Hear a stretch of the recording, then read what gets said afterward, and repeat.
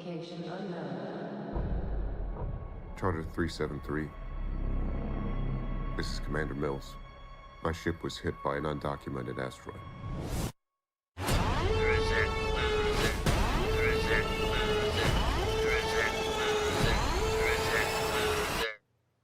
Send help.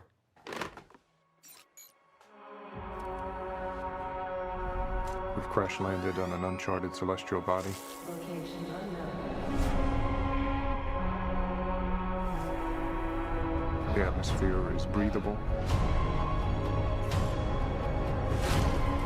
There's something alien out there.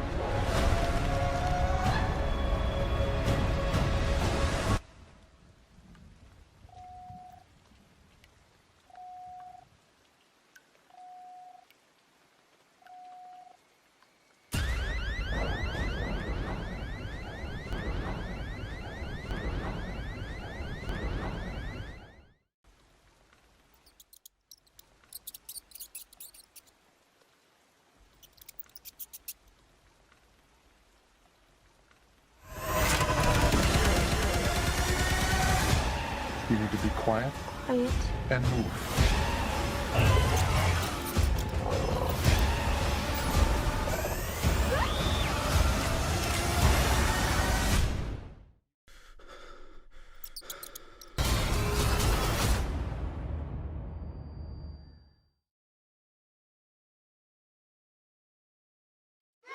Well, hello, everybody, and welcome back to Paleontologizing.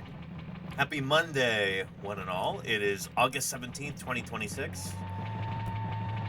Kind of a fun stream today. Kind of a loosey-goosey one, but I'm glad you're here. And, well, look who else is here. Hello, Sweetie Pie. She has just been absolutely avid about being on camera today, huh? Yeah. Well, let me do my best to introduce myself while the landlord here interrupts. My name is Danny Anduza. I'm a dinosaur paleontologist. So hopefully you know already that a paleontologist is a scientist who studies fossils. I work on dinosaur fossils in particular. I study dinosaurs, I publish on them in the scientific literature.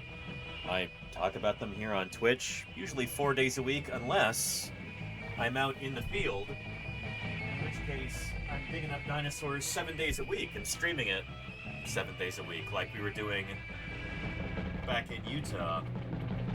I spent 3 weeks out there with the Utah Geological Survey, digging up a brand new species of iguanodont dinosaur, and if you're curious about that, you should check out the VODs or the YouTube page. But anyway, paleontology is what I do. That's why this channel is called Paleontologizing. I wanted to give folks an inside peek into how fossil science really works.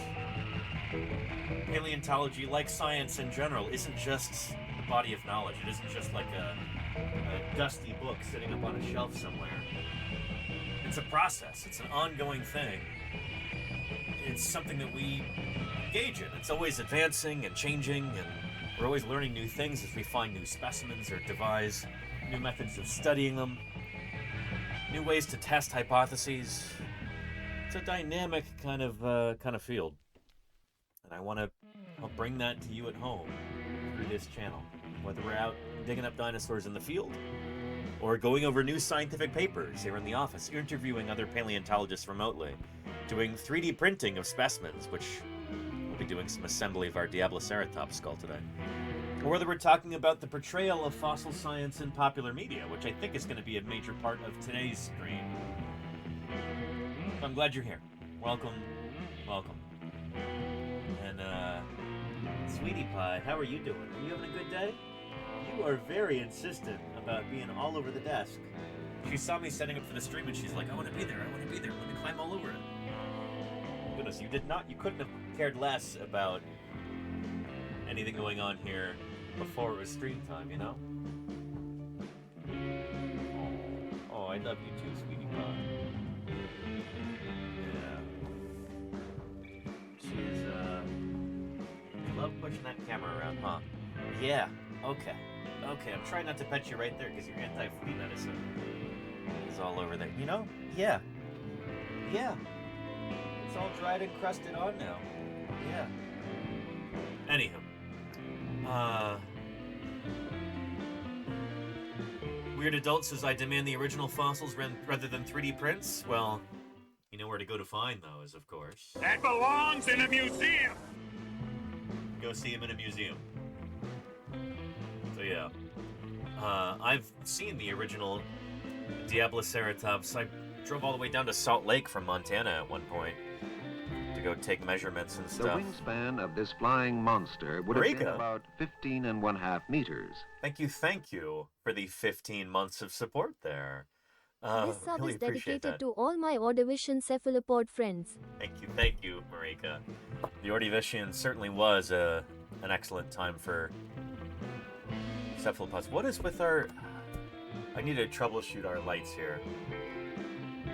There was a system update for Lumia Stream, and now everything's broken. So anyway. And hey, Lordy, yes, how are you doing? Welcome, welcome. Here, it's time to pay rent to the landlord here. Huh, sweetie pie? Would you appreciate that? Is that what you want? Yeah? Oh, hang on. Reptiles own the skies, the land, and the sea. And the greatest of all the reptiles Hey, Nick, time were the traveler. dinosaurs. Sorry, good to I have you here. haven't been around much. No Things worries. have been pretty rough lately. I'm sorry things have been rough, but I hope, I don't know. Hope things are getting better. It's good to have you here, Chaotic Time Traveler. Hope you and Luffy are doing okay. But, yeah. Anyway, it's time to pay the landlord here. Come on, sweetie pie. Is it time to get paid? Yeah? Oh, hang on. So I can see that my 50,000 a year has been well spent. Spartan, thank you. 72 months at tier 3, Has it no been a less. year yet? It really seems like a year by now. Almost, Spartan. Just a few more months, I think. Thank you so much for the 72 months of support. Really appreciate it. Holy cow. Holy cow. All right. Let's get our landlord paid.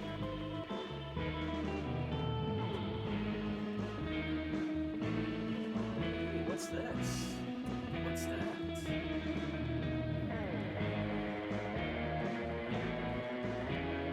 Look at all those. What a feast.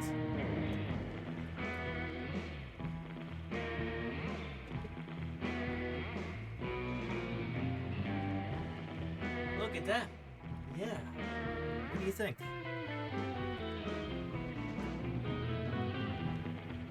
Pretty good stuff?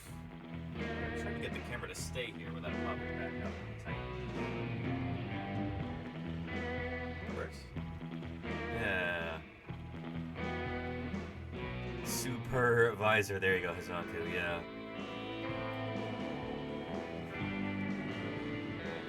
You know, the ownership class. They're always looking to stick their tail in your water. Don't do that. Hey. Goodness. There's cat hair all over the inside of this now, sweetie pie. Gonna be drinking cat hair all stream. Goodness. Anyhow. She drew blood. Oh boy, upstairs down. Sorry to hear that. Yeah, cats, they've got a bunch of pointy ends. It's true. And Lordy, it's okay. It's the fur's all over the ice, and I think the freezer is out of ice, so I think we're okay. I don't know. No helping it. Look at all those, Sweetie Pie. I like how Sweetie Pie doesn't accidentally fling the treats off the desk like Mini Pie does. You know? Huh. No, you're more careful than that. Look, you got these here.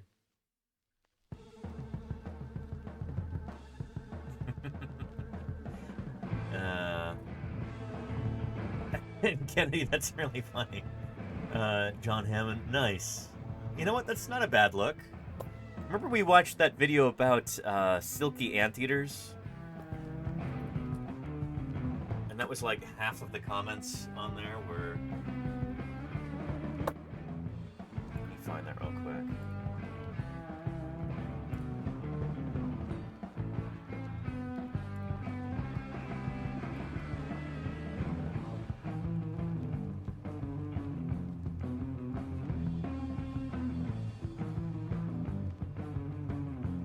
for this. Recibimos una llamada. Ahora se trata de rescatar un serafín del platanar, que es el oso hormiguero más pequeño que exista en el mundo. I mean, and they've got the Jeep Wrangler and everything. This is very like, this doesn't feel like a coincidence. Muy en peligro de extinción.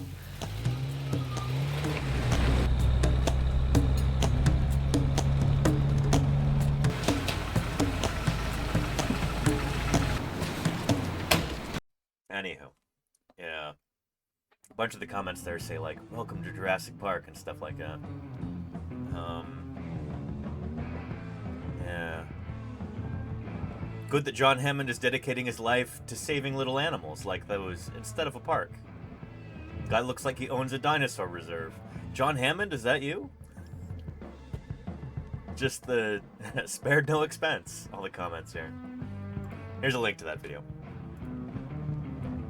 Yeah. Anywho, cool stuff. Yeah. Anywho, it's good to have everybody here.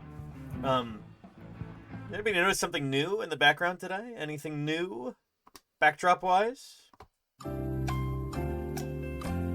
Crimson has already got it. Yeah. Hold on to your butts. Yeah. I already posted about that. Right here. Ceratosaurus skull. I finally got this thing painted. So it's nice to have that in the backdrop. This is a 3D print of the holotype Ceratosaurus skull, so that is the original. Described by Othniel Charles Marsh in the late 1800s. I want to say it was like 1888 or something like that. Ceratosaurus. 1884. Okay. This was the first, like, really decent skull of a big meat-eating dinosaur ever found anywhere in the world. Ceratosaurus was a big deal. And that original holotype specimen is here. At least this looks like a cast of it here. Yeah. Right here. And then here it is in the office. Not too shabby. I painted this last night before I went to bed, and it is a very cool skull. What a neat animal. Ceratosaurus also has a long and storied history of appearances in film. We will be talking about that today, I suspect. Today's going to be, like I said, kind of a loosey-goosey stream, kind of Q&A oriented, but I figure we'll probably watch a video that I saw come out not too long ago on YouTube, with a YouTuber guy, and he's trying to figure out, like, where are all the new dinosaur movies?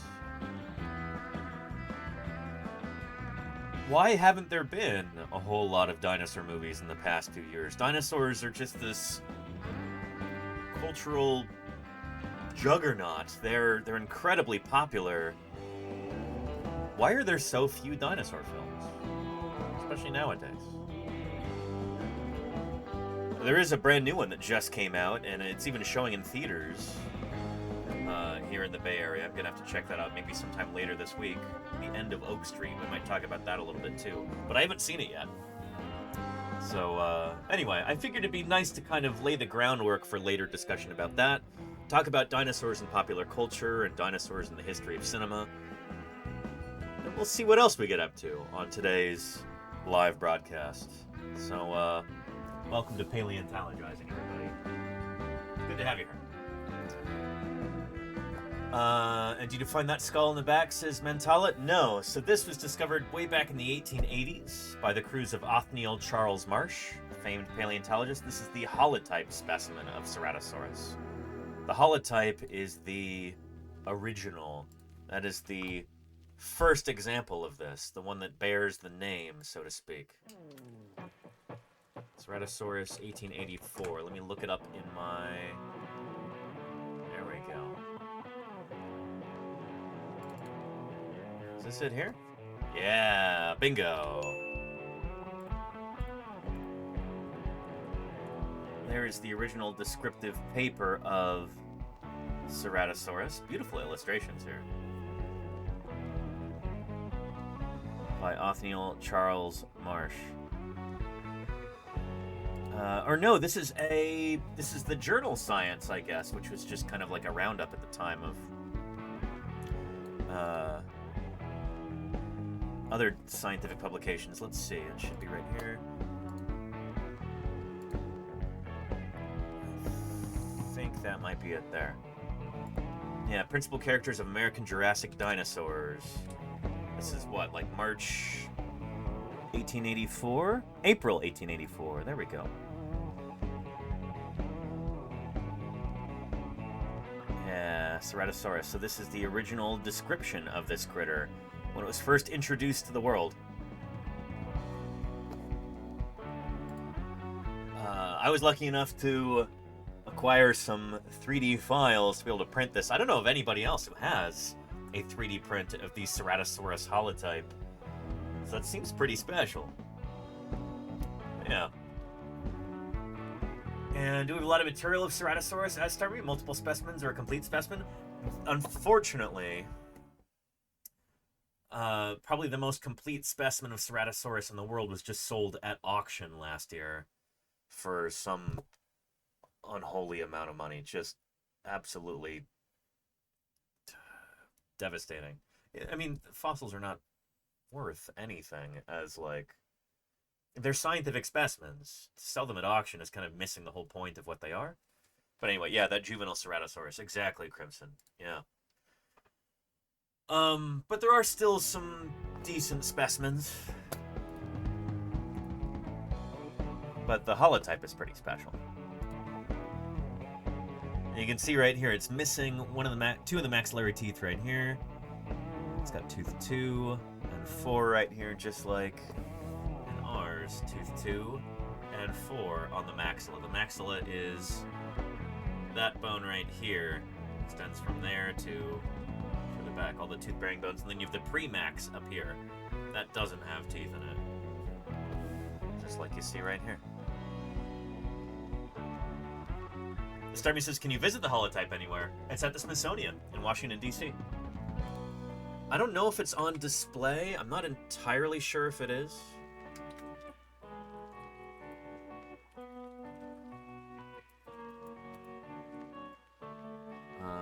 National Museum of Natural History. No. U.S. NHM? USN...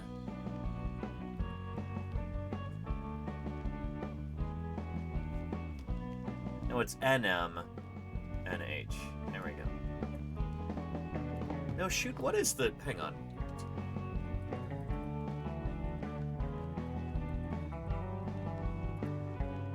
Institutional abbreviations. There we go.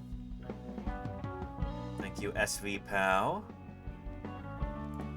View or edit the list.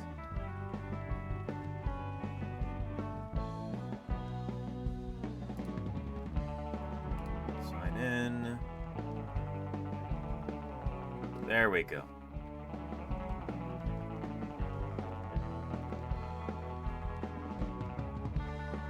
USNM. Nope, that's not it. It's funny, I've seen several different abbreviations for the Smithsonian. The National Museum of Natural History.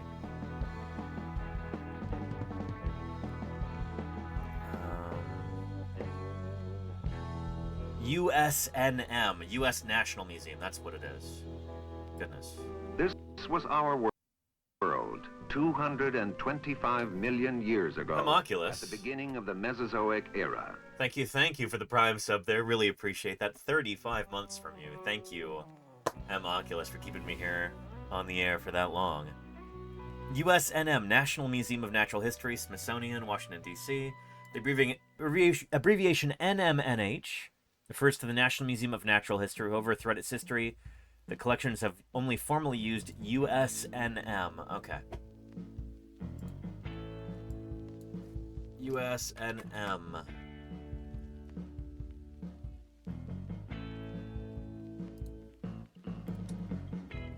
go. There is that original specimen there. It used to be on display. I'm not sure if it still is. There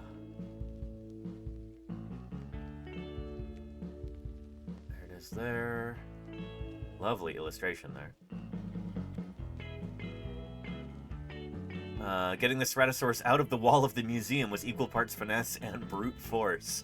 So they don't do things like this anymore, where they're just like mounting a dinosaur skeleton literally into the wall with the real fossil bone and everything. Oh boy.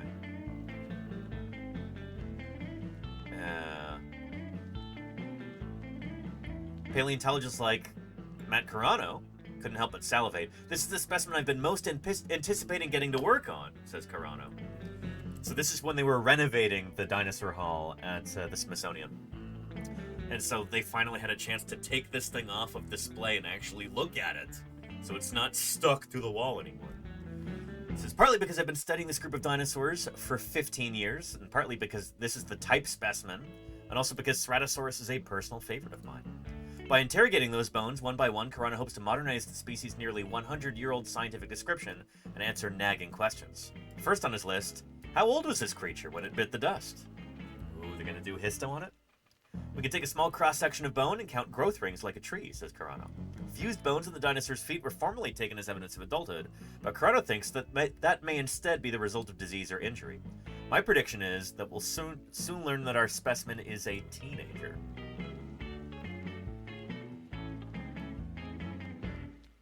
Yeah. Anyway, here is a link if you'd like to read the rest of this.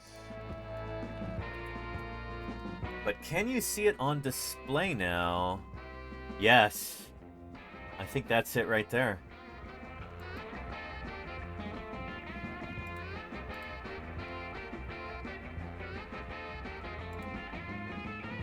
No, Reddit. It's so borked. It's so frustrating when an image shows up on Reddit because you can't look at it properly. It's just busted.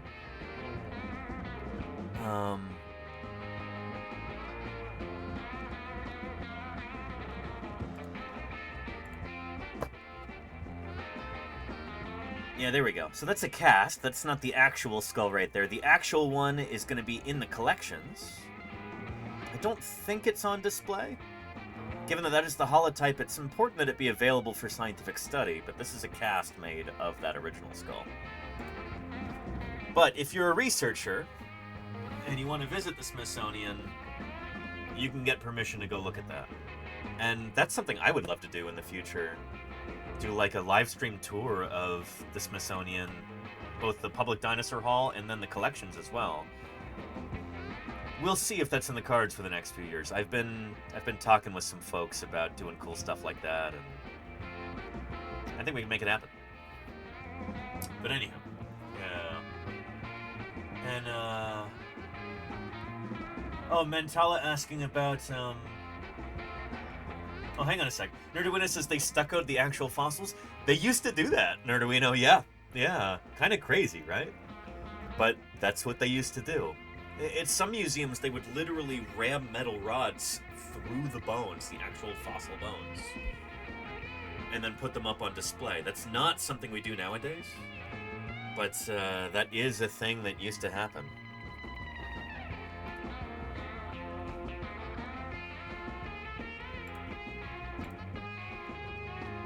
I'll see if I can find you a clip of that when I was in Rapid City, South Dakota. Do we not have that one? Shoot. The School of Mines Museum?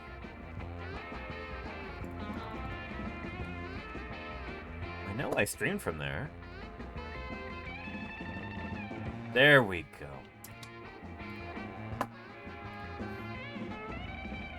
Like I said, they are giant ocean-going lizards. So this guy... Pause. Come on.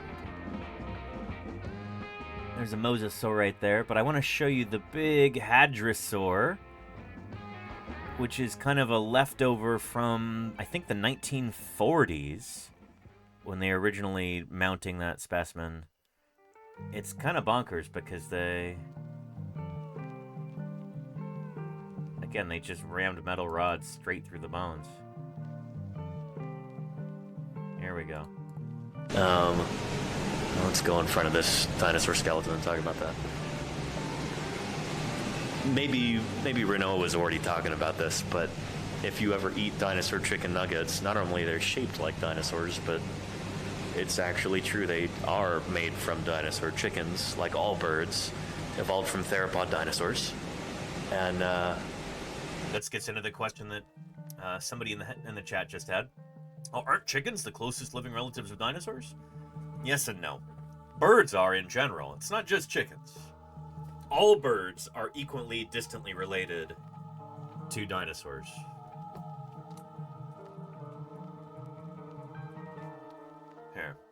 Here's a lovely bird phylogeny here, an evolutionary family tree of aves, the birds. And so we can trace that all the way down to bow. The origin of birds.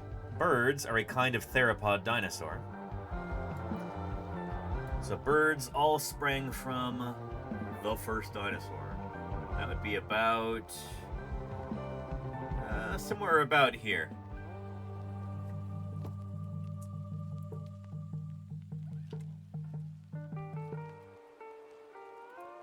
All birds on our planet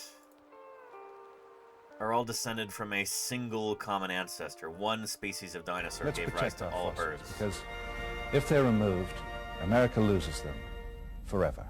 And thank you, Worst Penguin. Hey, really appreciate that. Thank you kindly for the Prime there. Thanks for supporting Science Outreach here on Twitch. I appreciate that. Thank you.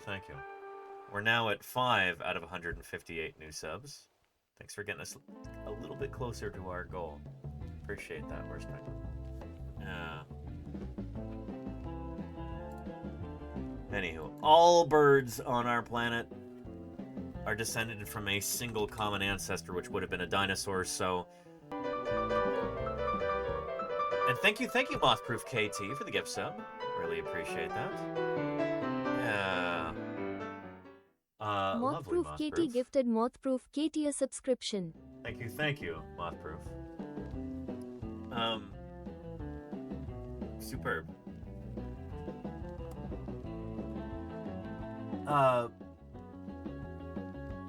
Hey Key says, is there a reason why birds evolved to not have teeth? That happened several times, actually. A lot of birds during the Mesozoic had teeth.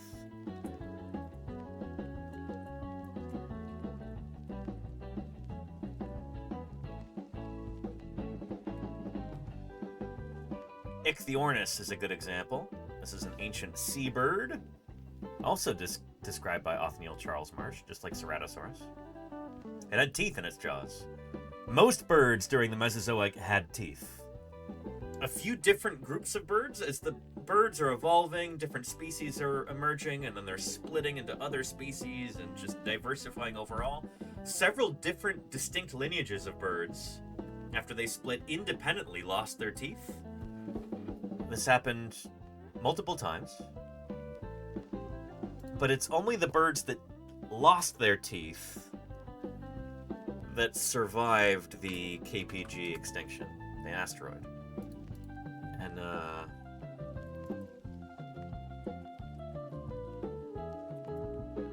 here, I'll show you a clip.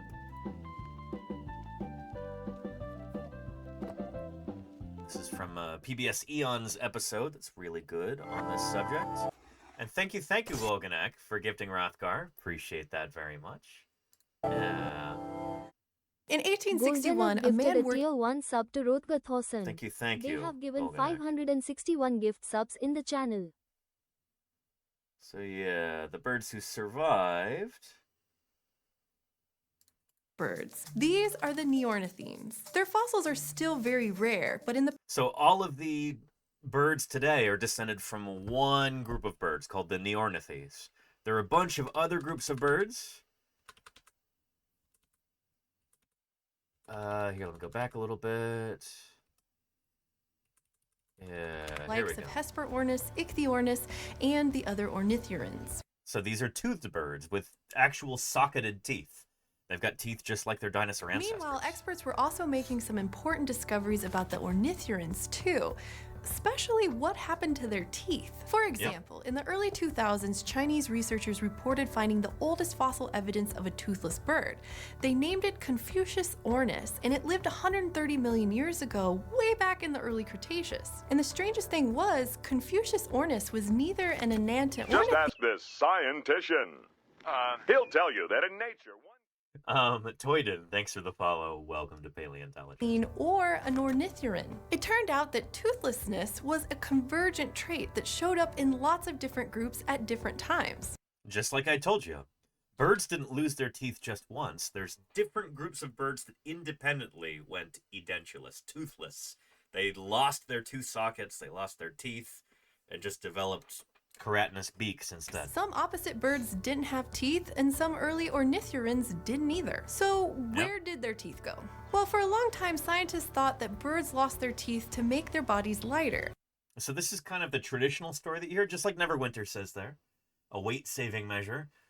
That's kind of the obvious thing, but are teeth really that heavy?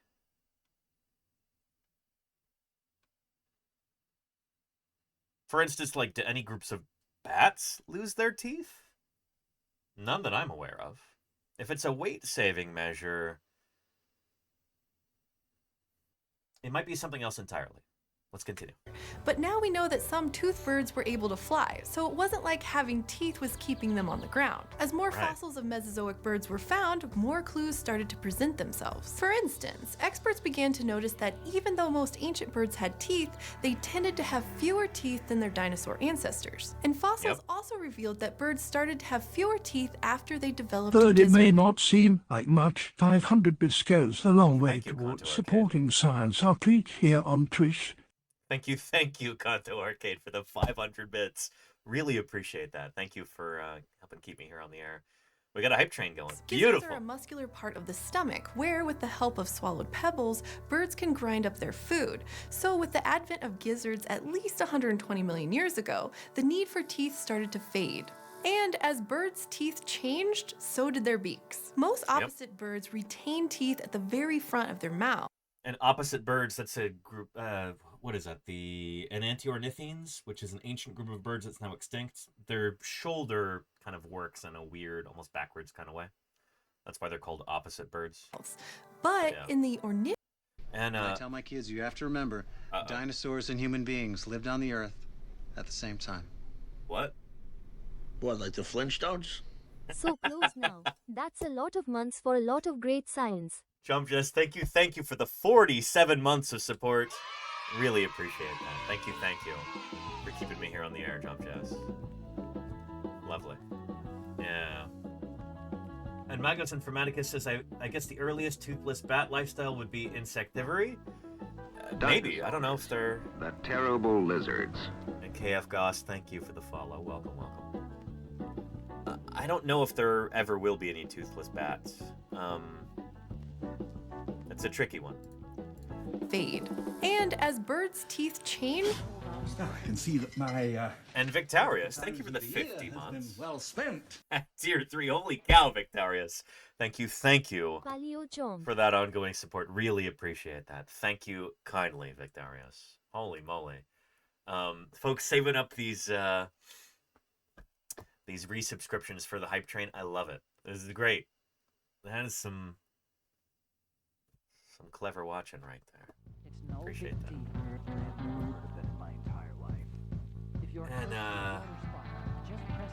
And Claire makes a really good point, though. Yeah, bats have been around for about 50 million years since the Eocene. If they're going to change their teeth setup, you'd think we would have seen some movement that way by now. And I'd love to talk to a bat researcher to be like, hey, is the overall trend in bats toward fewer teeth over time? Or have they been holding steady with this current configuration for 50 million years at this point? Some good thinking, Claire. Yeah. Really spectacular. Spared no expense. Thank you, Smoothstone, for gifting Danny Saurus Rex. Really appreciate that. Thank you kindly. Smoothstone gifted a tier 1 sub to Dinosaurus Rex. This is the first gift sub in the channel. Lovely. Phenomenal. We're approaching a level 3 hype train. Beautiful. We did not... Here. We did not meet our sub goal last week.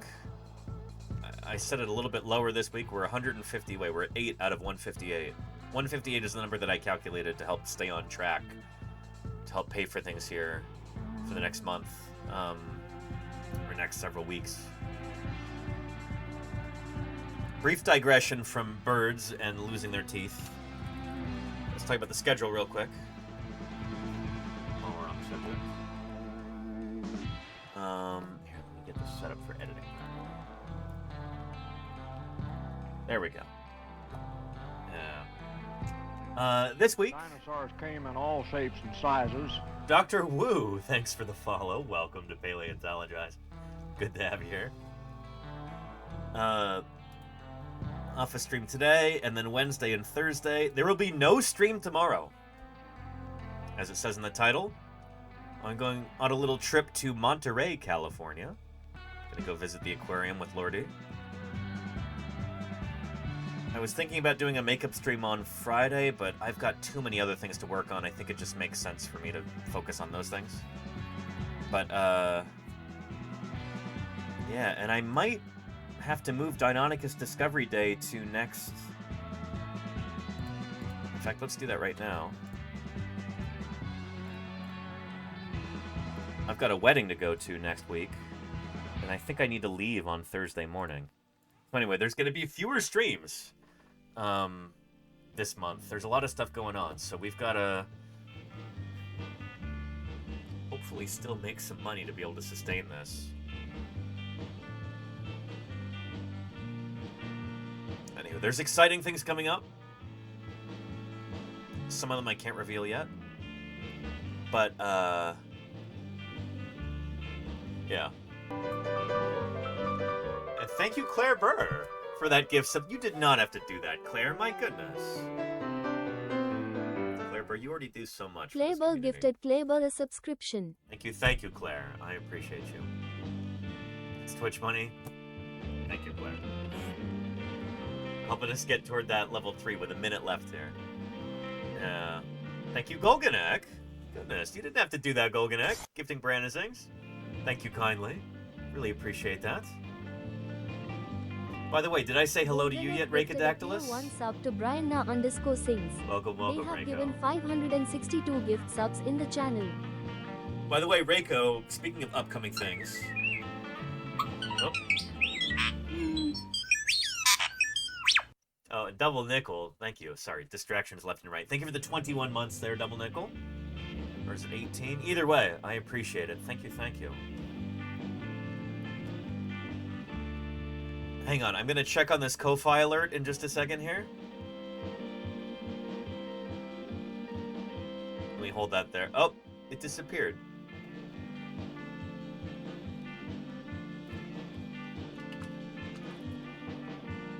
Just faded away to nothing. Grumpy SD.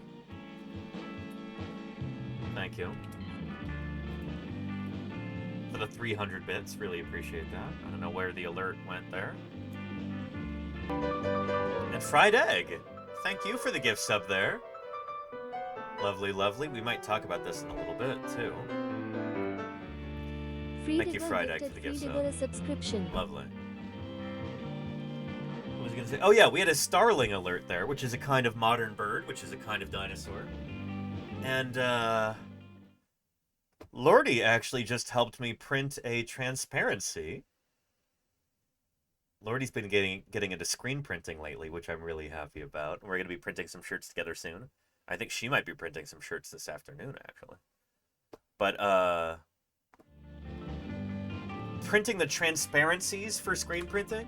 Oh, what is the answer? It's always been kind of a bugbear.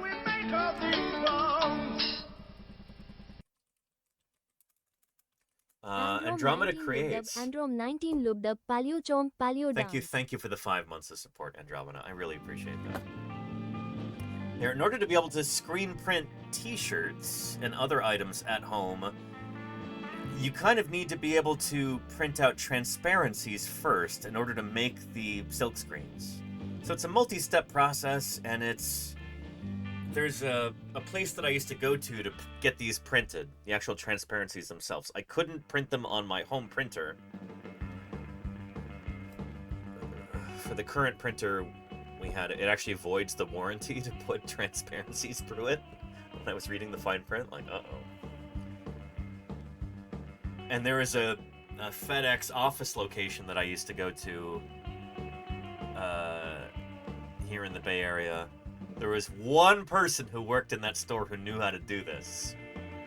So, like, you'd go in there and it was like, oh no, he's not working there today. Like, oh boy, I gotta come back tomorrow and hope he's here.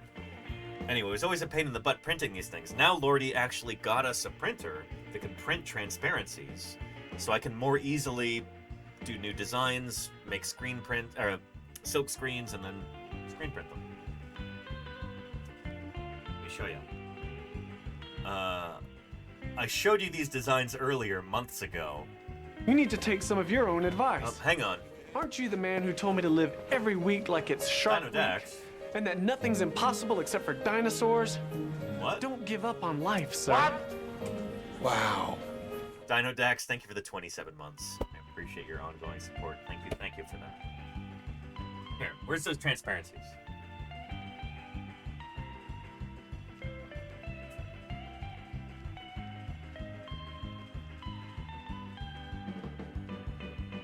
Here we go. Ready to see them? Here's one.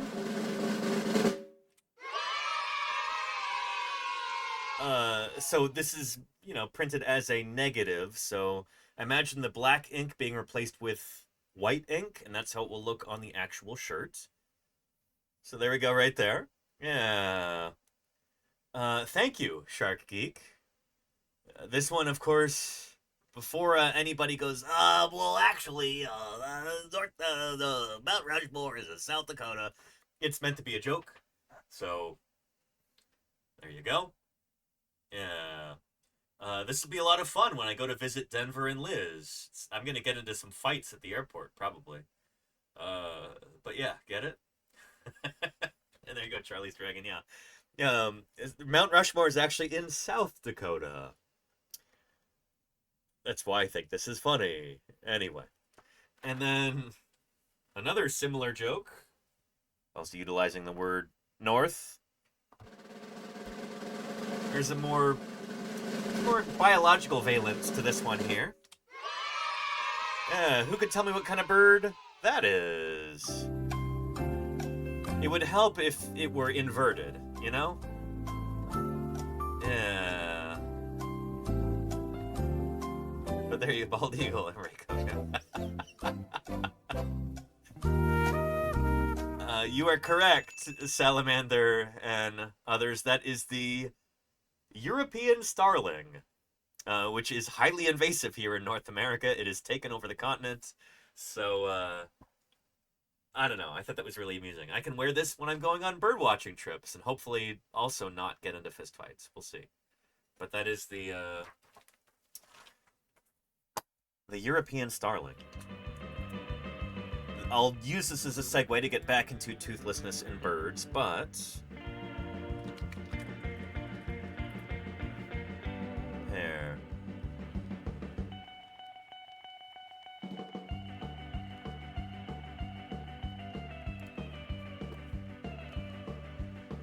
This is the story of a European starling who mimics words relevant to the species' invasive introduction to the North American continent. This is really cool. This baby starling was found in Michigan in May of 2015. Because starlings are an introduced species that can cause problems for native songbirds, no wildlife rehabilitators in our area would take the bird. Oh boy. Nature on the Go is a Michigan-based business that provides nature education programs to various organizations. This is cool stuff. Although starlings are not native to North America, they are now a common resident in Michigan parks and backyards, as they are, I think, in all of the lower 48 states, maybe also in Alaska, actually. Here, let's check on this real quick.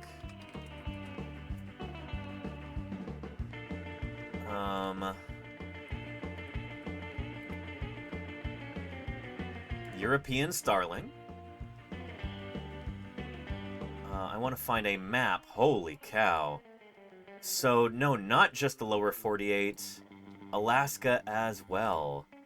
There are European starlings. So, 49 of 50 U.S. states, and much of Canada and Mexico, and Puerto Rico and Cuba. Holy cow. Each one of these is a starling sighting.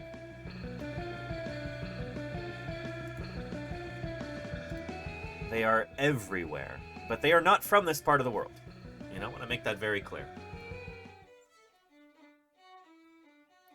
So this individual rescued starling has become an animal ambassador.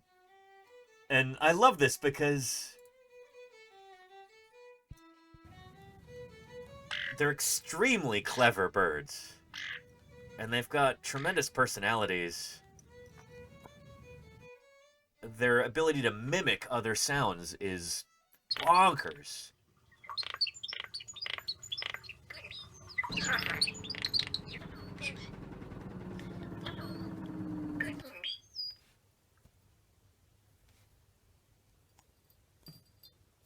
So they purposefully tried to teach this bird several phrases as kind of an educational gimmick. So when they would take this bird to classrooms or people would visit from across the state or whatever, they could showcase, A, the bird's extraordinary intelligence and mimicry ability, but also have the bird literally teach people about how this species was introduced to North America. This is so cool. European starling, Central Park, New York City. Do you hear that? Central Park, New York City. Central Park in New York City is where a group of Shakespeare enthusiasts released approximately 100 European starlings in the early 1890s. There's some degree of, like, embellishment and, like, myth-making about this, but I think this is a real thing that happened. There were a group of Shakespeare enthusiasts who decided that every bird that was mentioned in any of Shakespeare's works, Shakespeare, of course, being an English playwright, they would introduce all of those different species to North America. Because, well, of course, if it's a Shakespearean bird, it must be superior. You know, we simply must have this in North America, you know? It was an incredibly stupid idea, but people did it. Central Park, New York City. William Shakespeare. Central Park. Central Park, New York City. European starling. William Shakespeare. Shakespeare bird. European starling. William Shakespeare. Shakespeare bird. Shakespeare bird. Charlie's Dragon makes a good point. People were so ignorant of how nature and ecosystems work and that animals should be where they're naturally found and not in other places. It's kind of like we today forget this kind of thing because I feel like nowadays we've got a slightly better understanding of that. Just even the general public is a better understanding of this kind of thing. That's not how it always was. The word ecology itself wasn't even coined until the 20th century. Wasn't it Ernst Mayr who came up with it? The term ecology.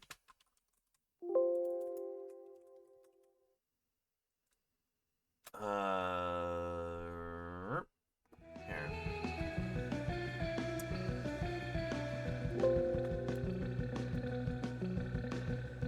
Ernst Haeckel, never mind, not Ernst Mayr. And it was 1866, okay, earlier than I thought.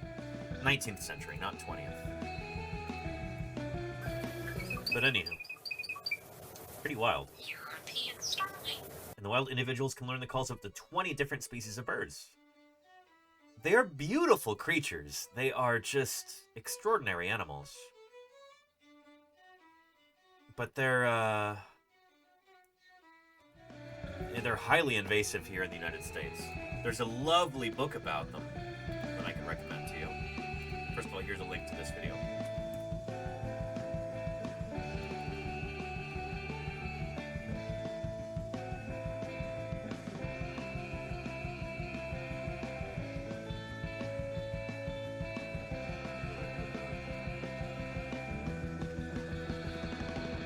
Here's the book.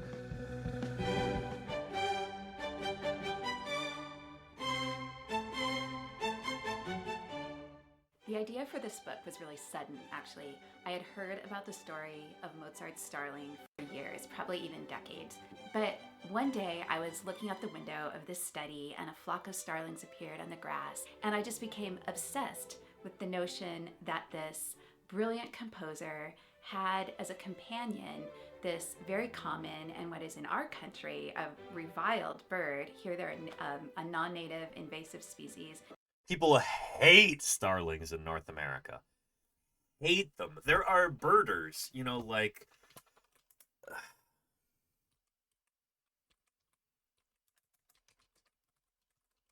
you know, some of the most mild-mannered, you know, like, nature-loving people you will ever meet. The people who just, you know, their whole life is birds. And these people are filled with murderous rage upon seeing a starling, you know? Because this is a species that didn't evolve here in North America, and they push native birds out of their nests, and they, sometimes literally, people hate starlings in this country.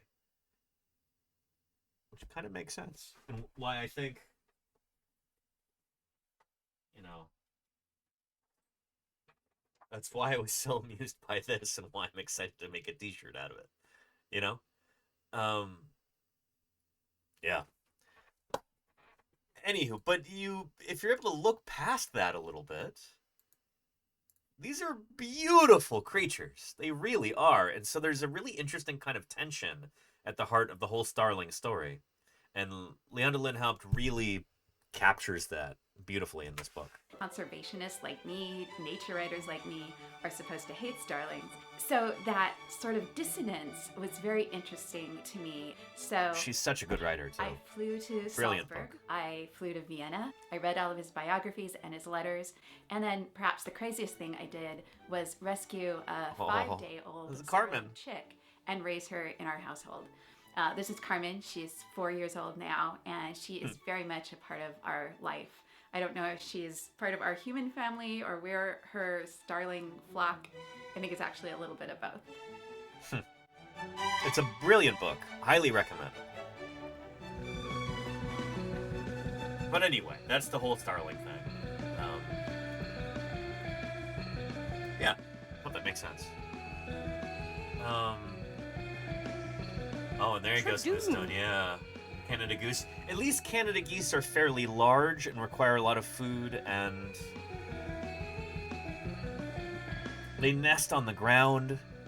They'd be a little bit easier to control than starlings. I mean, starlings have absolutely taken over this continent. They're, the groups that they form are called murmurations.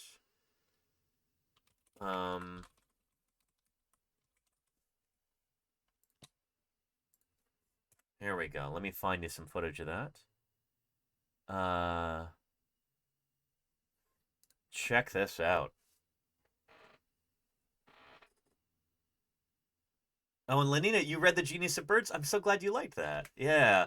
Leander Lindhaupt's 2 books that I really, really like, the only 2 that I've read, are Crow Planet and Mozart's Starling. I think I liked Crow Planet even more, though. Crow Planet was really, really good. But maybe that was just my first introduction to her writing. But Crow Planet is phenomenal. Yeah. So these are European starlings here in North America.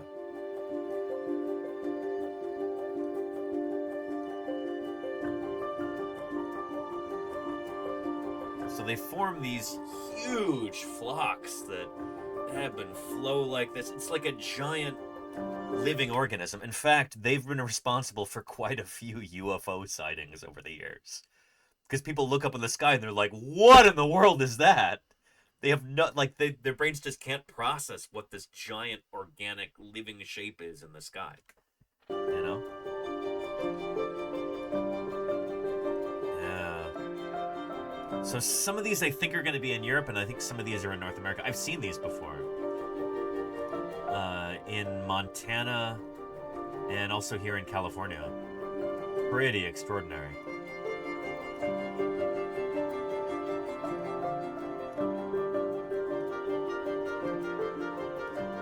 Crow Planet, Freelancer, yeah.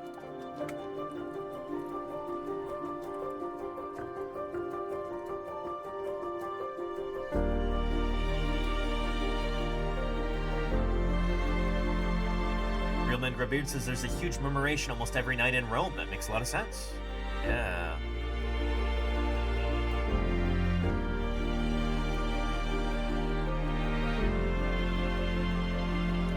This phenomenon is still a mystery. You know, I think it might have something to do with just they're having fun. These are very intelligent animals with sophisticated behaviors. I see this as like almost a dance that they're doing.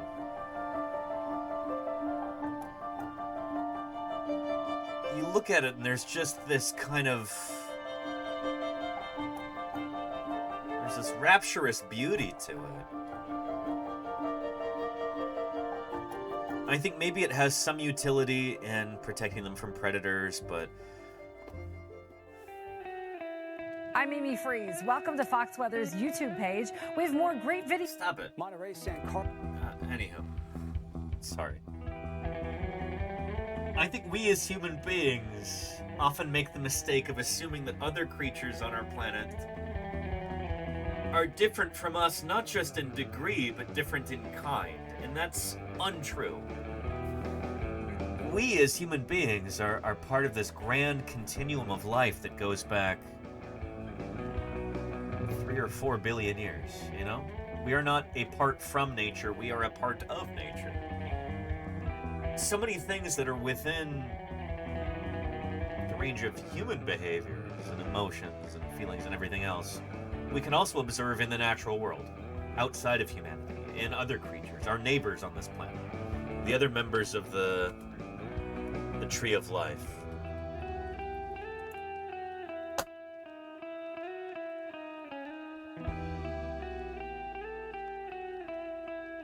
We are part of this grand pageant of life on Earth. We're not separate from it. There's us right there. By our relatives, the primates, and then the other mammals, and then the other amniotes, and the other tetrapods, and the other vertebrates. I think that's a beautiful thing. I know a lot of people are really scared of this idea. A lot of people hate this notion. They don't want to be part of the natural world. That scares them, you know?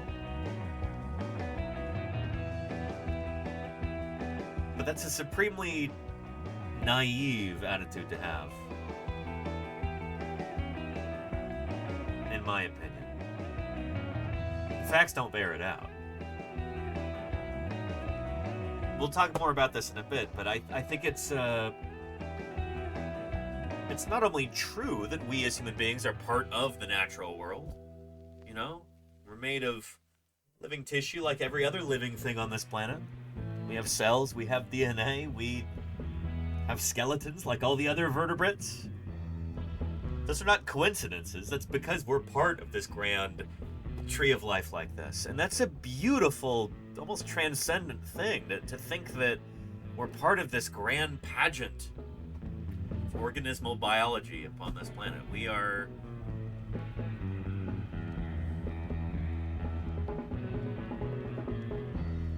one of the myriad of living creatures upon this earth, and that's pretty cool, you know? Oh, yeah. And Rakadactylus says they want to be above it, looking down on it. The great chain of being thinking. Really rubbish idea that gets in the way of making progress? Exactly, Reiko, exactly. Yeah. Before I got distracted, shoot, Reiko, I want to do a collab at some point. And it'd be cool to do that in person. I need to send you an email about this. But whether you come up here to the Bay Area, here to the beautiful San Francisco Bay Area, or I go out to where you live, I want to do an in-person collab at some point this autumn. If you'd be cool with that. I think it'd be a lot of fun. And it'd be cool to do it on your channel. if anybody's not yet following Rhacodactylus, you are missing out. He's also a scientist who streams here on Twitch, and he's like a big ideas kind of guy. You know, more on the philosophy of science side of things. Why do people believe weird things, from urban legends and internet rumors to conspiracy theories and stuff like that? Or like this idea that we as human beings are somehow divorced from nature. Where do these ideas come from, and how do they influence our culture and the way that people think, and how do we as scientists combat this misinformation? That's what he's all about. So, let me know when I need to brush my teeth. There you go. We'll talk. We'll talk. I've got a lot of things coming up, but let's work something out, because I think it'd be a really cool collab. Anyhow.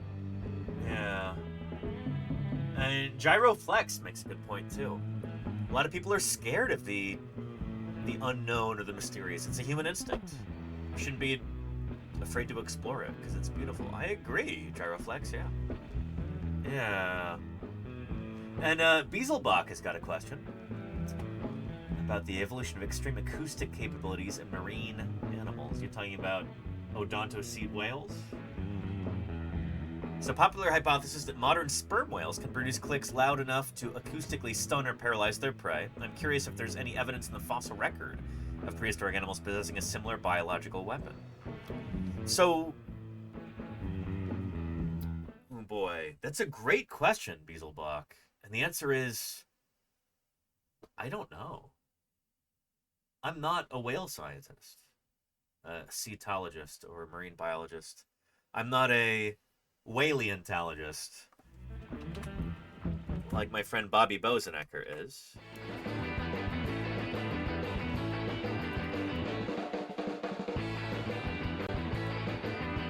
Bobby Bozenecker here is a fossil scientist. He specializes in marine taxa, like for instance whales. He's named a number of different fossil whales, like pinnipeds and other critters, seals, sea lions, walruses, their relatives. I really want to do a stream with Bobby at some point. He would be the guy to ask about this.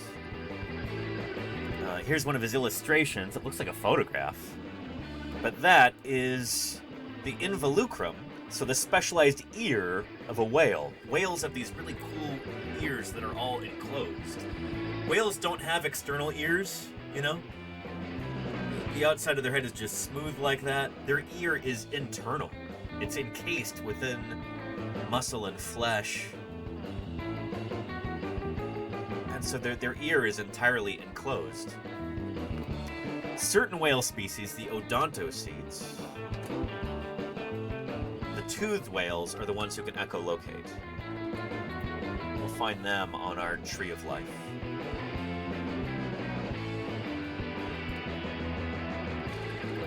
Go to Cetacea.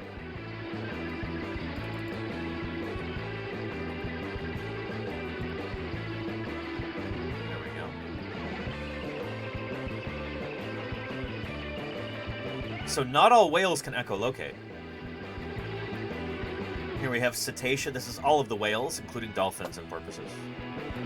You have the great whales, baleen whales, mysticete whales here.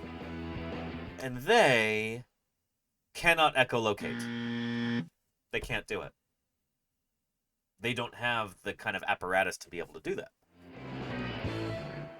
The ones who can echolocate are the odontocetes, the toothed whales. They have echolocation. This is dolphins. This is porpoises. This is things like killer whales, which are part of Delphinidae, the dolphin family. The beaked whales famously are very good at echolocation, and so are the sperm whales right here. So it's been, I don't know if it's actually been demonstrated, but I've heard it many times said that sperm whales can produce sounds so loud they can literally stun their prey. If they're going after something like a squid or something, they can hit it with a sound that is so powerful that it'll temporarily knock them out, disable them, and then they can just go over and gobble them up.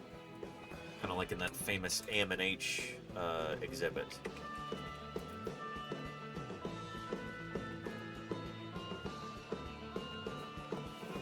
just absolutely iconic. This display right here. One of the most iconic in the museum. It used to be thought that sperm whales and giant squid were kind of engaged in these titanic battles at the bottom of the ocean. You know, Leviathan against Behemoth. Just like a meeting of the giants, and it's probably much more one-sided. What are dinosaurs? Paleododon, thank you for the follow. Welcome to Paleontologizing. It's not that this is much more of a, like, predatory interaction than it is some sort of titanic battle. Sperm whales are the hunters, giant squid are the hunted. Giant squid, colossal squid, various other species of large cephalopod. Anyway, I don't know enough about the fossil history of whales to know... to even be aware of whether or not paleontologists know about when this ability first evolved. The ability to, like, stun one's prey acoustically underwater. I don't know enough about the fossil history of sperm whales. The guy to ask would be...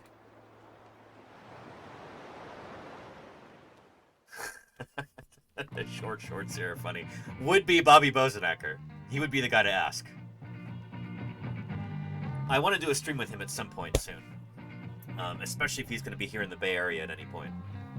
So we'll figure it out. Yeah. And Petrodactylus, how loud you are, yeah. They're really cool critters. They're really, really cool. Yeah. Anywho.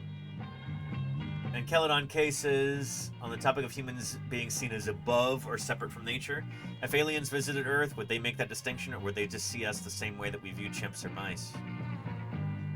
It depends. If they're as dumb as us, then, you know, maybe they'd view us as lesser creatures, but I don't know. If there were a species that could traverse entire solar systems or galaxies, I would like to think they'd be a little bit more wise than that, you know? Hugin, thank you for the 28 months of support. It's so hot here in Texas. I'm sure I saw a Dimetrodon on my way home from work. LUL. Hugin, I hope you're staying cool out there. It's good to see you, Hugin. Thank you for the 28 months of support. Welcome, welcome. It's good to have you here. Thanks for keeping me here online for this long. Lovely. And there you go, Celadon K. Yeah, that kind of gets into the zoo hypothesis about extraterrestrial life. That's a whole thing. But yeah. And there you go, Utopia. Yeah, I don't know what the current thinking is on the 52 Hertz whale. It was thought at one point that could have been a blue whale fin whale hybrid, but that's not an echolocation thing. That's a mysticete whale, and so they're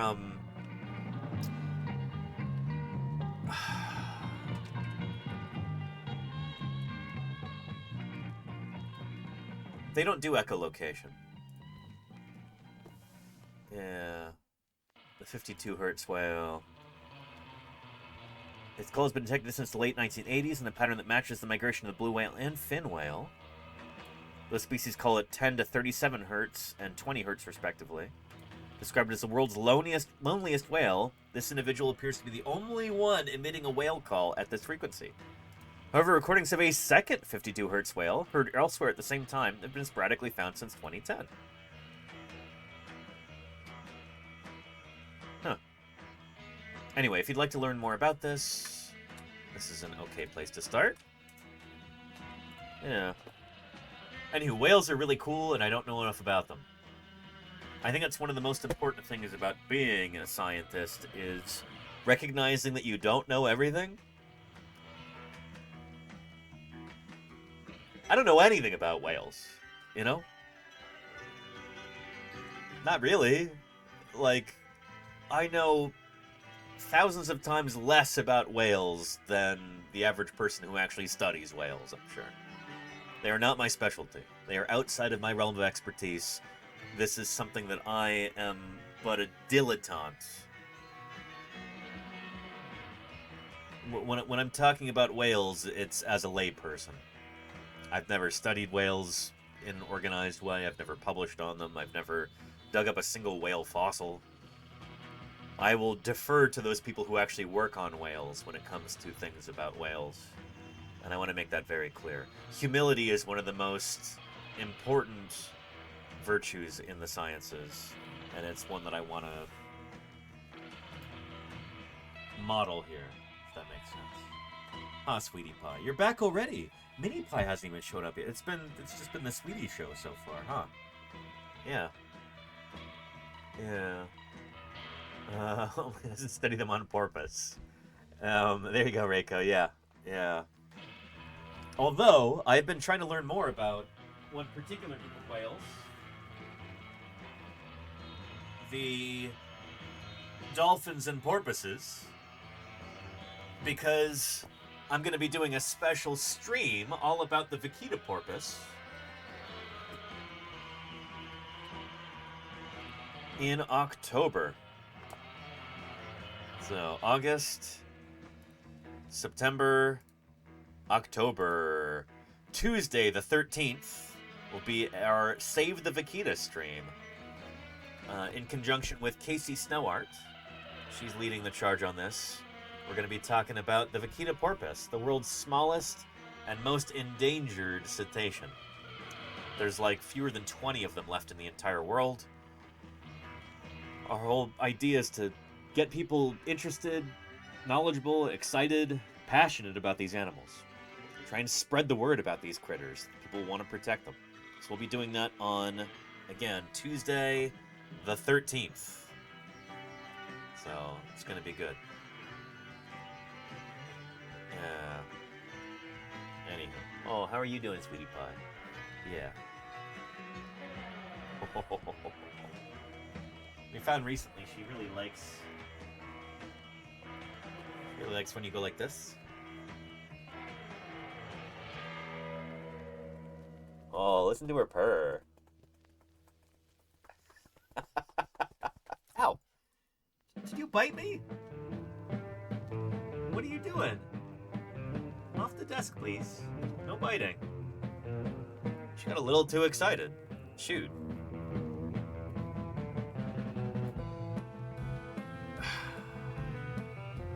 Now she's looking at me all expectantly from the floor. She's like, why did you stop? Because you bit me. She didn't break the skin, but there's cat saliva all over my arm now. Gross. Anyway. Save the Vaquita Day. Tuesday, the 13th.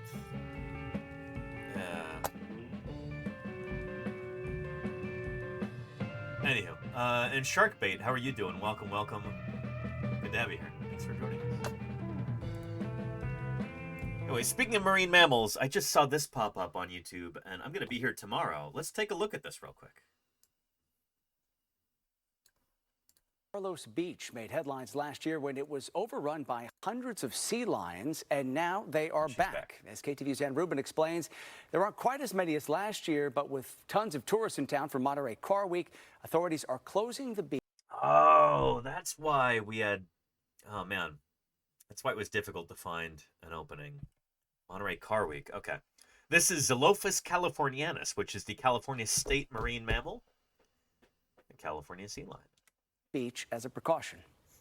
They've barricaded this beach. Authorities say what these sea lions need is food and rest, and what they don't... So, by the way, sea lions are not related to whales. They are not close relatives at all. Let me show you. Even though they're both mammals that live in the ocean, in and around the ocean. Here. Whales, dolphins, and porpoises, and pinnipeds. Say true seals. So they split about, okay, it's saying here 72 million years ago. These two lineages split. Pinnipeds, the seals, sea lions, and walruses, are part of carnivora. They're related to lions and tigers and dogs and what have you. part of Caeniformia, part of Carnivora. And then whales are actually a kind of hoofed mammal. They're related to things like antelope, and giraffes, and pigs, and hippos especially. Hippos are the closest living relatives. There's the hippos there. To the whales. Whales and hippos form this little group called Whippomorpha.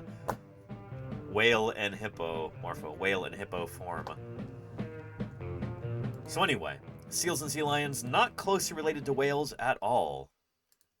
They're much more closely related to dogs and bears. What we need is interference from tourists. There's no room for sunbathers at San Carlos Beach. Sea lions have taken up all the spots. This Nice. is the craziest thing I've ever seen. And so now the city of Monterey announced a temporary closure. Nice. I think I know exactly where this is. I think this is by that Steinbeck statue, right? All of them took over. The beach is completely just filled with them now. This is nothing. Good for them, you know? They literally live here, you know? Let them have the beach for a month out of the year or whatever, you know? Compared to a year ago, when the beach was completely overrun by sea lions. That sparked viral videos and brought tons of tourists. Authorities were afraid of a repeat. No photo is worth disturbing a marine mammal. According to the Marine Mammal Center, there's a good reason for this gathering. I really want to do a stream with the Marine Mammal Center at some point. They're up in Sausalito, California, which is literally just over there. Yeah. Hang on, why are the lights not working?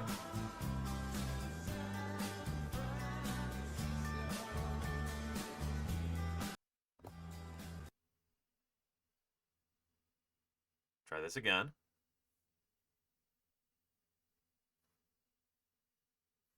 Okay, it's on. Now it's got to time out or something like that. There's something weird where the lights are not turning blue when they're supposed to. Anyway, Marine Mammal Center is right over there. I tried to do a stream from there last year, I think. Maybe it was the year before, and just couldn't get signal. It was too remote. Anywho.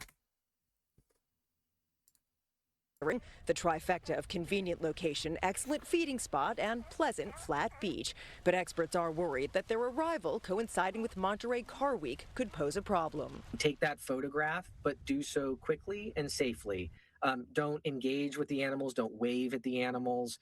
Allow them to rest. They have been on Don't a try and 100-mile journey. Don't try and backseat them. You know, don't try and give them tips on where to find fish or, you know, where to pick up a particular item. Like, they know what they're doing. They don't need your backseating, okay? North, many of them after finding a mate, and they are trying to rest and recharge. Authorities say getting too close could be bad for the animal's health and for yours. It's their home, not ours. So it's sad seeing people bug them. And authorities say it's important that both you and your pets keep their distance.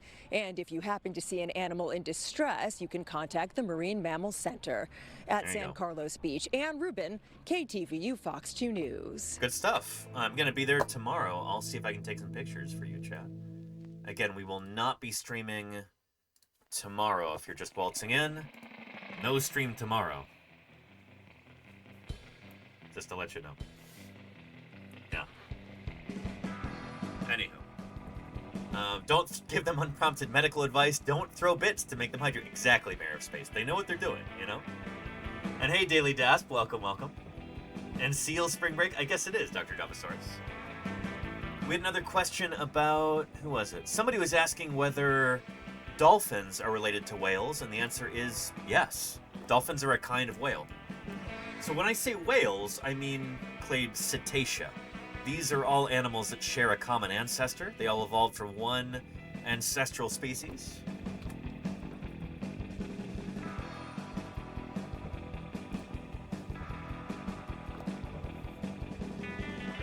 A land-living, hoofed, carnivorous mammal.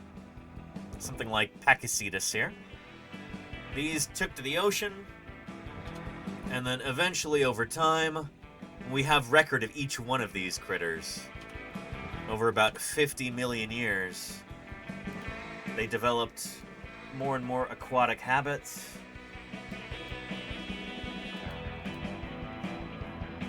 that's where we get whales, including dolphins, and orcas, and sperm whale, and everything else. All the whales, the cetaceans, are members of this clade. Set this to loop. Why isn't it working?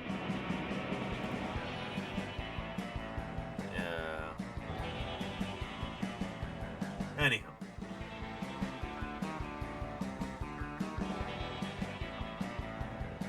And Daily Dash says, would you recommend seeing Walking with Dinosaurs? You mean the 1999 series? From the BBC? Yeah, it's brilliant. It's still the gold standard for, like, you know, nature-style dinosaur documentaries. That's what caused that whole genre to build around it, was Walking with Dinosaurs. There's another one called Walking with Prehistoric Beasts.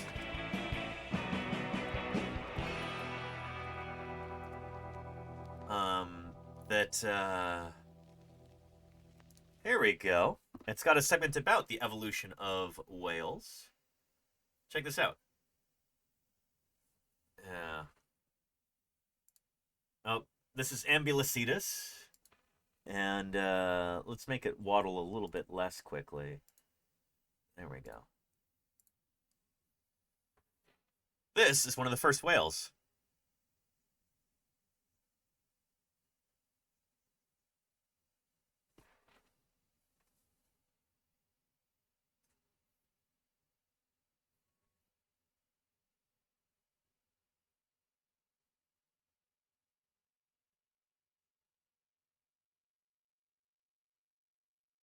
Yep.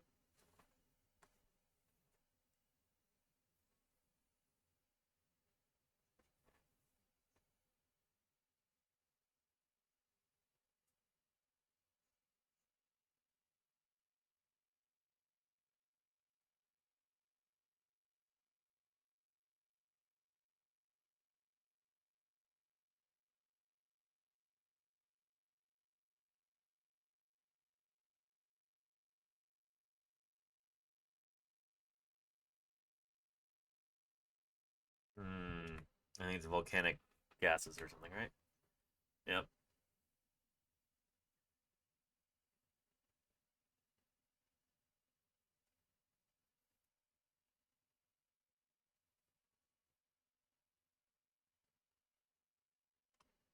Anyway.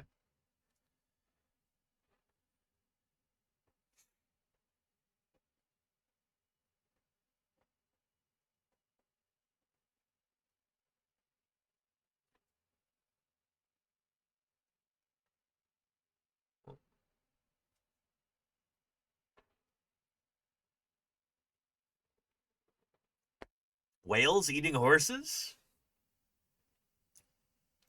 Welcome to the Eocene.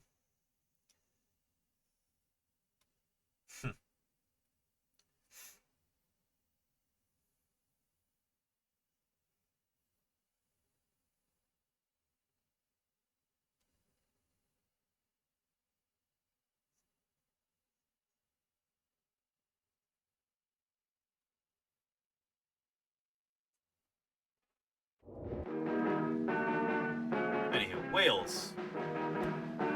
Really cool evolutionary story. It's one of the best documented, best represented in the fossil record, major transitions in vertebrate evolution. Whales going from terrestrial animals to fully aquatic critters. It's pretty neat, you know? And I'd love to bring Bobby Boznacker on at some point to do some deep dives on that. No pun intended. And Gene Wen says, I've read that orcas sometimes eat moose that swim between the islands in the Pacific Northwest. It happens. Yeah. Orcas are, you know, killer whales. In many ways, they're kind of the ocean's ultimate predators.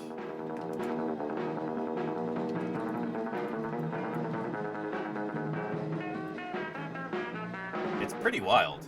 Like, they'll kill and eat other whales. They'll kill and eat white sharks.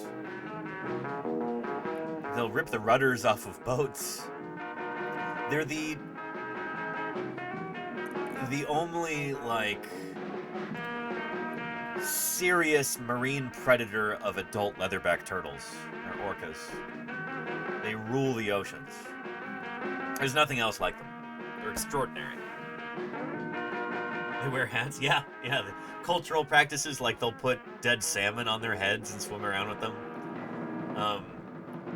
We're only starting to understand the intelligence and sophistication of these critters. Their sophisticated behaviors. It's kind of extraordinary, you know?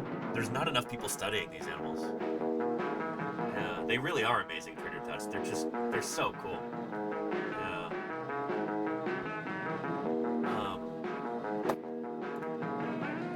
Here, another brief tangent. We still got to do Metazoa at some point, but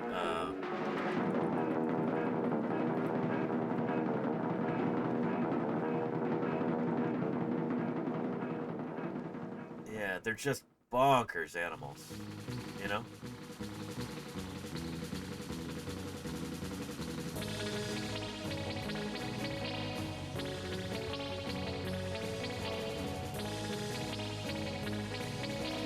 Here, check this out. From PBS.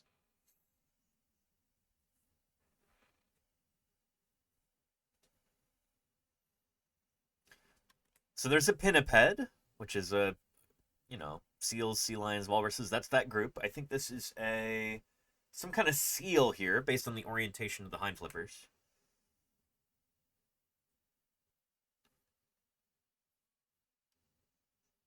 Seal is terrified here. I feel really bad for the seal. But this is a demonstration of how incredibly intelligent and more than a handful. This is one of these things that the more we study the behavior of different creatures, different non-human animals, the more we'll probably start seeing this, you know? And so culture is one of these things that... Culture means that there's something that's passed down from generation to generation that is not genetic.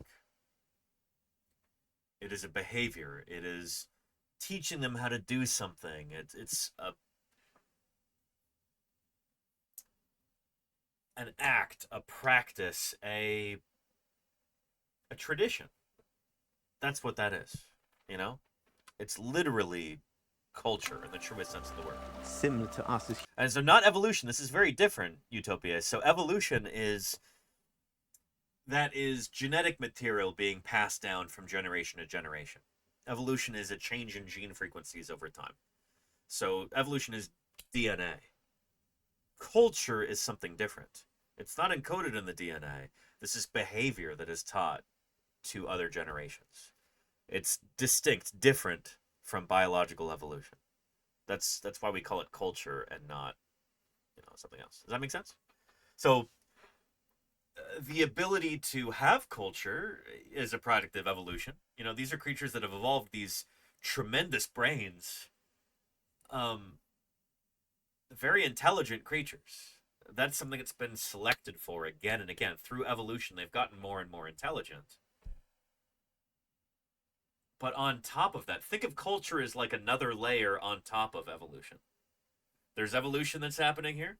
So there's the actual genetic material of these animals is changing over time. That's changing their body shapes. It's changing their brains, all this stuff. But then there's a cultural thing on top of that.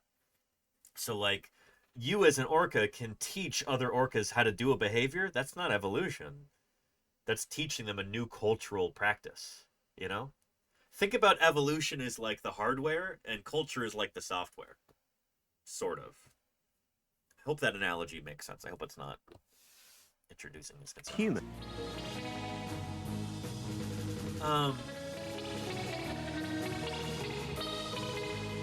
And Murph says, is a pod mother of all her daughters and granddaughters, and the males go solo or make their own pods? I'm not totally sure, Murph. It's probably different in different groups of killer whales, different groups of orcas. Because there are certain ones that will form these pods and they'll be residential in a certain area. And then there's other ones other groups who go off and they do their own thing and they like only eat fish.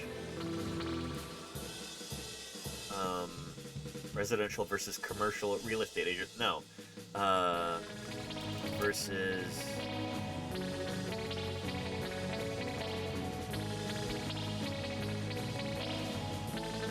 It's residential versus vagrant? Is that it?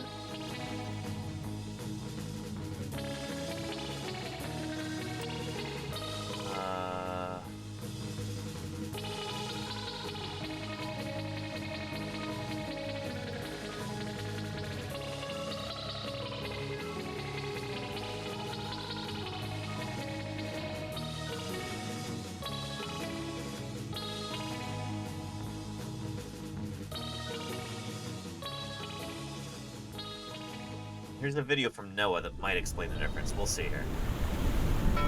National Oceanic and Atmospheric Administration. So here are the southern resident killer whales. So these are ones who hang out in one area. They've got complex social interactions. They live in groups. They pass down information. And then there's other orcas that kind of live out in the middle of the ocean that just move around to different areas. And they're much more poorly understood.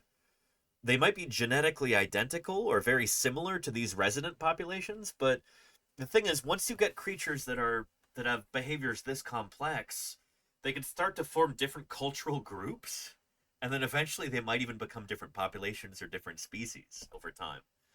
It's really interesting to think about. The killer whale, a majestic creature, revered by native tribes in the Pacific Northwest and by locals and tourists alike. The animals... And Gene Wen says, really hate the name killer whale. They've got such a cool name already. Orcinus orca, the whale or sea monster belonging to the underworld. Well, yeah, that's the thing, is that, like, when I was a kid, there was a big push to call these animals orcas rather than killer whales, because it was thought, oh, well, killer whale, that's, you know, that sounds like it's demonizing these animals, it's painting them in a bad light. And recently, from what I understand, it's kind of flipped, where people are more likely to call them killer whale because orca sounds disrespectful or like it's demonizing them. I don't know if this is true, but I've been told by multiple people, like, well, orca comes from a native term which means like demon or murderer, and so it's got a really negative connotation. It's much kinder and more correct to call them killer whales. So I don't know, you know? I was reading in this book over the weekend. This was published back in the 80s, I think. But they had some things about the name for the orca. 1982. Yeah. But it was talking about the different names for this critter. Killer whale 167. They do, at least sometimes, kill and eat other whales, which is why they're sometimes called killer whales. 67.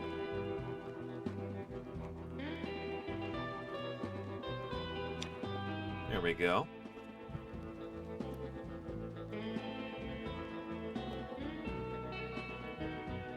Killer whale. The killer whale is a sort of super cetacean. It can do almost everything better and faster than other whales and dolphins, and has a reputation of almost mythic proportions. Well, the bottlenose dolphin is admired for its engaging grin and public performances, and the sperm whale for its place in history and its prodigious feats of eating and diving. The killer whale is renowned for its position as the sea's supreme predator. In 1974, Paul Sprong, a student of the species, wrote, Orcinus orca is an incredibly powerful and capable creature, exquisitely self-controlled and aware of the world around it, a being possessed of a zest for life and a healthy sense of humor, and moreover a remarkable fondness for and interest in humans. The species had no enemies except for those humans, and its social organization is efficient, complex, and unique. Anyway, we'll get to the names, like I was saying. The origins of the name Orcinus are obscure, but it may be derived from the Roman Orcus, another name for Pluto, the god of the netherworld.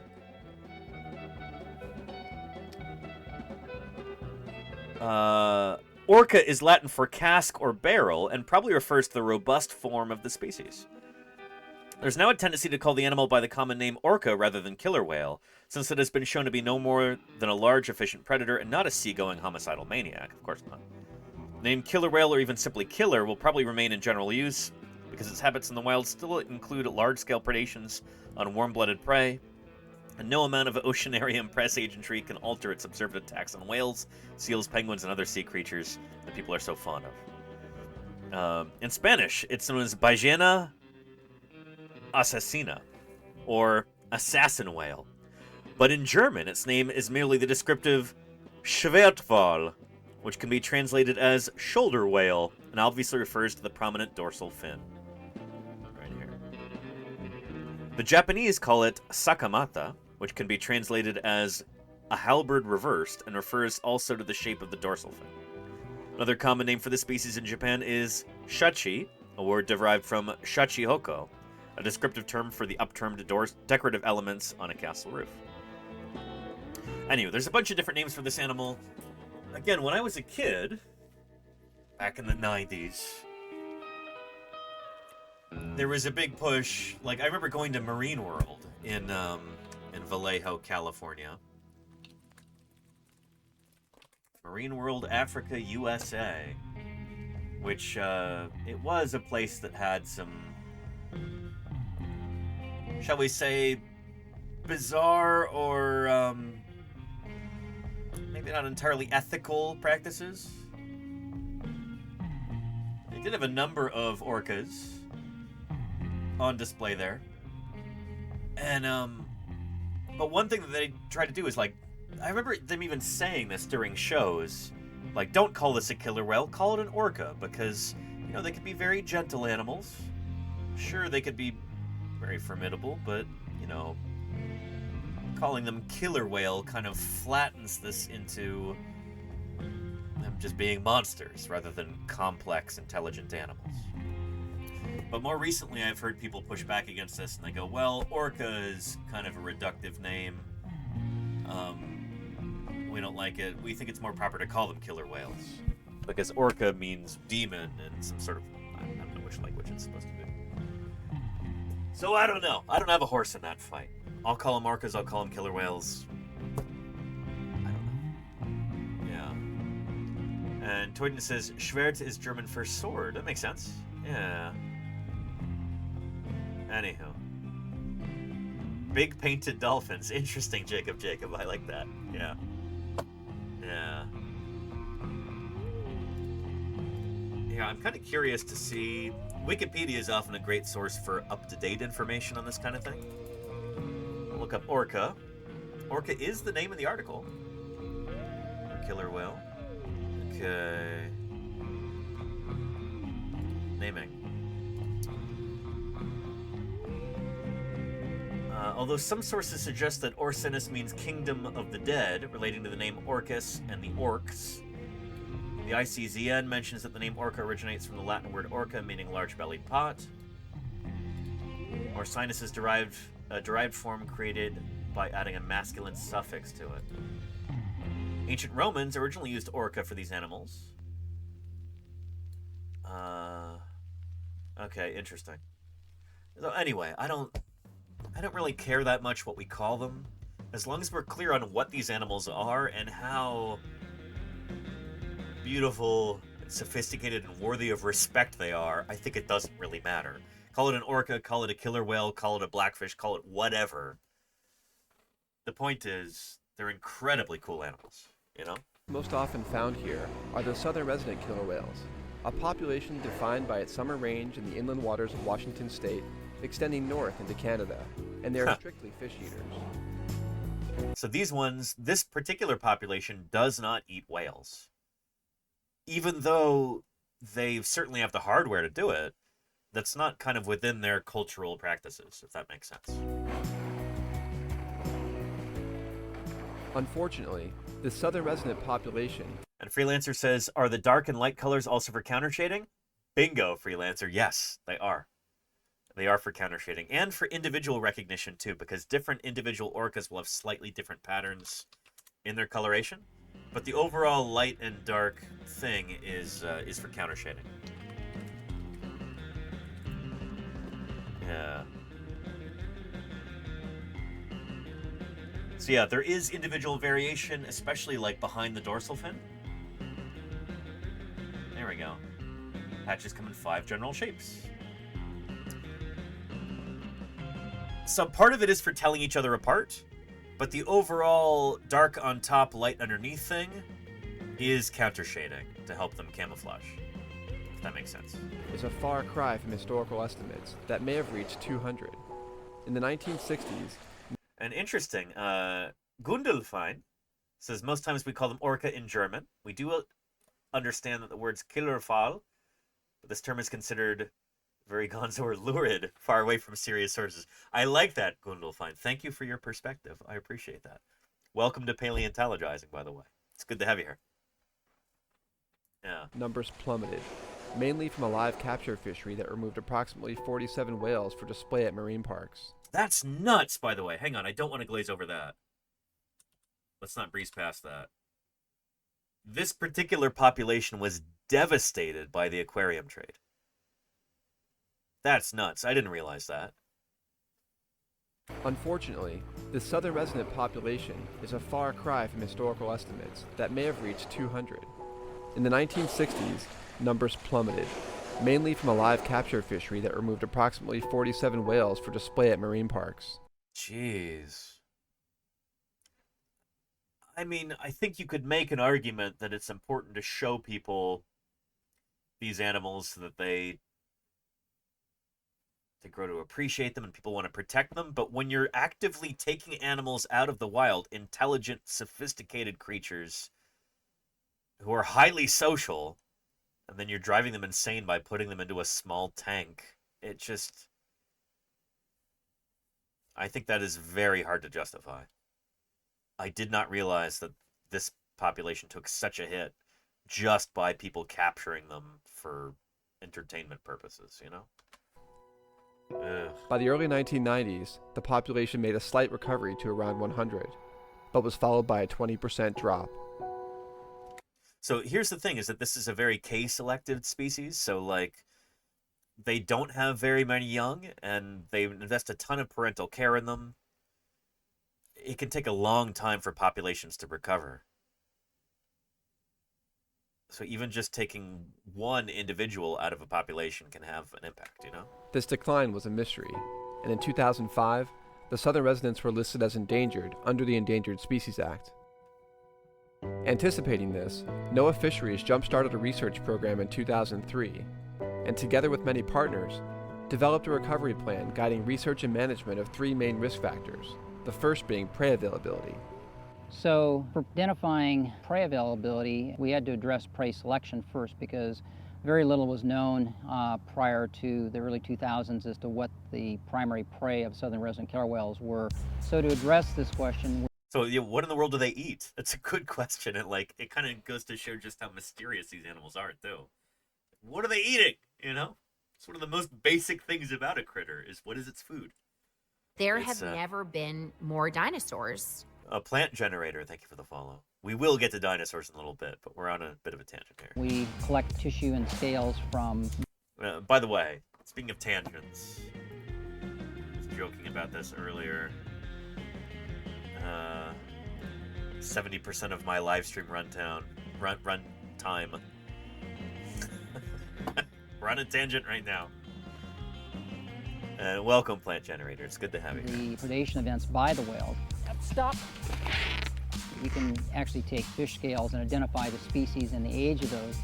What Brad and his team have found is that over 70% of their diet is Chinook, also known as king salmon. And in 2006, advances in genetics enabled researchers to pinpoint what river systems these fish were from. Cool. It turns out that about 90% of the Chinook salmon these killer whales eat in the summer come from one watershed in Canada, the Fraser River. From a management perspective, knowing which rivers the preferred salmon prey of the whales comes from is extremely important.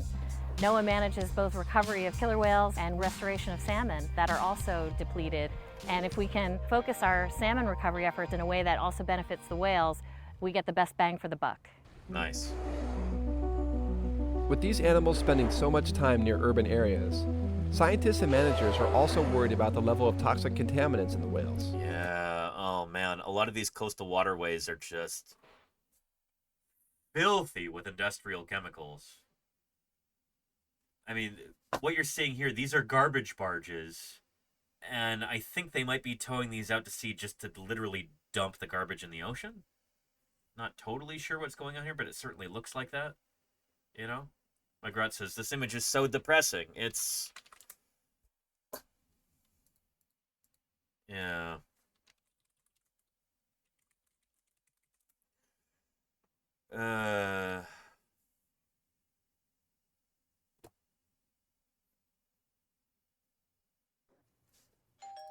Margaret of Lonkers says, no way they just dump it in the ocean. That's where much of the world gets rid of their garbage. They literally just dump it into the ocean.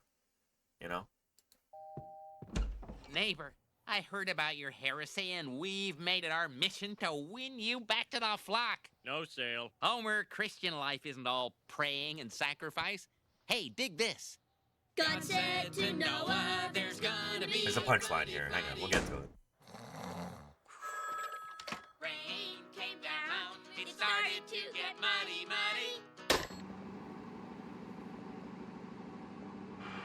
Get those animals out on the arky. Leave me alone. When aren't fossils on your mind? Welcome, Miss Marion K. Thanks for the follow. The heathen's getting away! I see him, son.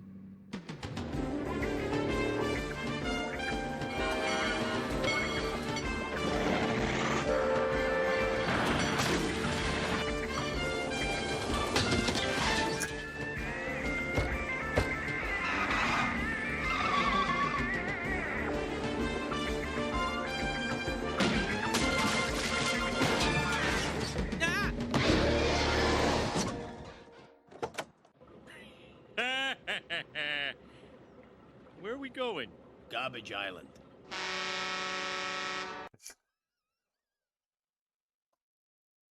It's literally a real thing. It's really disgusting how much of our garbage just ends up being dumped directly into the oceans. This might be going to a landfill somewhere, but I kind of suspect it's being towed out to sea so it could just be dumped into the ocean. The US and Canada both have long histories of doing this. I wouldn't be at all shocked if that's where this is headed, you know?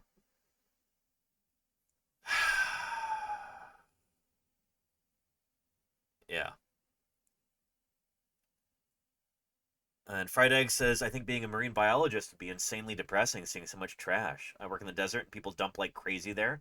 Makes me sad to go whenever I go out in the field. Me too, Fried Egg. Shoot, I saw a lot of garbage out in the field. I mean, like, when I was working in Wyoming back in June, you'll go to certain parts of the desert and it's just like, yeah, there's a pile of old, washing machines. Or like, there's a place called the Nail Pit. It's called the Nail Pit because people would dump old bed frames and shipping pallets and just all kinds of stuff, and then they'd burn them, and then just the nails would be left, so it's literally just a pit full of nails. And that's what people do for fun in that part of the world, you know? Yeah. I don't know. This is like when,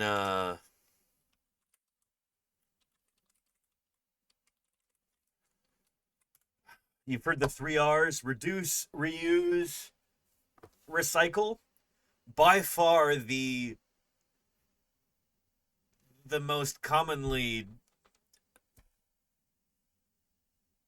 cited one is recycle. Oh, recycle your stuff. Put stuff into the recycle bin. Most of that recycled stuff doesn't actually get recycled anymore, especially plastic bottles. They just get dumped into the ocean or burned. There's very, very, very, very, very little actual recycling that's still done in the world nowadays. It's really depressing. People forget about the reduce and the reuse, especially the reduce. If you just buy less stuff, fewer single-use plastics, less packaging, that's better for everybody. The recycle has kind of gone out the window. Now it's about reusing and then to a much greater extent just reducing. Don't spend as much money. Stop buying so much crud, But that's not good for business, so you don't hear about that as much anymore. You know? Recycling is, by and large, a scam. We need to just reduce our use of things. Especially in countries like the US and the UK, Canada, and Australia. Yeah. Gene Wen says Germany's at least close to a 70% recycling rate. You might want to look into that, Gene Wen, because I have heard the opposite. I've heard that Germany is down way. It might be like single-digit numbers of actual recycling, because Germany used to send all of the recycled waste to China, most of it at least, and China's basically stopped accepting that kind of thing. I've heard that Germany's actually really bad about this, but people don't know about it, you know? But yeah.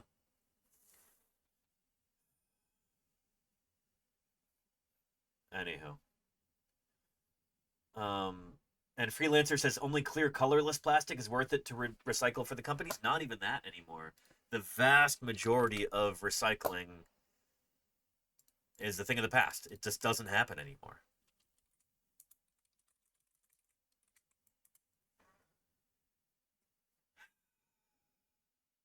Yeah.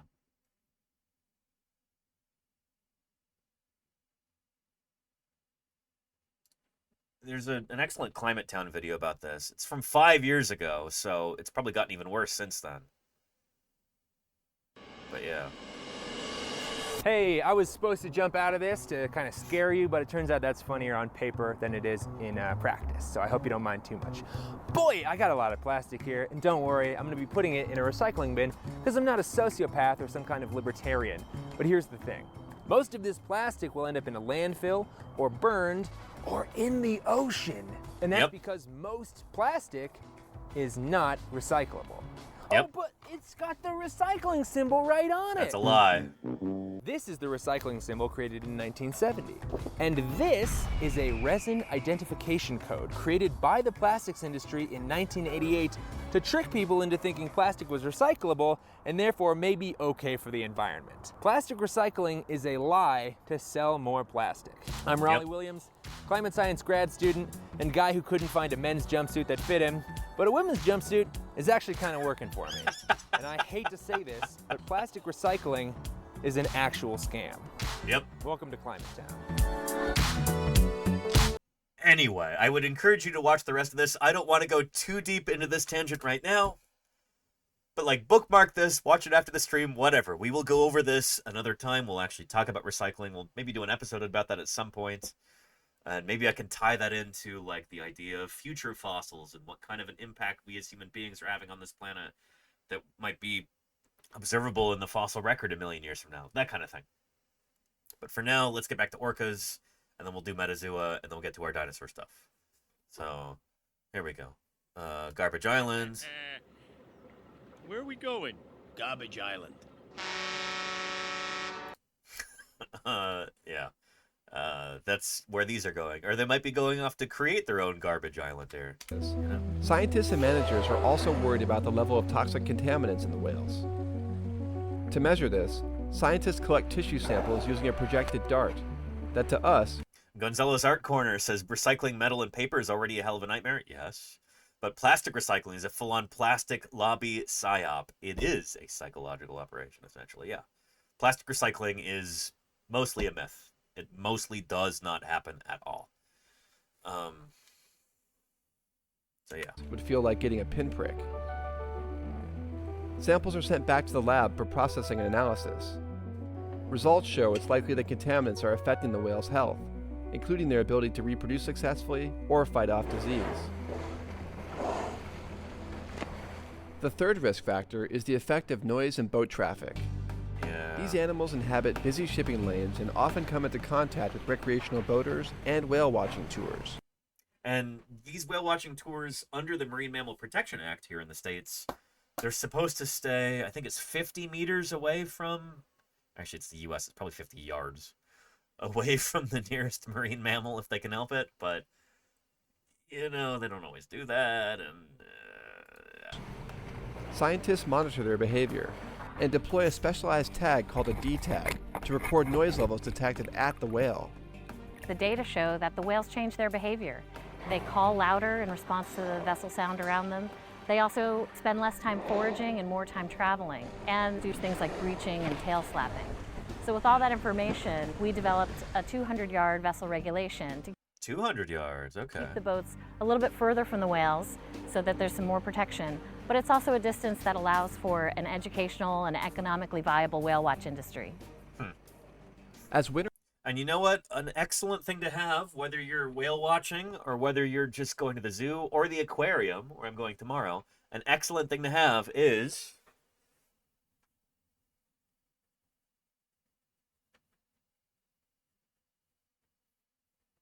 a decent pair of binoculars. Holy cow. The number of times that I go to the aquarium or go to the zoo, and there's all these people who are like, oh, well, I think that's an animal there. Let's... Bring your binoculars. I mean, I guess not everybody has a pair of binoculars at home. I do. I take these every time I travel somewhere. This can improve your visiting experience so much, you know? Normalize bringing binoculars to the zoo or the aquarium or out whale watching. You know, you can be further away from the critters and still see them more clearly than every other dingus who's there.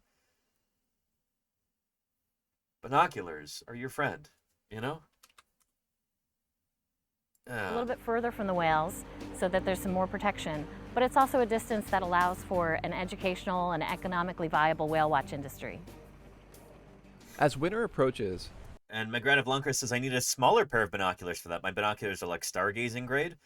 Yeah, I mean, I really like these. And one of the things that I found is, I don't know, not everybody can afford this, but if you buy a pair that's slightly higher end, you can have one pair that lasts your entire life. And especially if they're easy to repair, if anything ever goes wrong with them, you could just fix them rather than having to throw them in the trash and worry about plastic waste and everything. And I don't know, I find having a strap for them that I really like works really well because I'm more excited to use them. Oftentimes the strap that comes with them is kind of garbage. If you can give that to a thrift store or to a friend or whatever, then that's great. You know, yeah, I don't know. Binoculars. I'm a big fan. These whales head out to the open ocean, and until recently, nobody knew where they went. And Crimson says, maybe I should get some decent binoculars. I've been on a zoo buzz lately, and I've been liking my trips out to rural areas. Oh, very cool, Crimson. Yeah, no, a good pair of binoculars is really excellent. I would recommend... The ones that I have are really nice. They're not the most expensive or highest end, but they work. And especially if your hands are not the steadiest, you don't want the most powerful binoculars. Is calling in with 28 raiders to talk about dinosaurs. Super Allah, welcome to Paleontologizing. Thank you for the raid. Good to have you here. Thanks for joining us. How did your stream go? Tell me about it, if you wouldn't mind. Thanks for bringing everybody over. We're on a tangent about whales right now.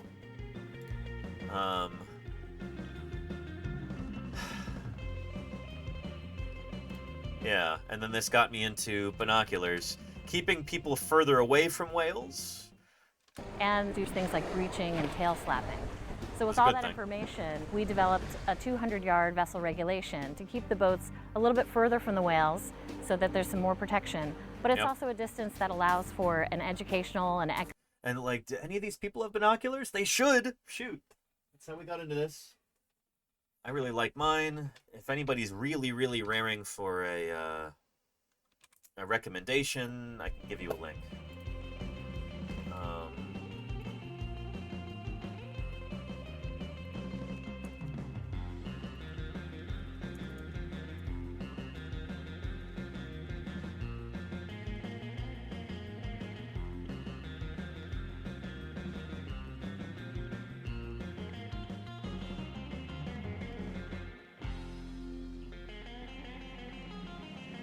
Oh boy, these have gone up in price, but you might be able to find them for cheaper elsewhere. Here, just search that. You don't need anything more than an 8 power, most likely, and 10 is usually too much because most people's hands are not that steady. when you've got a really, really, I don't know, with really powerful binoculars, you have to keep them extremely still so it's not really distracting, and most people just kind of can't do that. So 8x42 is a really good size, especially for beginners. So, yeah. Anywho, those are the kind I have. It's really the 8x42 that you should pay attention to. But if you're looking for good binoculars, it's a great place to start. Don't take my word for it. Look elsewhere online, talk to people, you know, find videos, get a sense for what's out there before you make a purchase. And Fried Egg says, I second the 8 times for beginners for sure. Thank you, Fried Egg. Yeah. Yeah. Economically viable whale watch industry. As winter approaches, these whales head out to the open ocean. And until recently, Good balance, baby. nobody Thank knew you. where they went. But with the development of satellite tags, a large male known as K25 was tagged in December of 2012. There you go, Mugrat. Yeah. And everything Yeah. changed. On target. We were able to get a 94-day track. Oh, cool. That's so neat. There's something really cool about, like, firing a dart into the dorsal fin of a whale. It's almost like all of the adventure and romance of, like, being on an old-timey whaling ship without the horrific death, slaughter, killing, bringing these creatures closer to extinction. It's like, it's everything that people think is cool about that, but you're doing this for conservation. You're doing this to gather information about these animals in order to help them survive into the next century. There's something very cool about that, you know? A large male known as K25 was tagged in December of 2012. For life, not death. Exactly, Charlie's Dragon out. We were able to get a 94-day track from That's the so animal, cool. in which he made 3 trips to California with his pod mates, and we were able to catch up with those animals. And they say they stay so close to shore. That's nuts. Just right up there by the beach. Off the southern coast of Oregon in March on one of the large NOAA vessels and followed them for 10 days. Since 2012, researchers have tagged and tracked several other animals in the winter, yielding information never previously known about this population. So cool. Including feeding hotspots. Prey samples confirm that Chinook salmon remain a dominant prey item, with other species mixed in, like halibut and lingcod. The new data is exciting and informative, but there's still more to learn. These whales are still a mystery to us. There's still a lot we don't know, but we do know that these whales live a long time and are slow to reproduce, like humans, and so recovery is really going to take a long-term effort.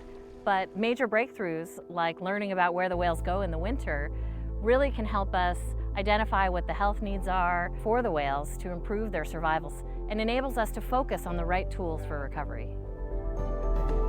Really neat stuff. Really, really neat. Here's a link to that video right there. And then that also reminds me, what was that program?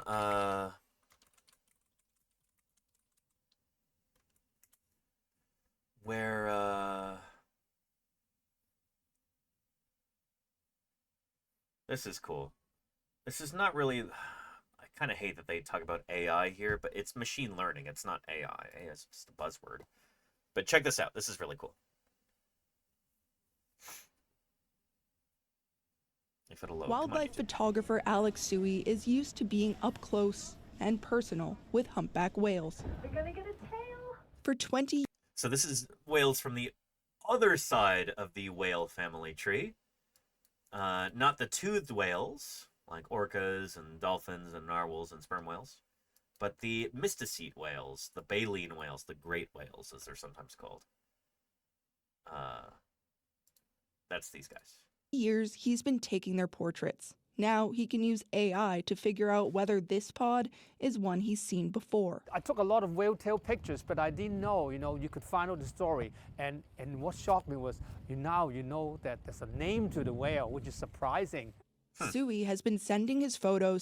Claire Burr says, Star Trek 4 was my introduction to these amazing creatures. That was your first intro to whales, Claire? Star Trek 4 Revenge of the Whales? By far the best Star Trek film. To Newfoundland and Labrador's new online whale diary, Hello Humpback. It's a website spearheaded by the province's tourism department, which says it's not like any other campaign they know of in the world. The program uses artificial intelligence to hone in. It's not artificial. It's machine learning is what it is. This is like a technology that's been around since, what, the 80s, I think? I agree with you, Gonzalos. Yeah. They can just use the proper terms and distance themselves from the tech that we're all so tired of. Exactly. The tech that's ruining our planet. Yeah. On the unique markings on a whale's tail, its fluke, to identify individual animals. So this is a lot like the oh goodness, what's the kind of analysis that we do in paleontology? It's goodness, it's not. Yeah, it is. Morphometric geometrics is what it's called. So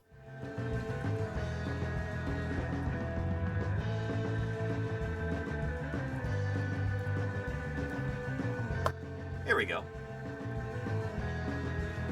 So it's the same kind of thing that we have here, where you can take photographs, you run it through a computer program, and it'll tell you how much the shape might diverge from what would be standard. And so it's a way to kind of quantify these different shapes. Geometric morphometrics like this is a common methodology in paleontology, especially with like mammals. And I presume that's what they're doing here too. Just from a photo of And hang on a second. Holy cow. Generator Fradia. Thank you, thank you. Fradia is bringing the beach along with their 380 neighbors. There we go.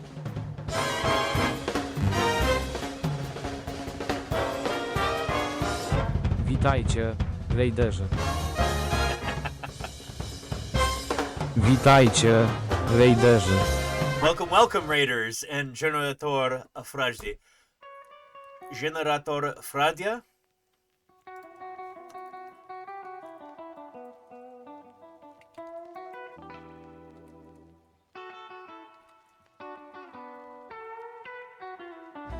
Witajcie, rejderzy. Dzięki, generator frajdy, za rajd. Frajda. Welcome to Paleontologizing, everybody. It's lovely to have you here.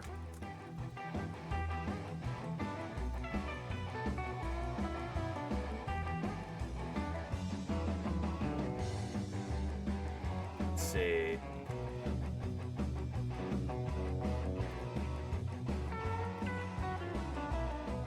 Nie mówię po polsku, ale szczerze doceniam ten najazd. Zadawajcie mi pytania o dinozaury. My name is Danny Anduza. I'm a dinosaur paleontologist, and I'm here on Twitch trying to do some good old-fashioned science outreach. The most extraordinary group of animals that have ever appeared on this planet. The dinosaurs. Silusim, thank you for the follow. Welcome, welcome. Friday, how was your stream? I hope it was really good. Welcome, welcome. It is lovely to have you here. Here, this is what I'm all about, for anybody who might be new. My name is Danny Anduza. I'm a dinosaur paleontologist, and this is Paleontologizing.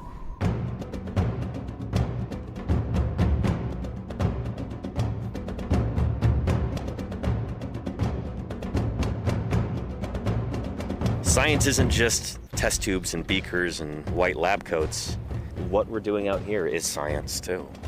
We're testing hypotheses by excavating these fossils. The dinosaurs had not died. Catastrophe.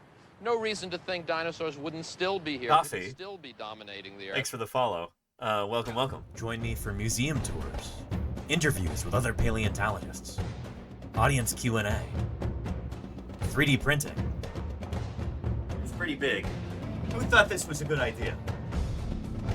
And of course, live dinosaur digs. A limb bone from a new duck-billed dinosaur. I invite you to tune in and experience the adventure of fossil science. Welcome, welcome, everybody. It is lovely to have you here. I just got done with 3 weeks of fieldwork out in Utah, USA, with the Utah Geological Survey. And it's nice to be back here in civilization for a little while at least, until I go back out into the field at the end of September. But we were digging up a brand new species of iguanodont dinosaur while we were out there. Somebody who would have looked a lot like this. Iguana colossus. A big beaky plant-eating dinosaur. There's There's more known from this critter at this point. We have way more bones of our new iguanodont dinosaur, but this is a close relative. Ours is a little bit older than this guy in time. And, they were finding fossils. Anyway, very excited about that. More about that,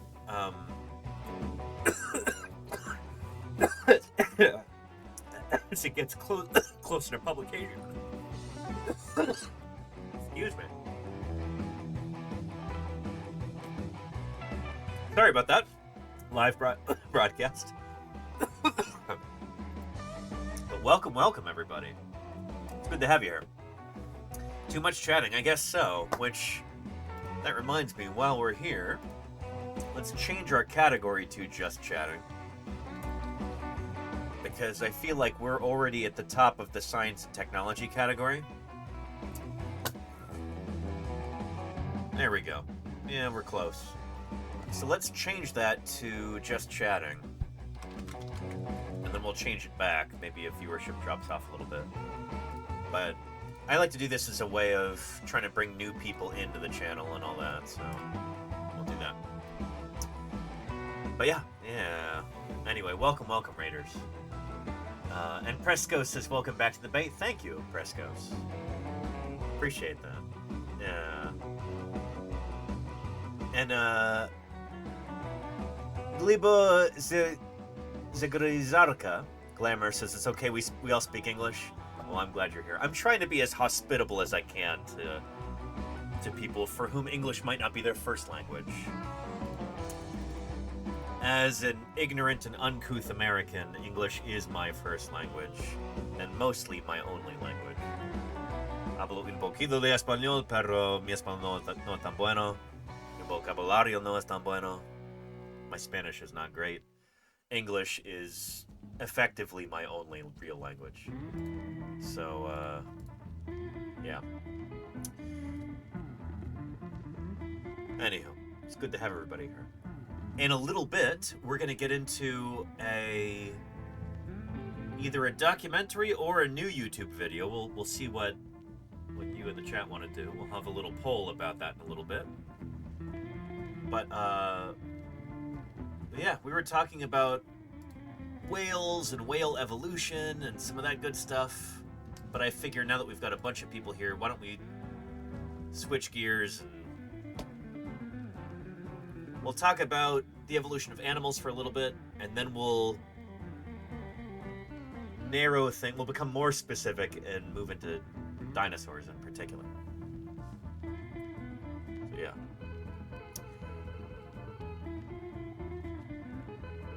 Anywho, and thank you, Gonzalos. It's good to have you here. Yeah, Casey Snow sent me here. Oh, Casey is one of our favorite people around here, Gonzalos. So I'm glad you're here. Hey, we're going to talk about animals here.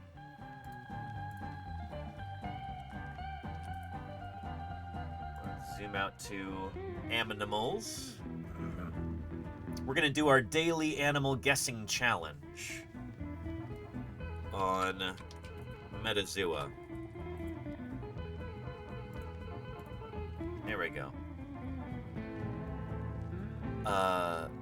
This is something I try to do whenever I remember. It's an excellent excuse, doing this, like, daily animal guessing challenge game. A great excuse to talk about phylogeny. To talk about how living things are related to one another. Because as far as we know, all life on Earth is related. And when I say that, I don't just mean, oh, it has similar vibes, or like, life is life, or whatever. No. What I mean is that all life on Earth, every species on our planet, from bacteria to blue whales, all seems to be descended from a single species. Common descent is what I'm talking about. All these things are part of one big tree of life like this. And they can trace their ancestry back to a single ancestral organism. Everything from ladybugs to llamas to lactobacillus bacteria. They're all related. But for Metazoa, thankfully, we only have to deal with the animals. That's one branch on this grand tree of life here. Only about 1.4 million species. We have to figure out what species is the mystery animal species of the day. try and do it in fewer than 20 guesses. Hold on to your butts. I'm gonna try and do it in fewer than 5.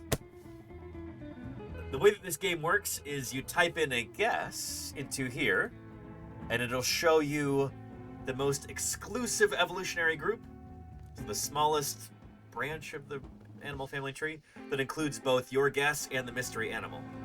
If you guess really close, it'll be a really small group. If you're nowhere close, it'll be a hugely broad group. So I often like to start with mouse for this. A mouse is a kind of rodent. Rodents are a very speciose group of mammals. So, Corey21 is excited about this. Metazoa, let's go! I love Metazoa. I'm glad you do too. Let's try mouse to start with. And we're actually pretty close. Our critter's not a mouse. It's not a rodent. It's not a eutherian. It's not even a mammal, but it is an amniote. Amniotes are the group that includes mammals plus reptiles. Let me show you. Here we go. So these are creatures which ancestrally laid shelled eggs on the land. Amniotes includes all of the mammals and all of the reptiles. And reptiles also includes birds. Birds are a kind of reptile. So I can see that my 50,000 a year has been well spent. And holy cow, Science Streams, thank you for the 64 months of support. Hi friends. Hi Professor. At tier 3, holy cow. ERMR. If any of you are not yet following Science Streams, you're missing out. He and Lita and their whole crew, they're full-time science streamers here on Twitch. Blint and Lita are in fact degree-holding, actively publishing molecular and systems biologists right here on Twitch. Go give them a follow if you've never heard of them before. If you're feeling a bit cheated, try blaming the dinosaur. And thank you, Hogan, for the 100 bits. I appreciate that. And Sekta Bowie says, what is this Tree of Life graphic? This is at onezoom.org. So here's a link that should take you to the same spot. There you go. But yeah. Science is like a blabbermouth who ruins a movie by telling you how it ends. Uh-oh. Well, I say there are some things we don't want to know. Important things. Yeah. And Anna Anusia, thank you for the follow. Welcome to Paleontologizing. So anyhow, we use this Tree of Life right here as a nice kind of visual aid when I'm doing Metazoa. I hope it makes things a little bit less mysterious. You can visualize them better this way. So we know our critter is not a mouse, my guess, but it is an amniote. So what does that mean? Here's the amniotes. This is the mammals plus the reptiles. Reptiles includes birds.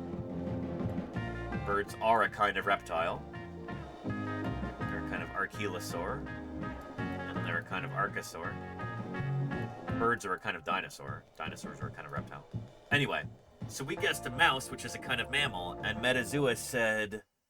Said what? Nope, not a mouse. Not a mammal, but it is an amniote, which means our critter cannot be a reptile.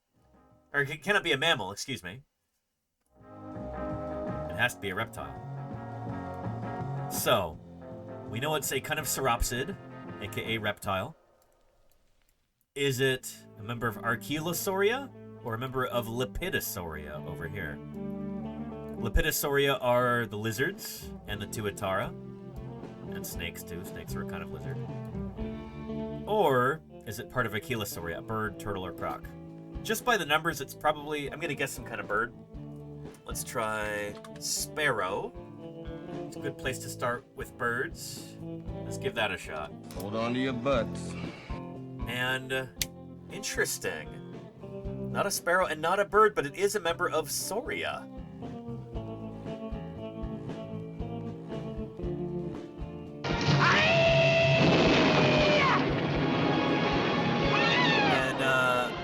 Matkabo Skazielna. Glamour, thank you for the follow. Welcome to Paleontologizing. Good to have you here. Our critter is a member of clade Sauria. Is this even going to show up if we search on, say, Wikipedia? I guess so. So, crocs, birds, turtles, and lepidosaurs. So our critter has got to be A lepidosaur, then. I tried sparrow, which is a passerine bird over here, and it said no, but it is a saurian, which means our critter's got to be a lepidosaur. This is the lizards and snakes and the tuatara, all off on its lonesome there. So let's try some kind of snake, maybe. Let's try rattlesnake. This is a critter I was hoping to see out there in Utah and didn't see a single one. Let's give that a shot. And bingo, our critter is a kind of snake. It's a kind of colubroid, but it's not a rattlesnake. So we're getting closer. We've expended 3 guesses out of 20. And we're already down to a, like, superfamily, Colubroidea.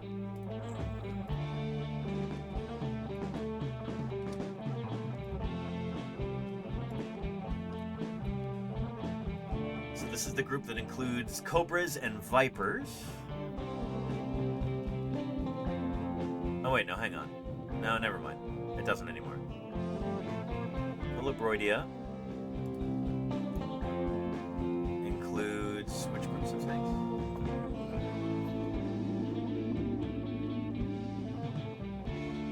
Colubrids and related families. It's vipers and cobras. Huh.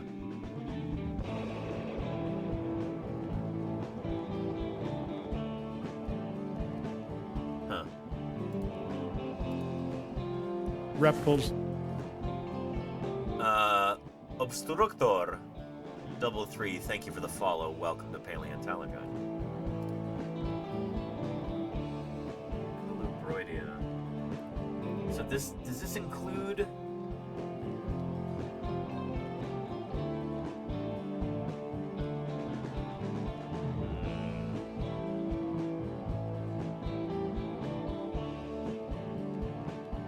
let's search viper.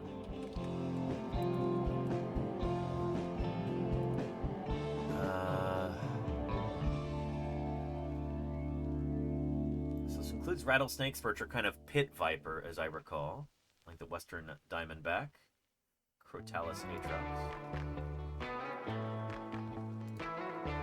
pitless vipers. Let's try viper.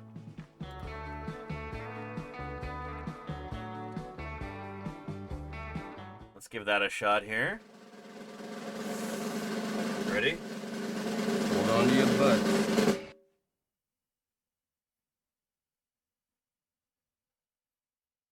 Okay, it's not okay.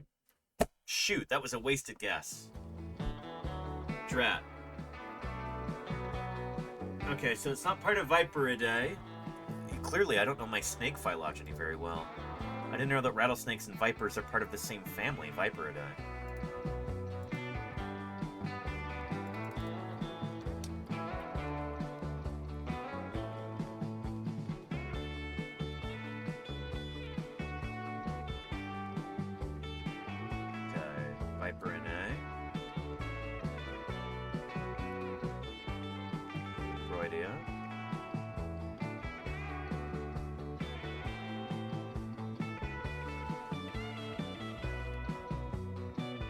Is it gonna be a cobra? It's gotta be a cobra, right?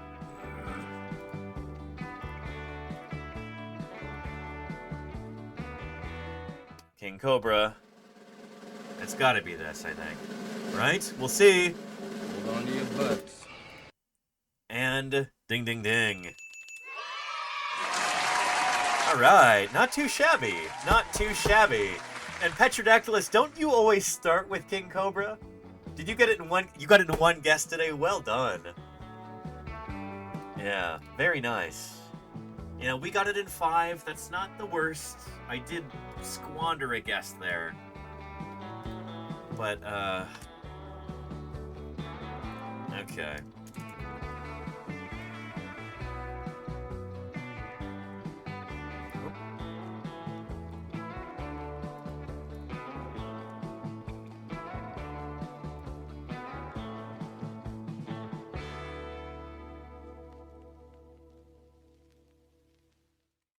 Still not too shabby. There we go. Excellent. Cool. Yeah. Holding my tongue as best I could. Well done, Petrodactylus. Well done. I mean, if you told me you got one guess, I would have known exactly what critter it was. So, congratulations on your restraint there, Petrodactylus. Appreciate that. Yeah. Anyhow, yeah. Lovely. Oh, and I forgot. We gotta do a... Not only do I have to go live here on Blue Sky,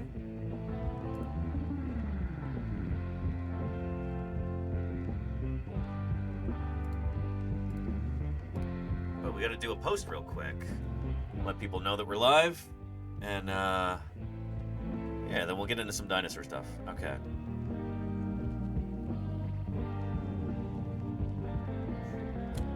Screenshot.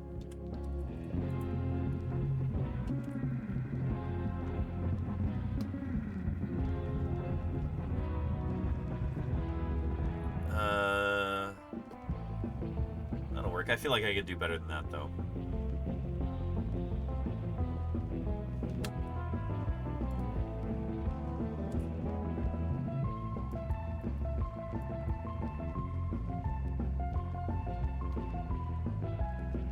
Yeah, let's use that. That'll work.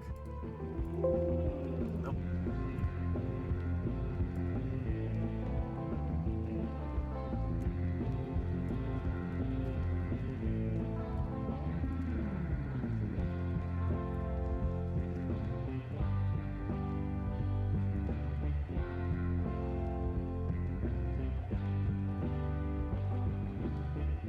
All right.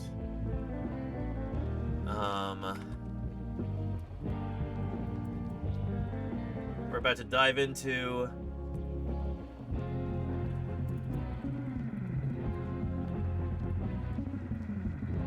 dinosaurs in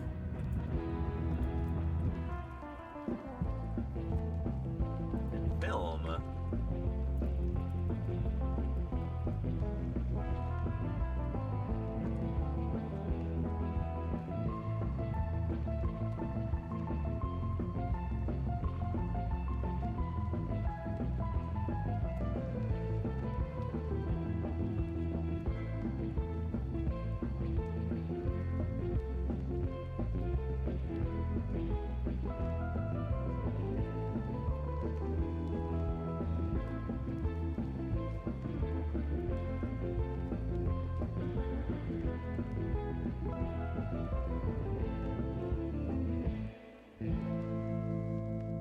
Join us in chat at twitch.tv/paleontologizing.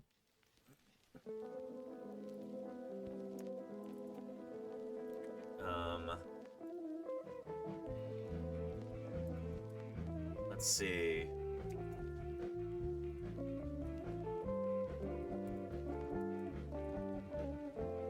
Why are dinosaurs such a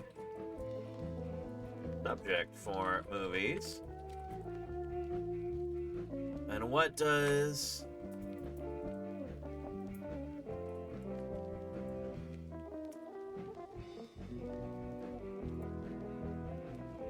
what do audiences learn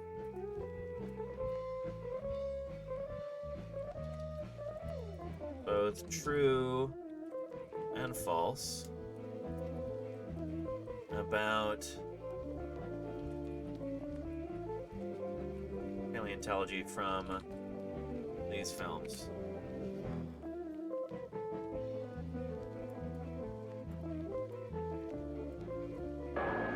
Shudder at history's most ferocious killer, Tyrannosaurus Rex. Case in point. Vamos Armor, thank you for the follow. Bienvenidos a Paleontologizing. Good to have you here.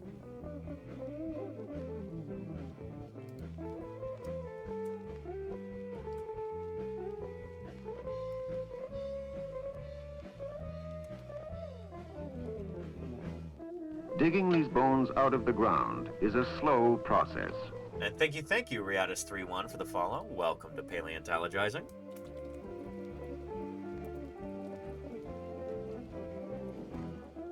Link by my new Ceratosaurus holotype skull. 3D print on the office wall behind me. Actually, I don't use the word office twice in the same sentence.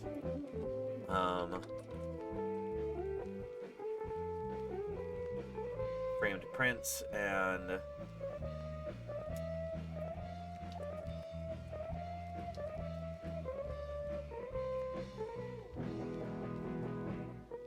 posters of dinosaur movies. There we go. Good enough. Let's post it. Hold on to your butts. There we go. And such an interesting topic. Thank you, Vamos. I appreciate that. Here, if anybody's on Blue Sky and they'd like to interact with this post, here's a link right there.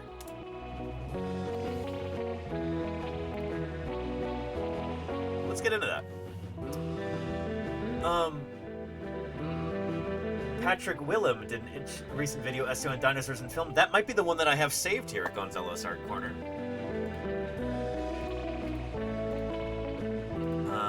Let's take a look.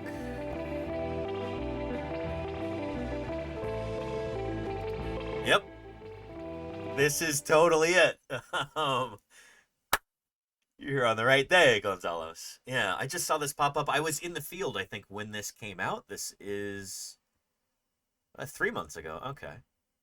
Yeah. But we'll take a look at this. I am really interested, as a paleontologist, as somebody who studies dinosaurs, who digs them up in the field, somebody who's really passionate about this subject. I'm really interested in public perception of my science. What do people in real life, people you meet on the street, on the bus, at the bar, whatever, what do they think about fossils? What do they think about dinosaurs? And this is something that is of, I think, particular recent importance to me because I just came back from Utah last week. And then, it's a long drive back from Utah. And so oftentimes, rather than driving for 18 hours straight or whatever, not 18 hours, I guess it would be closer to like 16 hours. Rather than doing all that in one straight shot, I often like to, if I can afford it, break up the drive, stay overnight somewhere. So last Friday night, I stayed at this hotel in Nevada, in Ely, Nevada. Really kind of funny place. Like, it might be the oldest hotel in Ely, Nevada. The Hotel Nevada. Anyway, this is one of these places where when you go to stay there, when you check into your room, they give you a free drink ticket. And I figured, well, okay, I'll bite. I'll go down to the bar and, you know, I'll get a free drink. And the bar is one of these bars where it's like, there's not like a flat surface for the bar. It's just all of these screens for like video poker and slot machines and stuff like that. They really, really want you there to gamble. Just give them all your money. And I wasn't going to do that. I've never put a single dime into a slot machine. I don't intend to, ever. But I'm there and I bring a book downstairs with me. I'm sitting there reading this book. And then some people come up to me and start talking to me.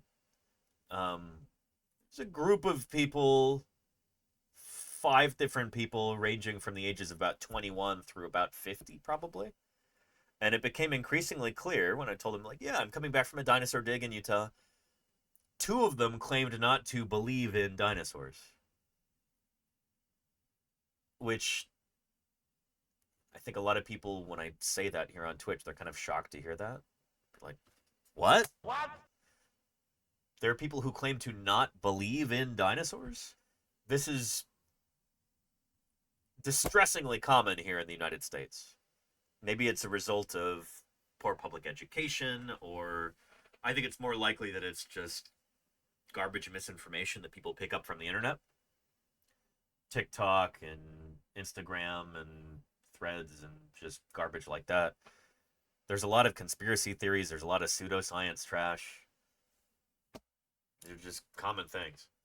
But yeah, so I had an earnest conversation with these folks and talked to them for a while, and they did not hear what I wanted to say, which is, one of them was really, really drunk.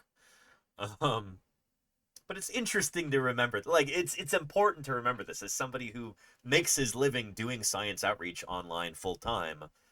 It's really important to talk to real people offline, in the real world. So yeah. Christ Upon says, in Poland, we had politicians talking on live TV about how people used to throw rocks at dinosaurs. Yeah. I mean, they're technically not incorrect. They're accidentally correct in that birds are living dinosaurs. I'm sure that's not what these people meant. But, yeah. You know, lots of people have, that's not a real bird. There we go. Lots of people have interactions with dinosaurs nowadays, but they're birds, you know. But yeah. Anyway, Gonzalo says, it's sad, but you running things like this Twitch channel help get information to people looking for it? I hope so, yeah. But anyway, on that same token, you know, whether I'm staying at a hotel in Nevada, middle of nowhere, talking to folks at a bar, or whether I'm streaming here on Twitch, I'm really interested in what people think they know about dinosaurs. And almost all of that information comes through popular media, whether it's television or movies or video games or podcasts nowadays or whatever. As much as I and other museum people would love to think that we're making a huge difference by making museum exhibits and, you know, appearing in science documentaries and writing scientific papers and stuff like that, most of this information is not trickling down to the general public. Most of the people that you would meet on the street, on the bus, at the bar, at the movie theater, whatever, they're getting their information from popular media. And so keeping your finger on the pulse of what's going on in popular media is really important to somebody like me. Waiting for this Ice Age, thank you for the follow. Welcome to Paleontologizing. So yeah. That said, let's get into this YouTube video, which just came out a little while ago.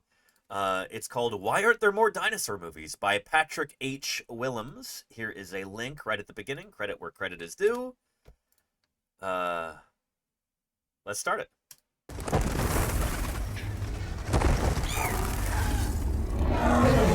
Dinosaurs. Tyrannosaurus Rex. Oh, he's at AM&H in New York doing this. Oh, that's cool. I love that he's filming this on location. That's pretty neat. And hey, waiting for this Ice Age. Welcome, welcome. Yeah. Oh, it's Andy from MSU. Well. Howdy, howdy, Andy. It's good to have you here. Hang on. Andy from Montana State? Or Missouri State? Michigan? There's a lot of MSUs. Help me out here. Sorry. Andy B, Montana State. Hey, welcome. It's good to have you here. Shoot. Hang on, Andy. Were you hanging out with Logan? Logan King? I met so many people this summer. I apologize. Did I meet you briefly on one of the last days of the field season this year?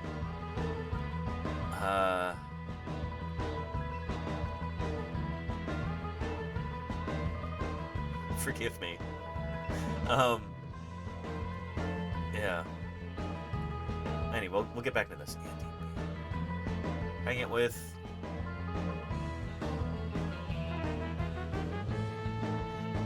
Oh, Andy, so good to see you again. Hey, welcome back. Shoot. Thank you for joining us. Holy cow. Sorry, I met, I think, 6 different people from Montana State.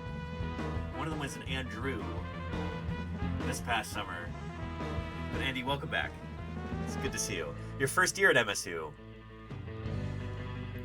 Holy cow. So yeah, for those of you who are not aware, I did my undergrad at Montana State.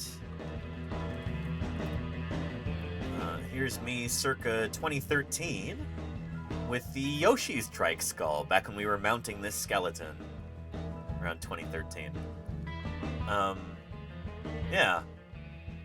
And you're all good. No, hang on. It's coming back to me. Andy from Minnesota. Right? Andy who's really interested in fishopods, like Tiktaalik. Met you at your first year at Yeah, Andy, holy cow. I hope you're doing well. It's really good to see you, man. How are things? Shoot. Sorry, I had to go through my whole mental Rolodex there. Andy, I hope you're doing really well. It's good to see you, man. Yeah. Doing good? Glad to hear it. Glad to hear it. Yeah. I'm no longer in Montana, as you can probably tell. I now live in the beautiful sunny San Francisco Bay Area where I grew up. But, went back and did some field work in Montana this past summer. Yeah. Anyway, it's good to see you, Andy. Holy moly, small world. Shoot. All good, all good. Really glad to finally catch up with you and say hi in person. There you go, you know? Well,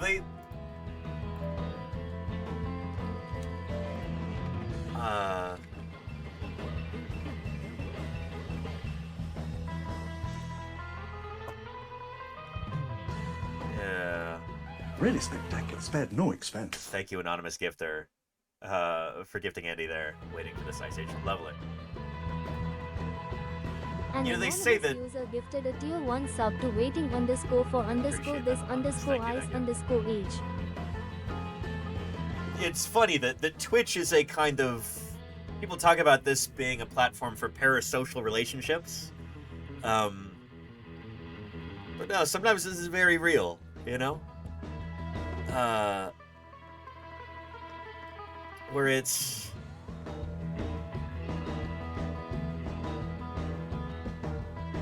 Due to the give and take of the Twitch chat, these interactions that we can have,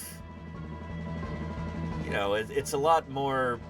It's less abstract than a, like, traditional parasocial relationship where you're listening to, like, a podcast or seeing a TV personality, and they don't even know that you exist, but you know them really well because you followed them for years and years. On Twitch, it's often different, you know? We can have interactions in the chat, and sometimes people from real life show up in the chat, and that's so cool. So good to have you here, Andy. Brachydactylus told me about this paper, by the way. I need to read it, but there's a link. We have a nice little community here. It says, Andy, thank you. Well, if you're going to SVP this year, Andy, which I don't know if you've been before, but the Society of Vertebrate Paleontology meeting, I'm setting things up to be able to live stream from the meeting this year in Cleveland and use this as a fundraiser for the society. So I've joined the communications committee for SVP, so I'm a very, very, very minor part of the SVP leadership nowadays. And I've put together this whole proposal, which has been accepted, which I'm very excited for. Let's see. There we go. SVP. The ponderous Trecodon, 32 feet long and 14 feet high, 1,500 teeth, and not a single cavity. Bye, Shy. Thank you for the follow. Welcome, welcome. SVP Live is a thing that I'm going to be doing this year. Very excited for this. More information as it shows up. But yeah, and Cleveland this year. Yeah. And thank you, Andy. Hey, I appreciate that. It means a lot coming from you. Thank you. Before I get too distracted, we should get back to what we were about to jump into. But yeah. Gonzalez, good ears there. Yes, that's exactly what this is.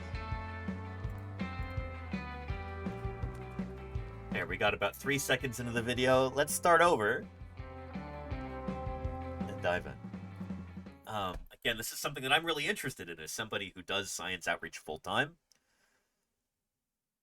Films are a way that probably the majority of people around the world get their information about dinosaurs.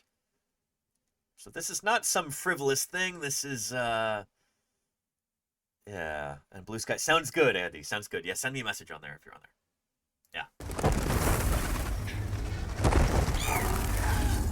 Yeah. Dinosaurs. Tyrannosaurus rex, Triceratops, Stegosaurus, and the lovable Parasaurolophus. They are objectively the coolest things to ever exist. As a dinosaur paleontologist, I'm not inclined to disagree. How are we measuring that? Don't worry about it. Since their discovery, dinosaurs have enthralled people around the world of all ages. And since the beginning of cinema, they have enthralled filmmakers. But when we think of dinosaur movies, what's the first thing that comes to mind? Jurassic Park, most likely. Yeah. Which is both a blessing and a curse. I have very mixed feelings about the whole Jurassic Park series. Maybe less mixed feelings about the Jurassic World series. They really went downhill. But, yeah.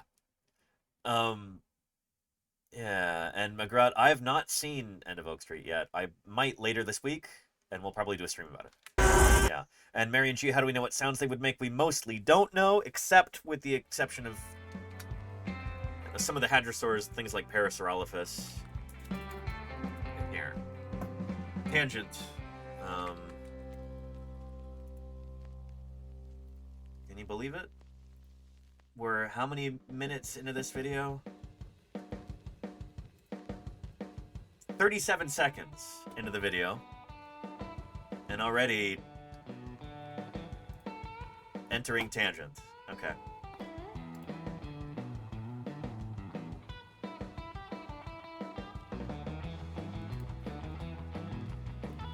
For most dinosaurs, we don't know what sounds they could make, but for a few particular ones, like Parasaurolophus, we can start to figure it out. This is in my neck of the woods. In fact, this is just down the street from me. The University of California, Berkeley. Paleontologist David Weishempel of the Johns Hopkins University has come to study a remarkable fossil that may provide clues to possible dinosaur communication. The animal was Parasaurolophus. Yep. It had a strange, elongated crest on its head. For a long time, scientists pondered over its purpose. Some scientists early on thought that because, say in this Parasaurolophus, the crest projects behind the head, well, because they're hollow, they were used as air storage chambers, say for underwater feeding. Other scientists have thought it was used as a snorkel, but there's no hole at the end. Another idea was that the crest was used to cool the brain. It's hollow and very close to the brain inside the skull. But there are other animals that lived at the same time that didn't have these sorts of things, and yet they And you remember this, Andy? Yeah. They survived. Yeah. So it's hardly likely that the crests were used specifically to cool the brain. Yeah, that doesn't make a lot of The puzzle sense. intrigued Weishempel. He decided to investigate by slicing open one of the fossil heads to expose the inside of the crested chamber. It turns out it's hollow. So what I found was, say this is a skull, and you're looking at a cutaway of the crest, and that it's hollow from the base of the crest down here up through the tip of the crest. The crest is hollow. There's a passageway along all the way. And Dracula Torres says, do both males and females have it? That's an excellent question. Glad you asked it. As far as we know, yes. There's an old idea that these critters, that they varied through sexual dimorphism, that the males and females would have different crests. And you'll see that in older books, like in David Norman's Dinosaurs Encyclopedia.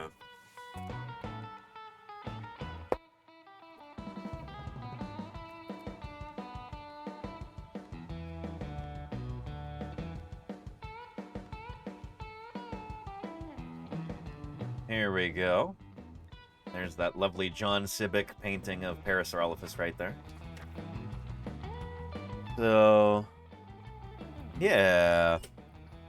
Male and female. That's kind of the old idea.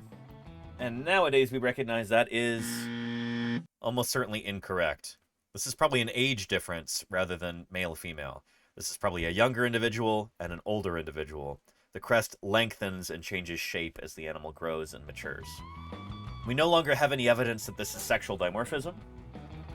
It seems to legitimately just be like an ontogenetic thing. These animals are changing a lot as they grow and develop. That accounts for why those crests look different.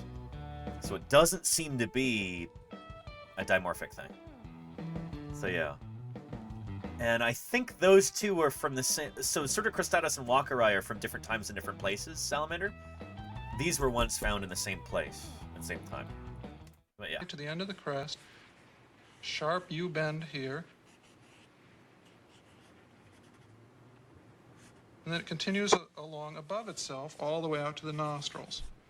So if we position a vocal organ, some sort of sound generator in the throat here that produces some sound, that sound is forced through the back of the throat, past the back of the palate, up into the crest, along the entire length of the crest, then scoots around here at the U-bend, comes along here, and the sound is emitted into the environment at the level of the nostrils, and then it's out. An animal as bizarre as Parasaurolophus really called for kind of a creative approach. So in trying to figure out what sounds do these animals make, again, for nearly every dinosaur ever found, we don't know what sounds they could make.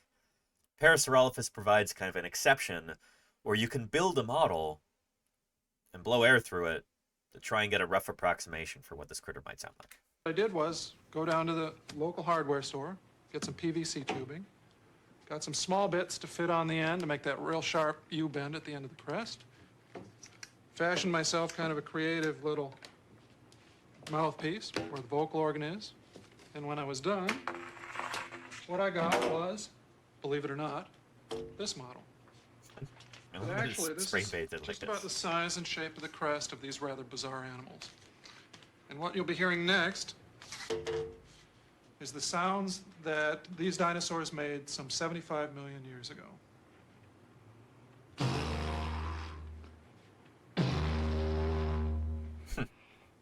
And now, a hadrosaur minuet in G.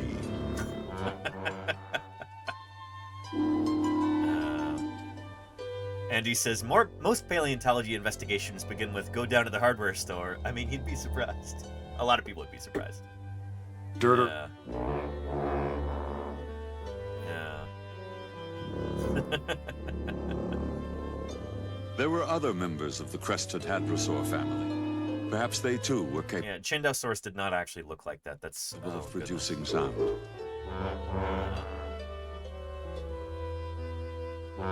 Anywho, so this is from the, what, late 80s, early 90s?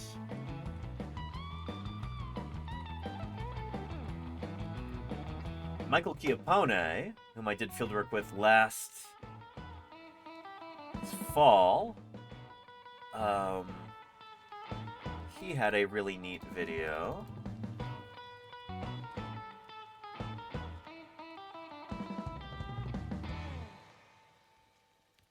Chiappone, am I spelling that right?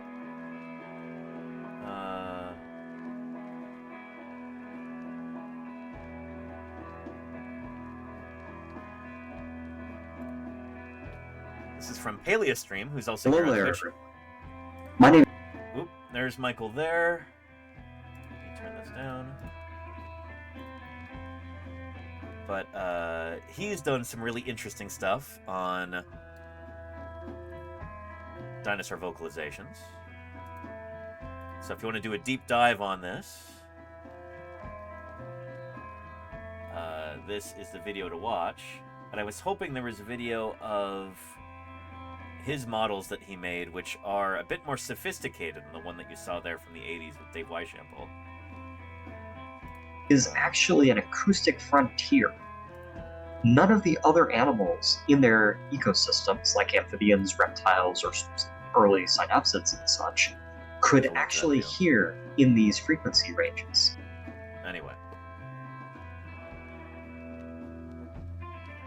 Really, really cool video that he had that I saw on Twitter ages ago. I don't know where it is nowadays. Like, I don't...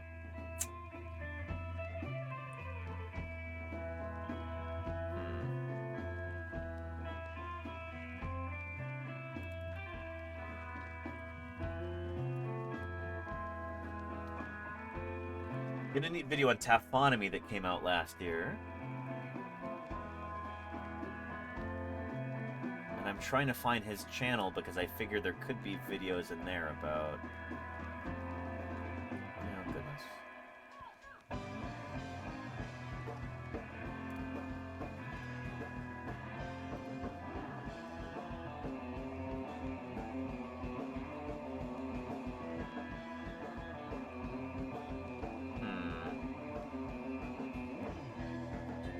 YouTube search is so broken. It's really frustrating.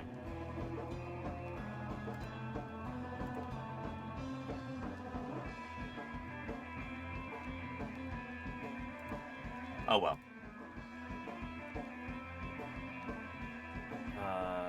Oh, and neat, Andy. Cool, cool, cool. Yeah. And Nick Log. Yeah, I did see that a little while ago. Andy, yep.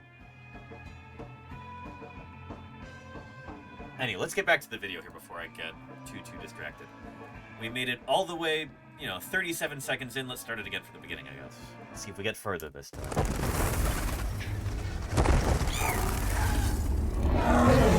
Dinosaurs. Tyrannosaurus rex, Triceratops, Stegosaurus, and the lovable Parasaurolophus. They are objectively the coolest things to ever exist. How are we measuring that? They're pretty darn cool. Don't worry about it. Since their discovery, dinosaurs have enthralled people around the world of all ages. And since the beginning of cinema, they have enthralled filmmakers.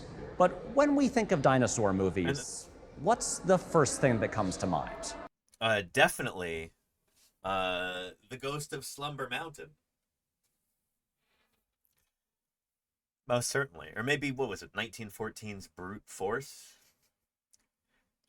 There's so many, interesting movies from the very early history of cinema that feature dinosaurs. It's kind of like as soon as people figured out motion picture technology, they're like, what do we want here? Dinosaurs. We want dinosaurs here.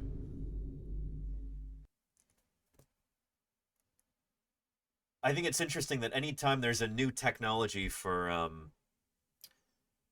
trying to capture people's attention, try to entertain people, dinosaurs are often the first thing that creative folks reach for.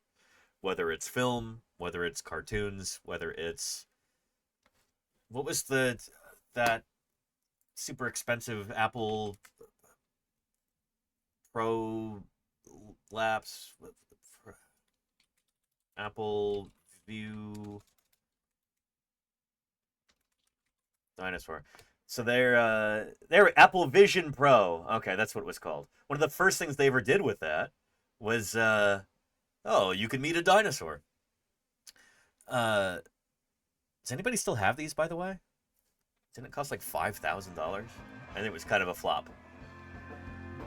But anyway, when the Apple Vision Pro came out, that's one of the first things that they advertised was meet a Rajasaurus.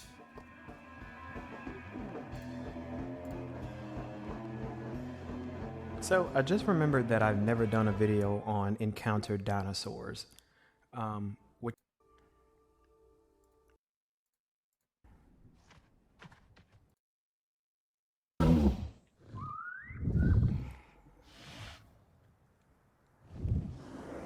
it's like it's not real, but it feels real. And it looks real. Anywho. My point is, people really want to see dinosaurs. They want to resurrect these animals. They want to be able to experience them as living creatures. And so anytime there's a new kind of entertainment technology that comes out, dinosaurs are often the first thing that people reach for. Whether it's cartoons or Apple time-lapse or whatever. But when we think of dinosaur movies, what's the first thing that comes to mind? It's this. It's obviously 100% Jurassic Park, followed by its many inferior sequels, and I don't know, I guess if you're a true freak, Theodore Rex. Oh boy. Looking back over the past 40 years of cinema, in the time that visual effects technology advanced to the point where believable dinosaurs could be achieved, It's kind of shocking how few dinosaur movies there actually are. Which is true. I mean, that's the thing, is that people think of, when they think of dinosaur films, they think of Jurassic Park. And I guess to a certain extent, Jurassic World. And those have kind of taken up a lot of the oxygen in the room, so to speak. I think a lot of movie studios are kind of reticent to, like, do a dinosaur film because it'll always just be compared to the original Jurassic Park, which is a modern classic. You really can't beat it. I don't know. If anyone's interested in a detailed history of dinosaurs in cinema, I would highly recommend this book right here. It's hard to find nowadays, but it's well worth it if you can get it. The Dinosaur Filmography by Mark F. Berry. Pretty comprehensive guide to the history of dinosaurs in film. This goes up until, I think, 2004. But it's good stuff. I've read this cover to cover several times, so it's a long time ago, though. I've definitely forgotten a lot. But I know a little bit about the history of dinosaurs in cinema. Let's see, Dinosaur CD-ROM. Interesting, Andy. Huh. Especially when you put aside all 13 direct-to-video Land Before Time sequels. 13? Like, sure. I guess you can count King Kong movies if you want. I mean, you kind of have to. This was hugely influential. King Kong was a big deal. But those aren't really dinosaur movies. Those are King Kong movies that have dinosaurs in a couple scenes. As I mentioned in a recent Q&A video, join our Patreon to watch those every week. I am a self-confessed slut for dinosaurs. I love those. Interesting turn of phrase there. Gonna breeze right past that. Big old lizards. If there's a movie with a T-Rex stomping around, you know I'm gonna be there to watch it. No matter how bad they sometimes are, you will always see me stepping out of the theater saying, "Wow, nice dino!" And clearly, I'm not alone here. Every single movie with the word Jurassic in the title, no matter the quality, has made insane amounts of money. Last summer, did anyone... Oh my goodness. Yeah, Jurassic World Afterbirth. I did a whole stream after I watched this. Some of you were there for that.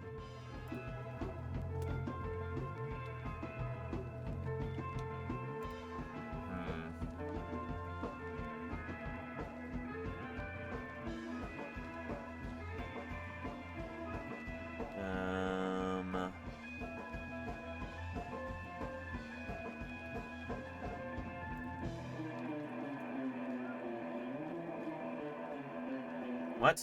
These are not part of my channel. Why are they showing up in the search? That's so frustrating. YouTube is so broken in so many ways. Here it is. This is in between field stints. Was it last summer? So I was 1,100 songs in a hotel in Chicago. And, but...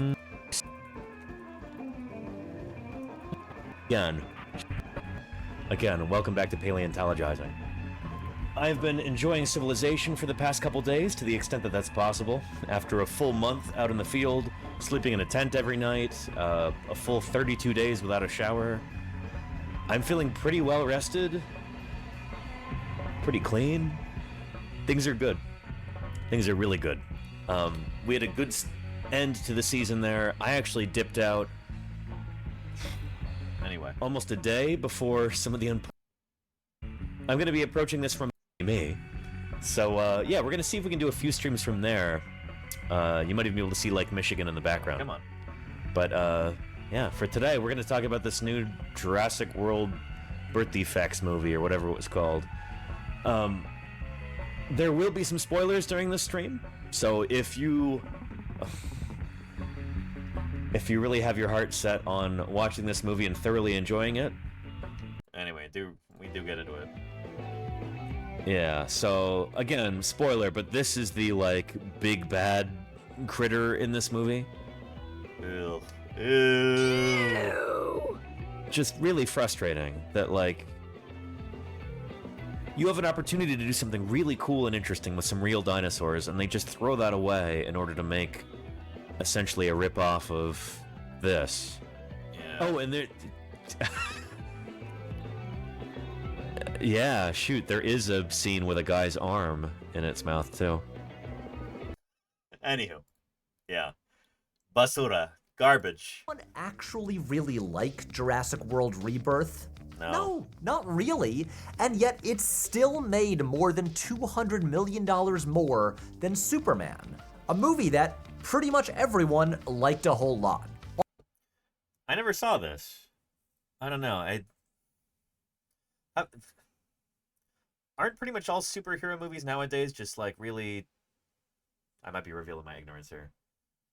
But just like take themselves way too seriously and they're way too dark and like everyone's brooding and Superman like, you know, he defeats the bad guy but he also kills half the people in the city by demolishing it, you know. And again, I didn't see this, but that's one of the reasons why I just avoid these things nowadays is because they just have a reputation for being really self-serious, really dumb, really just needlessly dark films. It's the opposite of that. Oh, okay, Gonzalez. Oh, this is that new one that a lot of people are really upset about it, right? Because they're like, oh, it paints the military in a bad light or something, right? I probably would like this. This one was super bright and positive? Okay, I should maybe check that out eventually. Anyway, or Jurassic World Dominion, an utterly disastrous film that takes a premise that would seem impossible to fuck up. Oh, I'm sorry about the language. I didn't know that... Oh, goodness. Okay.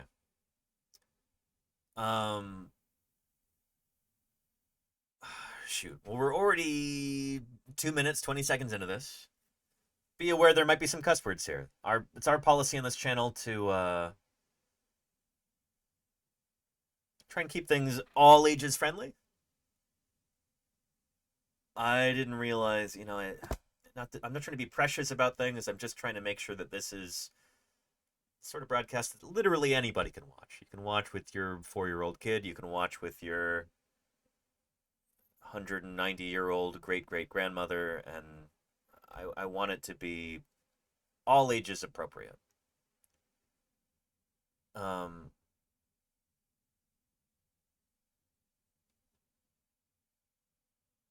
Let's have a 2 strikes policy here. If there's another cuss word, I might have to switch to a different video, which we can still stay on topic. We can watch a documentary about the history of dinosaurs in cinema. This, and the link is right here, in case we do have to pivot away. You'd like to watch this on your own time. We'll continue with this for now. And then somehow, astonishingly, finds a way to fuck it up. We'll make it a 3-strike rule. Sorry. It is a movie liked by no one ever, and it still made $1 billion. Which is... It is nuts, just how these things work. Hang on. We're getting an interruption here from one of my landlords. Hello, Mini Pie. How are you doing? It took you a while to get here today. Where have you been? Huh? Normally you're here right at the beginning of the stream. Where have you been? Huh? Where have you been? You push the camera around? Okay. Yeah. What are you doing? For anybody who's new, this is one of my landlords. This is Ms. Mini Pie. He's come here demanding payment again. You're always doing this, Mini Pie. Every stream. I want to come over here and get paid, you know? Alright, okay. Here, we're in the middle of something, so let's pay you right now. Is that okay? Is that okay? Yeah? Oh. Yeah.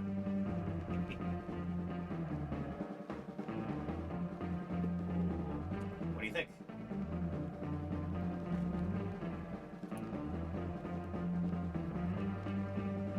That work for you?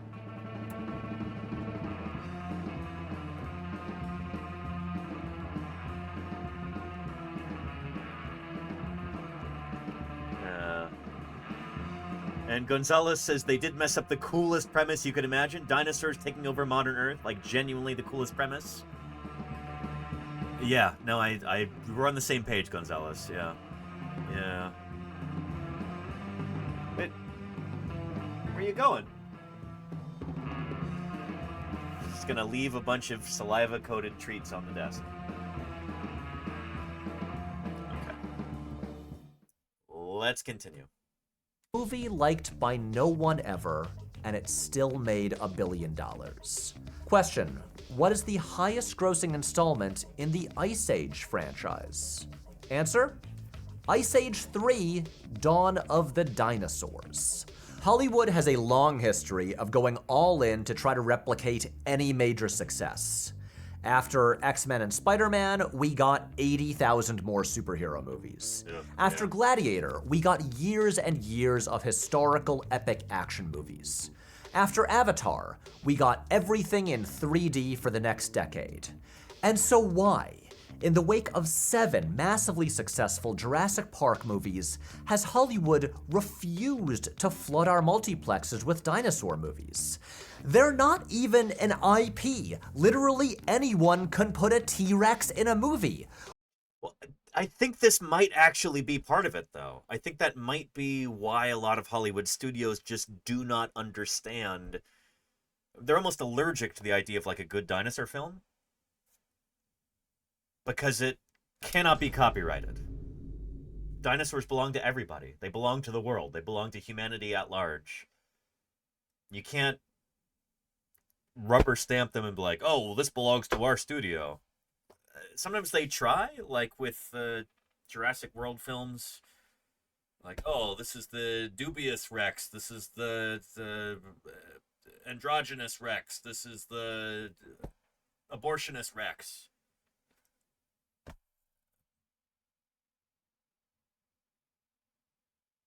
And that always fails because they're not dinosaurs. They're just monsters. The whole appeal of dinosaurs is that they're real animals.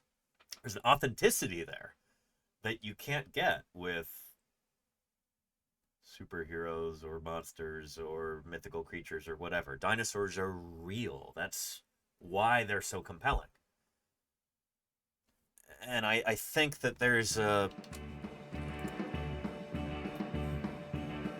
That's almost anathema to, like, Hollywood producers.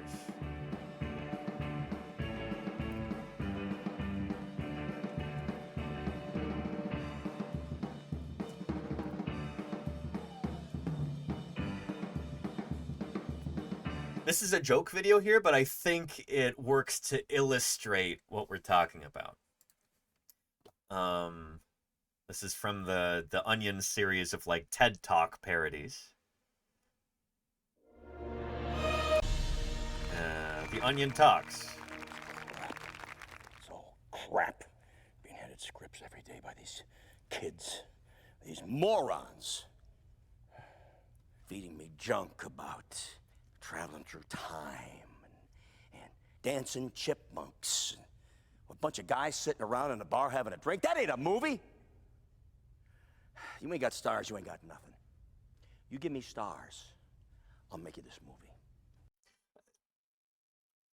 I think there is something... I think there's something here. I think this is a problem in a lot of society, in a lot of creative industries, that they used to be run by people who rose up through the ranks in that creative industry. They were creative people. They were artists. And nowadays, I think a lot of these industries are run by people with a business background.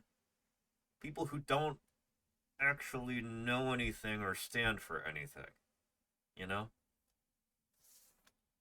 Movies don't come from words on paper. Movies come from here. And from here, you gotta have the brains to know who the stars are. You gotta have the balls to go get them. Now, used to be, get a nice script, get some B-list talent. Not anymore.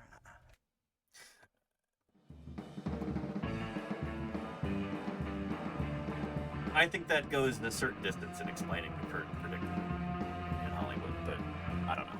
Yeah. It's all anti-artists all the way up. I can tell you from experience. There you go, Gonzalez. Yeah. Yeah. And Magos Informaticus says the marketer as the business's moneymaker, turning into the business's decision maker. Yeah. Why aren't there T-Rexes in every movie? It is one of the most mystifying questions in all of cinema. Because unlike, say, the demise of the mid-budget adult drama or the theatrical comedy, this absence of dinosaur films flies right in the face of the most cynical, profit-minded motives Hollywood could have. And last I checked, those are exactly the sorts of motives that Hollywood tends to have.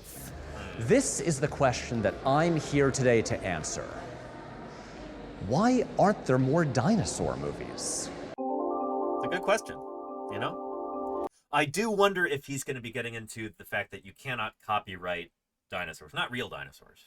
You could make up a, you know, Interruptus Rex or whatever and like try and copyright that, but audiences aren't going to buy it because it's not compelling because it's not a dinosaur. I wonder if the copyright thing is going to be part of his premise. Let's take a look. And Stanpart says Godzilla was a sort of made-up dinosaur. It was. Yeah, but that wasn't really the point. We could get into, and we will at some point, get into the paleontological origins of the Godzilla franchise and all that. I actually have a video that partly goes into that, which I'll find for you real quick. But Godzilla's primary significance kind of lies elsewhere.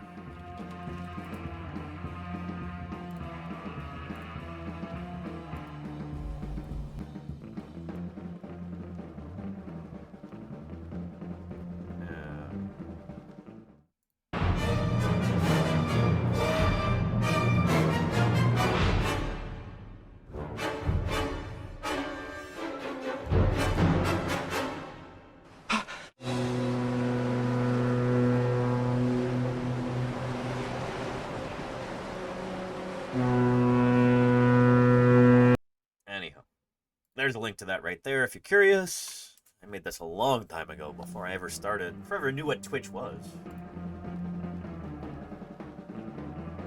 We'll get into that another time.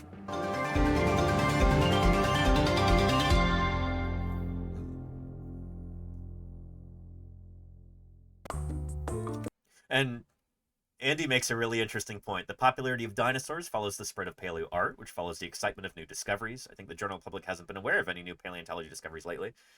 I think that is a big part of the problem, Andy, yeah. I talked about this at SVP 2 years ago. This was part of my... SVP 2024 in Minneapolis. I presented on this.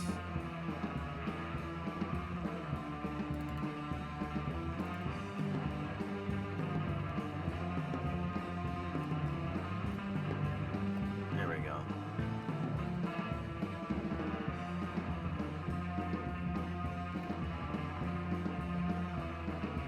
Oh, come on. Don't crash. There we go. I'm really interested in like the pace of dinosaur discovery. What drives that?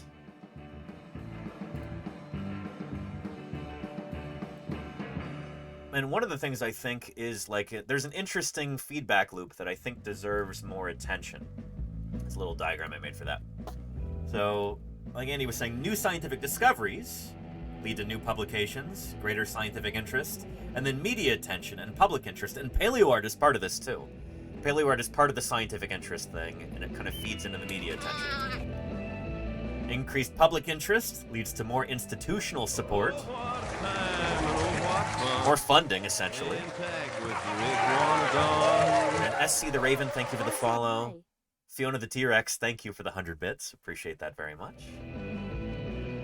This leads to more jobs in paleontology, which in turn leads to new discoveries. And this is a cycle that's kind of repeated itself since the end of the 1960s, with John Ostrom and the discovery of Deinonychus that helped change the way that we think about dinosaurs.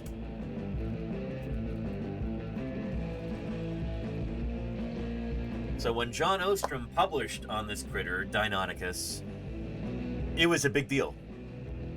Here is Bob Bacher's famous illustration of Deinonychus. This is the Velociraptor of Jurassic Park fame. This is what inspired Michael Crichton to write the novel Jurassic Park that became the film Jurassic Park, that became this media empire. You can trace that all back to John Ostrom with his discovery or publication of Deinonychus. That's why I put it here in this little diagram. Jurassic Park, the success of this media enterprise led to the creation of the Dinosaur Society and the Jurassic Foundation, which led to more scientific funding, more jobs in paleontology, more new discoveries, and it's been continuing ever since. But I really hope that we're not seeing the cycle slow down or stop, because it's just been spinning up and up since the 1970s, basically since 1969 when Ostrom published on Deinonychus. I don't want to see this come crashing down.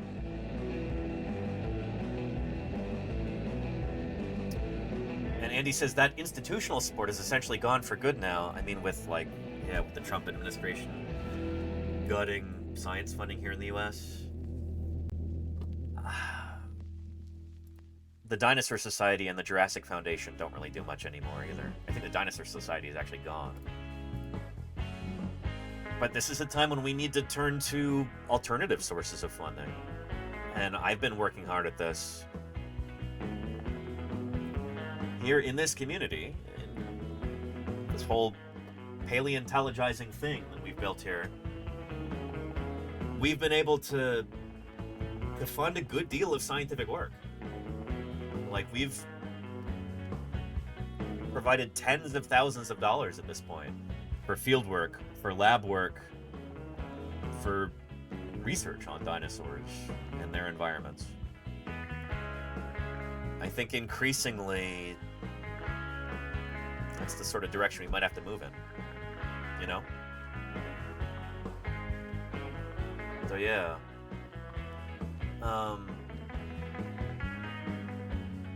Yeah. Andy says, I think the cycle has stopped in America for now. It's going to take a lot to rebuild the institution of American science. That's the thing, is that that mantle is currently being picked up in China. I have a number of colleagues who are now working in China, and they're trying to bring funding from China into the United States to do American science now. That's where a lot of this is moving. I'll show you an example. Here. Let's take a look at new dinosaur taxa that have been named this year around the world. We just went over 6 new dinosaur taxa just last week that I missed the publications of because I was out in the field. Let's run through. Look at the country names here. Argentina, India, China, Canada, Brazil, United States, South Korea, China,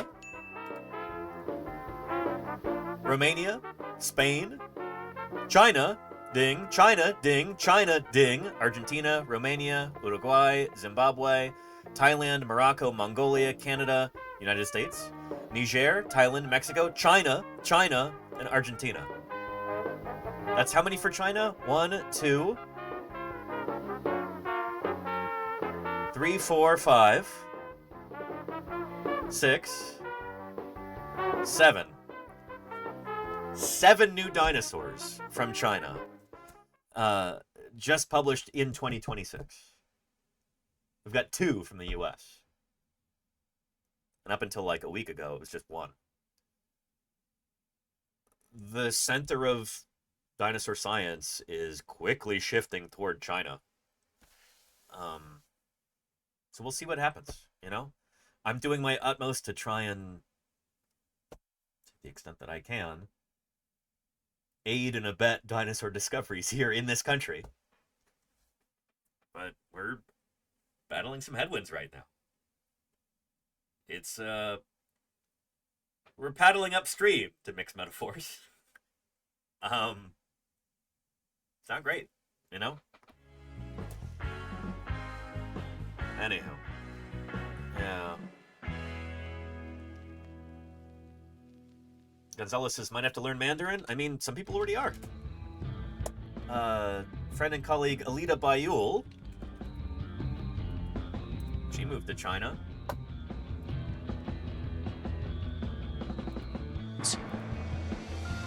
Don't know that China has a lot of dinosaurs. There is a very big diversity of fossils here. So she's a paleontologist in Beijing now. I went to school with her at Montana State. Right now to do paleontology on dinosaurs and birds. Yep. China is the new land of dinosaurs, I would say. Yep, she's right. Really cool little video about this. In China, they are building new fossil museums left and right. There were like, I think 5 new paleontology museums built in China just last year. This year, I think there's closer to 10. This is a place where they really value scientific discovery, and they understand the importance of dinosaurs in getting kids interested in science. They're on the cutting edge of doing, like, paleontological live streams, too.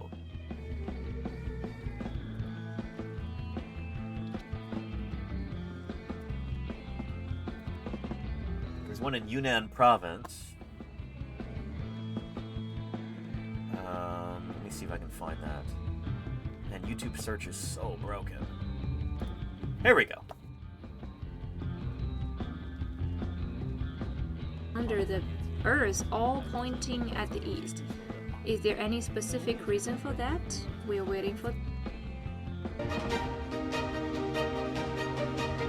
So this is in Lufeng province.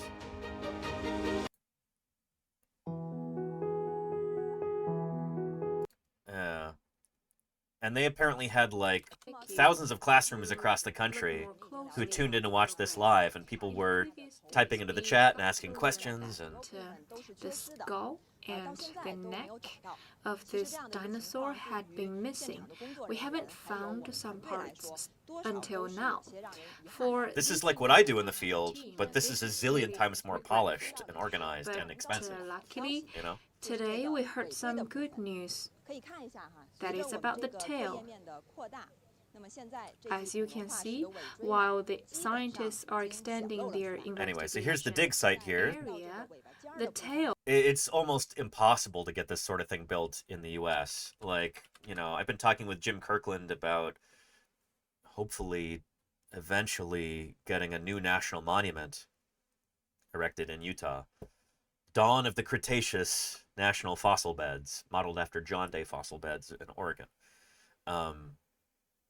Anyway, some of you are probably tired of hearing about this because I mentioned it a zillion times over the summer. But here they just build this sort of thing like it's no problem. They're like, oh, it needs to get done. Let's just do it. That sort of thing doesn't happen here in the U.S. You know, and they have the same approach to museums over there. We're like, check this out. And if, coincidentally, the landslide happens, the flow of the water might be towards the east. Look at this. This is like Dinosaur National Monument times 10 there in Lufeng province. Yunnan province? Lufeng region? I forget. I've never been to China. My Chinese geography is extremely spotty. The point is that they are just building museums left and right over there because they care about this sort of thing. It's a national priority, you know? The head away to the east. Look at that. So they're all look at this, you know? Towards the east. In the Jurassic period, generations of dinosaurs have been gathered under the Earth, all pointing at the east. Is there any specific reason for that? We're waiting for the answers. Yeah. The dinosaurs have actually... Anyway, I'll give you a link so you can watch this if you'd like to. But, you know, it's...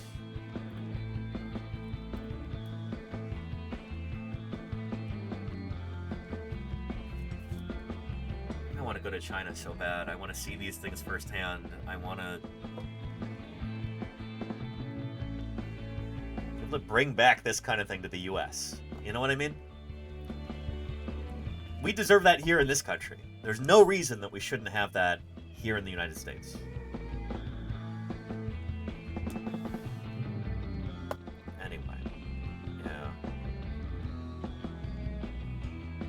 The lack of stucco. There you go, Arduino. Yeah, I mean, they built like entire tourist parks around this.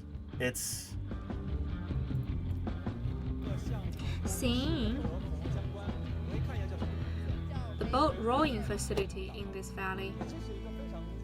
All of those facilities are related to dinosaurs. And this one facility is called Hunting the Dinosaur Island. It's very interesting. Days ago, I played this facility. a better world is possible, no? And Gablia maybe says, if you could go to a dig site in China, which one would you go to? Wherever I'm invited to. There's a bunch of different regions in China that are famous for different kinds of fossils. Here in the Lufang region, you've got dinosaurs like Lufangosaurus. This is from the early Jurassic period. It's an early sauropodomorph. Beautiful model from the NSO right there.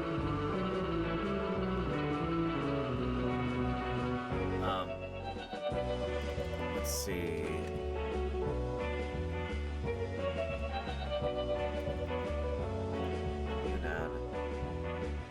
Yeah, they've got the treeless forest there, which does have trees, but also the stone forest. This is not far from where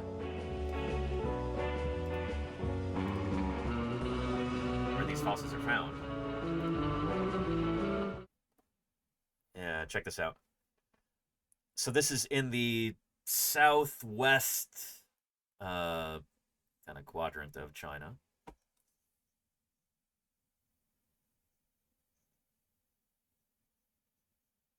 Long predate.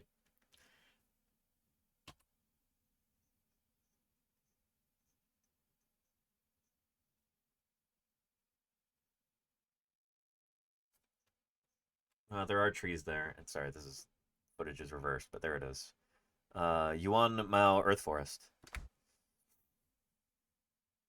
Beautiful, you know?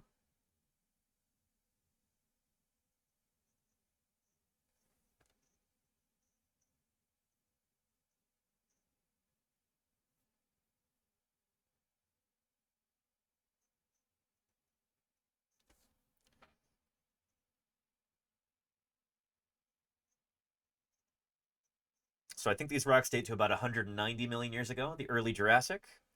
So anyway, that's just one part of China. You also have the Gobi Desert region in the north, which is home to late Jurassic and late Cretaceous dinosaurs. In the eastern part of the country, and what some people call Manchuria, you've got Liaoning province with these just scads of beautiful feathered dinosaurs, which have changed the way that we think about these creatures. From the central part of the country, you've got dinosaurs from maybe the middle to late Jurassic.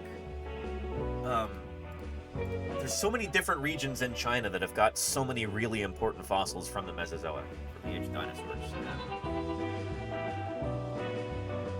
They're being real smart about supporting that science because they know that that is a way to get kids in that country interested in science, interested in learning. And we're doing the opposite here in this country, you know? Yeah.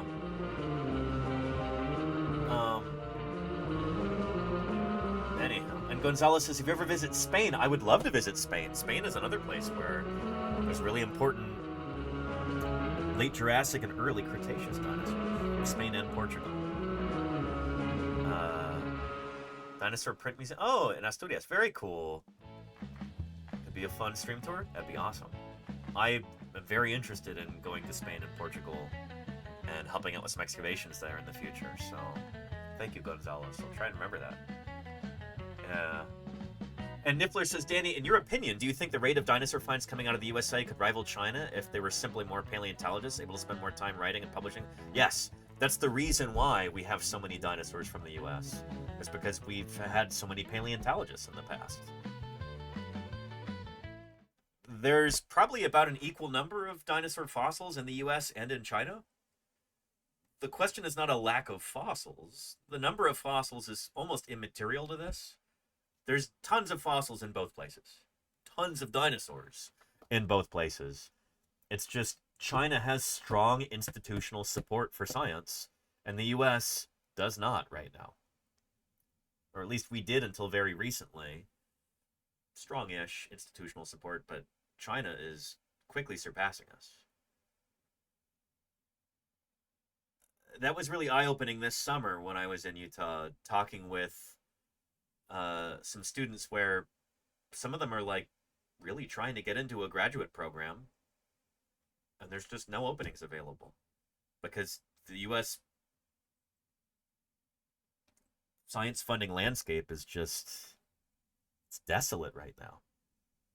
Like funding for science in the United States has dropped by, I've heard different figures, between about 25 and 40% just in the last couple of years. 25 and 40% of funding just slashed. And so the scientists of the future are not able to find a position, get a graduate degree, and then eventually get a job. This science is just being actively strangled by the Trump administration. It's a really dire situation. So yeah. And Niffler says publishing new dinosaurs is what's holding the USA back. I mean, you can't publish if you don't get paid. If you can't make a living doing science, then you're not going to be able to do science. It's not like they have a super streamlined process in other countries. It's just they have more institutional support, you know?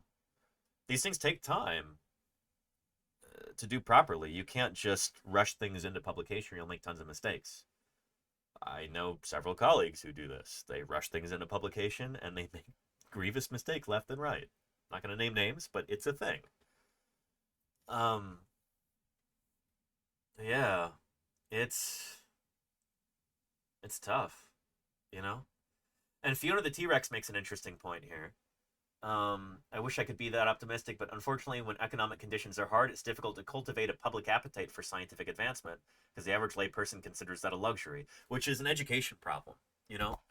The reason why the United States has been this economic powerhouse, you know, all throughout the latter part of the 20th century is because of huge investments in science. There's other things that go into it too, like unlike most other countries that were engaged in World War II, the U.S. wasn't destroyed. Like hardly any fighting actually took place on U.S. soil. The U.S. emerged from that largely unscathed, except for people who died or money that was spent. Like the U.S. got really lucky during World War II. That geographic isolation, you know, was a boon for us.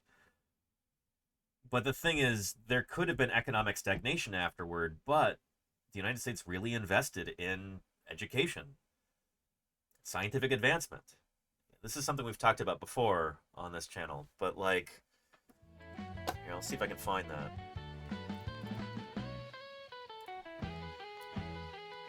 I gave a digital talk for SVP a few years back.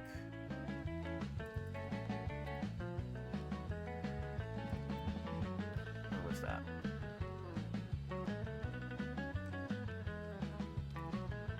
Is it in media spots? There we go.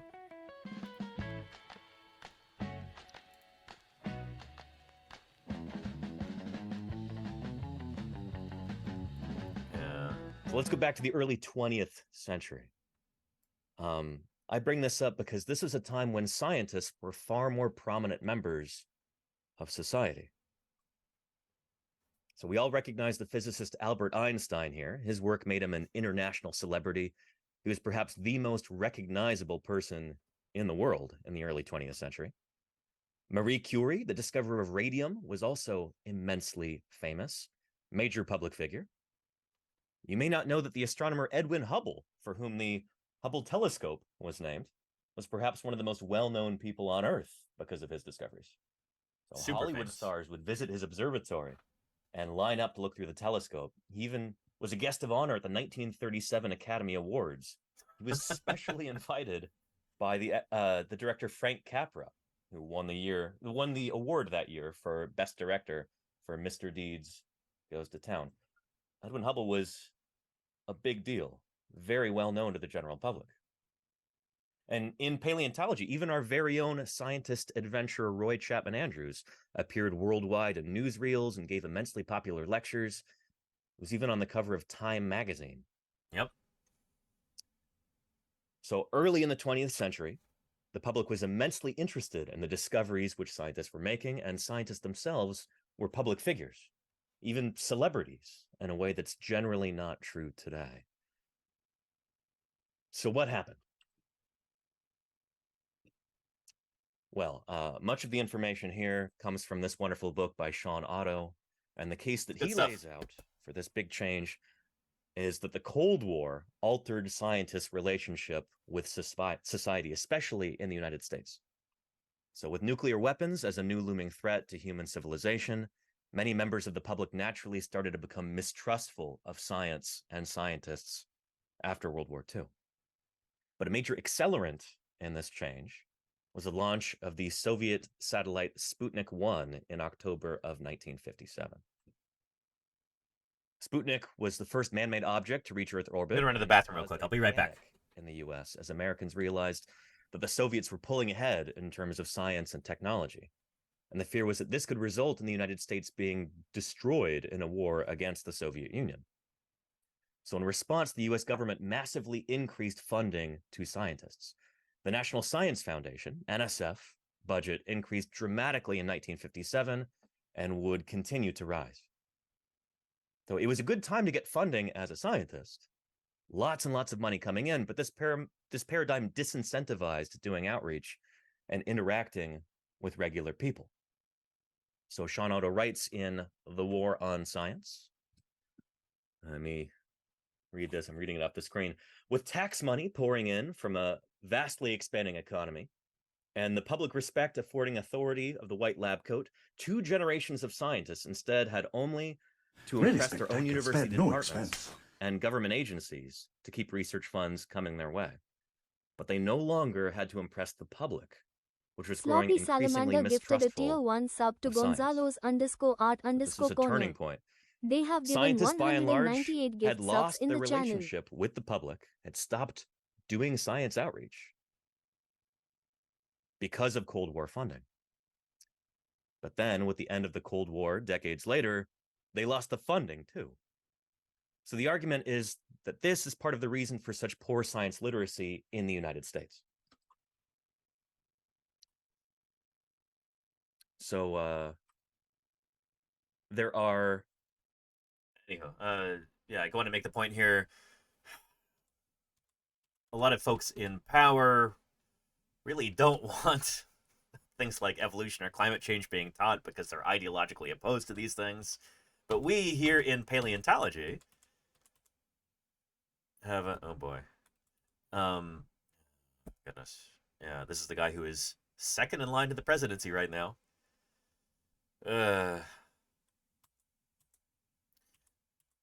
We here in the U.S. have a big advantage in the sense that, or excuse me, in paleontology, the general public loves dinosaurs. Advantage. Yeah, this is an article from The Guardian talking about a study that came out a few years ago, 2017, I believe it was. Interesting study. They looked at, well, the researchers behind this article looked at different book purchases online and people's political affiliations, and they tried to... So basically they were looking at Amazon sales data, being like, okay, where do you fall on the political spectrum, I guess, and then which books are you buying? And the one kind of book that, like, both people on the right and on the left purchased, the one common ground was paleontology, dinosaurs. To figure out people of different political persuasions, what kind of science are they interested in, and is there any overlap between, you know, both sides of the political aisle? And it turns out paleontology seems to be the one thing that both liberals and conservatives are interested in. Those are the books that both liberals and conservatives are purchasing. And so books on dinosaurs and paleontology in general were popular in both groups. As was veterinary medicine. So I guess that's not the only thing, but yeah. The more the science gets away from anything remotely politically relevant, the more likely it is to serve as a bridge. And I disagree with that because paleontology is very politically relevant. I mean, it's the study of the history of life on Earth. Like, there's a lot of political valence there, for sure. It doesn't necessarily have to be a partisan thing, but like when you're studying the history of life on our planet, there will be a lot of stuff there that has to do with the environment. It has to do with origins of different species. It has to do with biodiversity. And these are all things that are deeply, heavily affected by politics. That's my point. I think something can be highly political without being partisan necessarily. But anyway, to kind of recap here, the idea that Sean Lawrence Otto puts forward in this book, The War on Science, is that we used to have a ton of funding for science because of the Cold War. And that kind of trained a lot of scientists to not reach out to the general public, to kind of just hide themselves away in laboratories, to become a society of cloistered monks, not really talking to regular people. And so when the funding dried up, there was already this kind of latent distrust for science. You know, the military-industrial complex, you know, academia, stuff that, you know, folks should, in some ways, rightly be suspicious of. Scientists were seen as, like, the man, you know? This is the guy in the white coat trying to tell you what to do. Part of the ivory tower. And I think a lot of scientists are still too comfortable with that. But we're having to get creative nowadays. This could be a good thing in the long run, maybe. I'm trying to wring some kind of optimism out of this. If this gets scientists to interact with the public more, the fact that we don't have funding right now, and if we're able to interface with regular people and extol the virtues of science, tell people why it's important, why they should care about it, why science can help improve your life, that could be good, but we need things turned around quickly, you know? Because it's really dire right now. We talked about this briefly last week, alternative funding sources.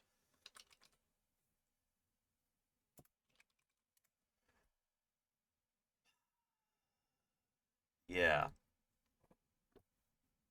Here. Case in point.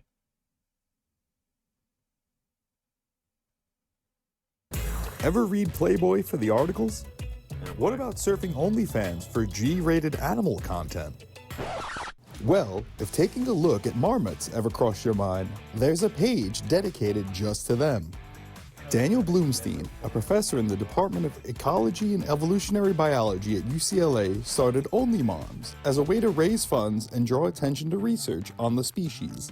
Scale-bellied marmots are a charismatic mesofauna, a large ground squirrel that live in mostly the Rockies and also the White Mountains of California. They also live up in parts of the Cascades. Big Lebowski they reference. Are a rodent that is seasonally active during the summer, hibernates about 8 months a year, and we've been studying them here for 65 years. So this has been an ongoing research project. It's yielded all kinds of really important results. It's kind of like, in some ways, the gold standard for this kind of work. And it's recently just been defunded. It's really hard to get money for this kind of thing nowadays, even though it's really important. So what do these researchers do? They have to try and get creative here. I've studied 8 of the 15 species of marmots around the world, asking questions really about the evolution of language and social behavior and predation risk assessment. As research funding has dried up, the professor and his staff found a unique way to get attention and make some money. We are not sexualizing this. We are having G-rated content of Celebrate the Marmots. OnlyFans is a platform for people who have something to share to get monetized for it. Actually, I've watched some surfing videos on it. Big wave surfers, you know, of like surfing incredible waves. It's like, okay, you know, you got something you want to share, share it. And if you want to give someone a tip, I mean, they are very good at monetizing, from what I've for heard. what they're doing, great. Some people make you subscribe. We're not doing subscriptions right now. We're just giving it away once you're in. Oh, They're not doing. How are they making money? System, and we're asking for tips, and people are being incredibly generous. The generosity is a good thing, because Dr. Bloomstein says it's grown increasingly difficult to fund scientific research. I don't even know what to apply for now. The money's being taken away, it's being shifted towards other things. Basic toward war is one of those things. $1 billion a day being spent in a stupid, pointless war that the U.S. is badly losing against Iran. research. So that's the challenge we face. And so this isn't really, this is a story about marmots, but this isn't a story about marmots. It's really a story about the sad state of scientific funding. Society should recognize there's value in that. And the people who've been donating to OnlyFans recognize there's value to that, which is really enlightening and really nice. You can check their free OnlyFans account at OnlyMarms and leave a donation. There you go. Yeah. And here's a link to this video from Inside Edition.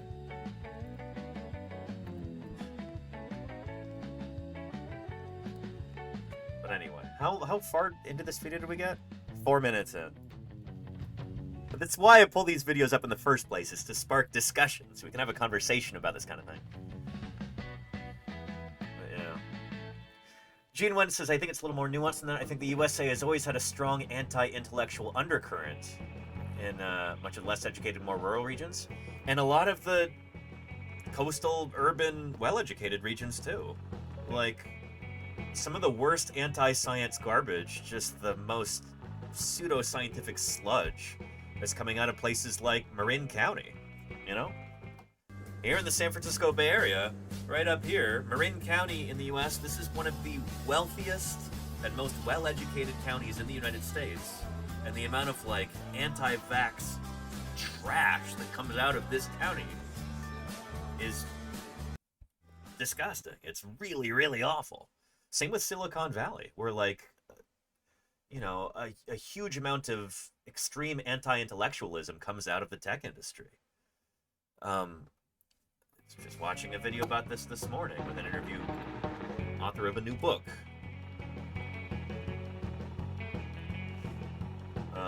Called The Nerd Reich.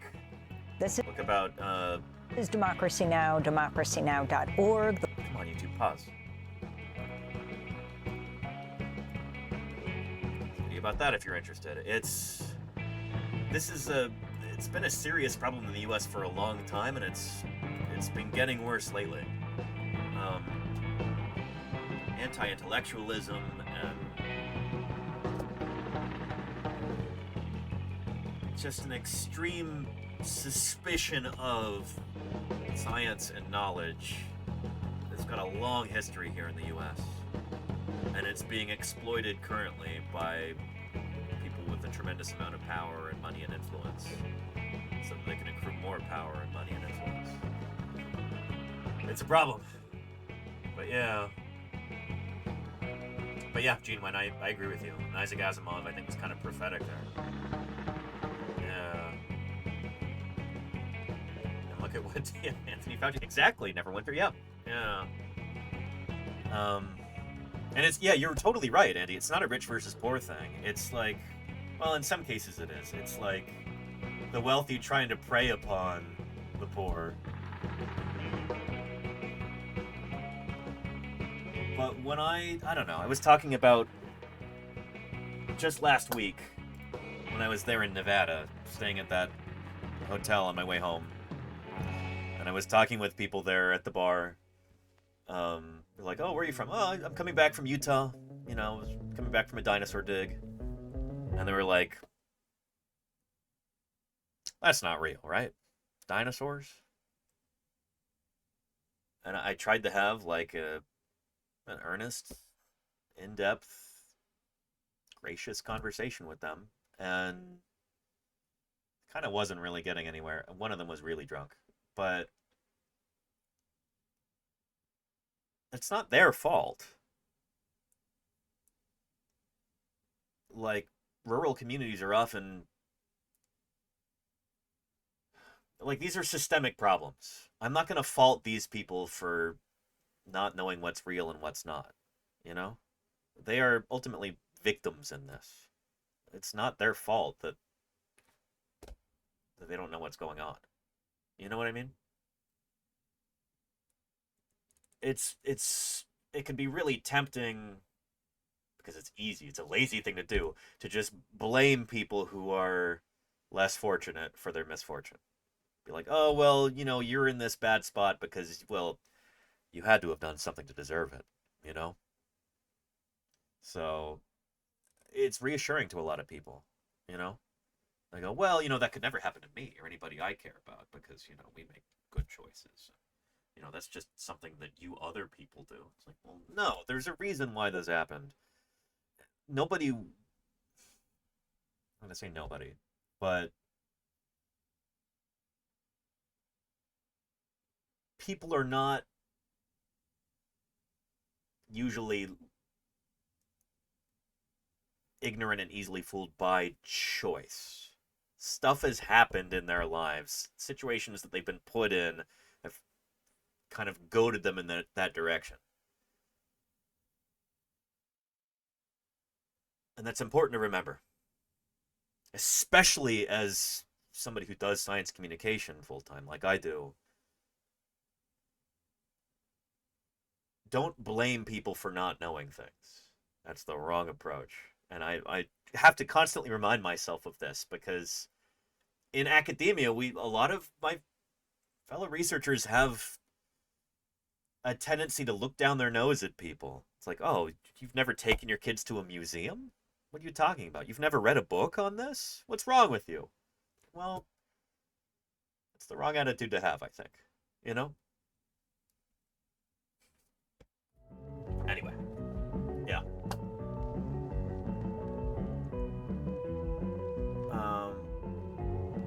And Fiona the T-Rex, I think, makes an excellent point. I think there's a vested interest, she says, in authoritarian societies to not invest in scientific education because you have to teach people rational thinking, and that makes them harder to take advantage of. Exactly. Yeah. If people are not learned, if they don't really know how to think critically, they're so easy to take advantage of. To get them to vote against their own interest, to get them to engage in behaviors that are harmful to themselves but make you rich. Yeah. It's a thing. It's definitely a thing. Welcome back, Smoky Rebels. Good to have you here. Yeah. Anyhow. Yeah.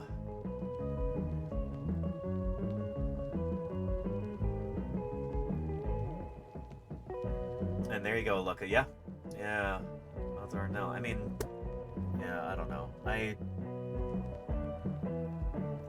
I think this is an issue with a lot of folks in academia where they forget how privileged they have been. I think it's really important. I don't know. I encountered this a lot at Berkeley. And I still do every once in a while. Like, Berkeley's a wonderful school with a lot of wonderful people. I love Berkeley. But a lot of the people that I encounter there, a lot of the grad students, be like, well, I always knew I wanted to go to Berkeley, and, when my grandmother was getting her second PhD back when she was at the Sorbonne, she told my mother about Berkeley, and then, and my grandfather, he talked about his grandparents had gone to Berkeley, and, it's like these are people who come from very educated backgrounds a lot of times. And in some ways that can put blinders on you, where you might find it more difficult to relate to just anybody else on the street. If you're in a bubble where everyone around you is really well educated and your great grandparents both had PhDs, like, I'm not saying that's a bad thing. Education is not a bad thing, but I think it's really important as an academic to remember that most people are not like that. I think it's really important not to silo yourself off into an ivory tower. And I think that it's really important for universities and other institutions to do outreach where they're talking to people in the general public and trying to get people interested, inspired, trying to get people to come into academia who don't have that kind of background, who don't have a family history there. They're not a legacy, It's not 5 generations of PhDs.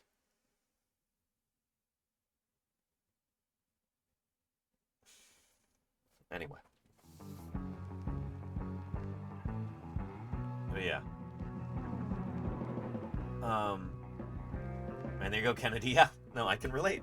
Yeah. Anyway, let's get back to the dinosaur movies video, because I don't know, we went way far afield there. We were like 6 tangents deep. But gracefully segueing here, the vast majority of people in the general public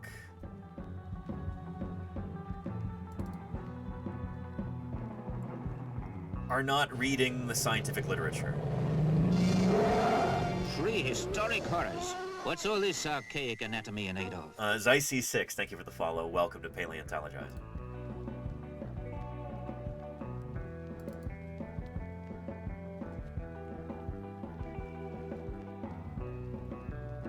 You know, the vast, vast majority of people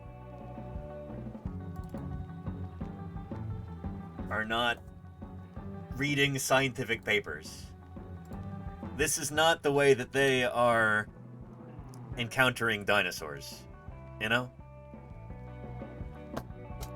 For 99.9999% of the global population, the way that they're encountering dinosaurs is through this and through movies. And it's important to remember that, you know? Dinosaurs. These are the most interesting creatures to ever exist. They have the majesty of elephants combined with the danger of sharks. They're covered in big spikes and horns, they have big pointy teeth, and most importantly, they're just really fucking big. All right, language. I'm sorry, Chad. Goodness. Growing up, almost every kid experiences what is called a dinosaur phase. Now, don't quote me on this because it's probably wrong, but I believe it was Swiss psychologist Jean Piaget who broke the psyche of the average child into 4 distinct quadrants of interest. Up here there is modes of transportation, as in trucks or trains, then outer space, then unicorns, and over here, you guessed it, dinosaurs.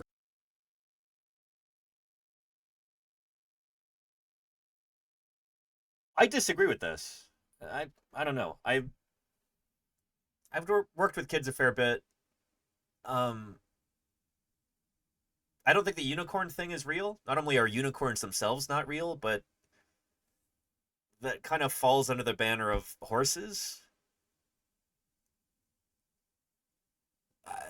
I don't know. I don't think that's a real thing. Would you lump horse kids into unicorns, or... I don't know. I've always been thoroughly unimpressed with the whole unicorns idea. Like, it's just a horse with a narwhal horn on its head. Horses are real, and they're really cool. Like, I don't know. I see unicorns as just kind of like, you know, a horse with a higher trim level.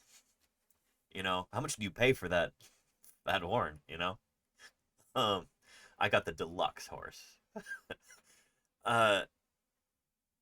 It's a magical horse. It's usually a lot of things magic that is appealing, says Trailer Dragon. I mean, to a certain extent, yeah. I mean, this feels contrived, you know, breaking this up into 4 quadrants, because where would sharks fall into this? A lot of kids are really interested in sharks because they're cool and they're interesting and they're real.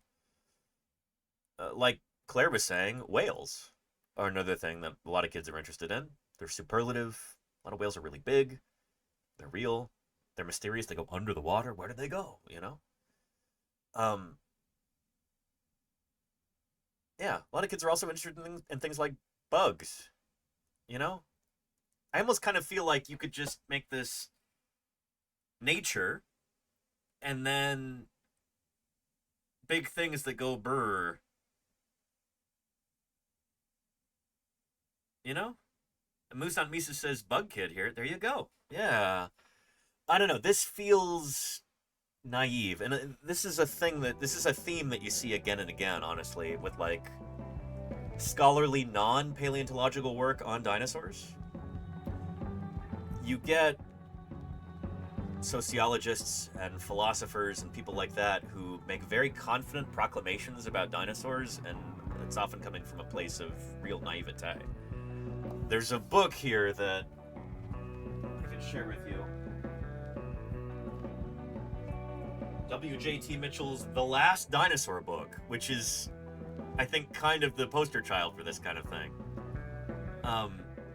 There's some interesting ideas in here, but a lot of it is just kind of postmodernist gobbledygook. And I'd be really curious to know, like, other social scientists, historians, philosophers, what they would think about this, because it feels very confident without much to back it up in here.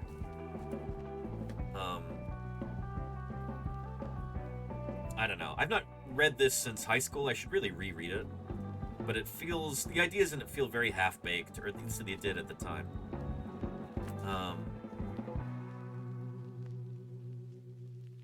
Yeah, I don't know. And Mr. Spone says, if it helps, this is not what Piaget's cognitive development stages were, lol. Oh shoot, did I pause too soon? Danny Anduza. Okay. Here. Transportation, as in trucks or trains. Hang on. Interest. Up the psyche of the average child into 4 distinct quadrants of interest. Up here there is modes of transportation, as in trucks or trains. Then outer space. Then which, I mean, it feels like there's so much overlap here. Horses can be a form of transportation, and so can spaceships. Again, this doesn't... unicorns, and over here, you guessed it, dinosaurs. Suffice to say, there is just something about these big, roaring, stomping and chomping lizards of yore. They're not lizards. Stop saying that. They're not lizards. That speaks to the inner child in all of us. Because we can't forget the most important thing about dinosaurs. That they all died out millions of years ago.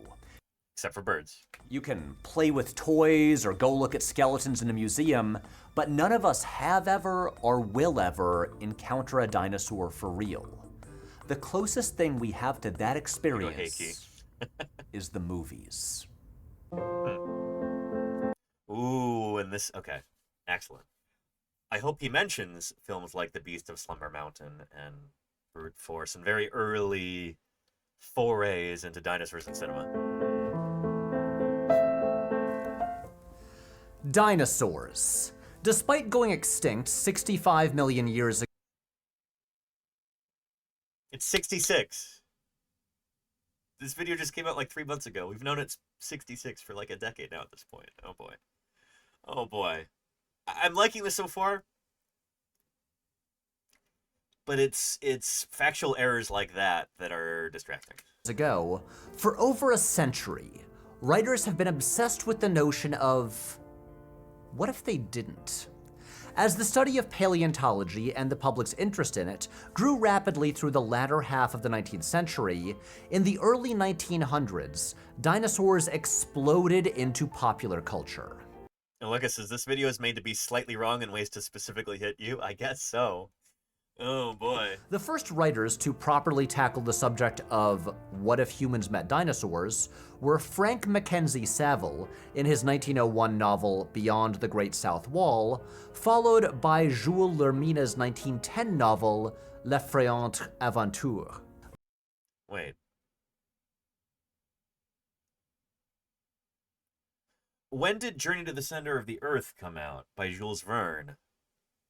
That was prior to these, I believe, and while they might not explicitly mention dinosaurs in particular, they do mention ichthyosaurs, plesiosaurs, pelycosaurs like Dimetrodon, I think. But the book that really popularized dinosaur fiction as we know it was Arthur Conan Doyle's The Lost World. Was the 1912 adventure novel The Lost World by Sir Arthur Conan Doyle. So, if you ever wondered where the Jurassic Park sequel got its name, there you go. Doyle's book, about an expedition that discovers an island where dinosaurs... Not an island, it's a plateau on mainland South America. Plateau, not an island. well, actually, it's not an island because it's on dry land. It's a plateau, like a mesa, you know. Still exist, was a major success, and in 1925 it was adapted into a feature-length film. Yep. The film featured, at the time, pioneering special effects by Willis O'Brien, who would go on to animate more dinosaurs in 1933's King Kong. And Willis O'Brien, by the way, born right here, or was he born or did he just live here? Oakland, California. We did a special stream all about Obi. When was that? Last spring, I think?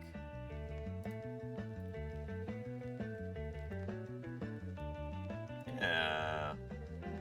On his 140th birthday. Testing the fences for weaknesses, so to speak.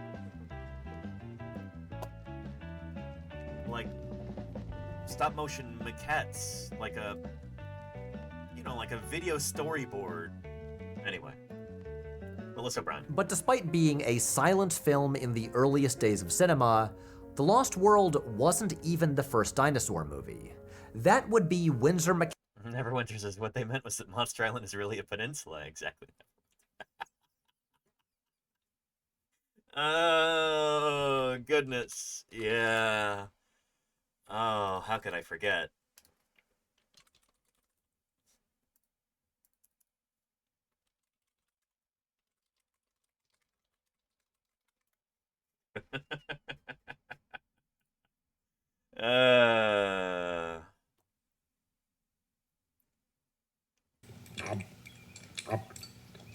Lisa, if the Bible has taught us nothing else, and it hasn't, it's that girls should stick to girl sports, such as hot oil wrestling, boxing, and such.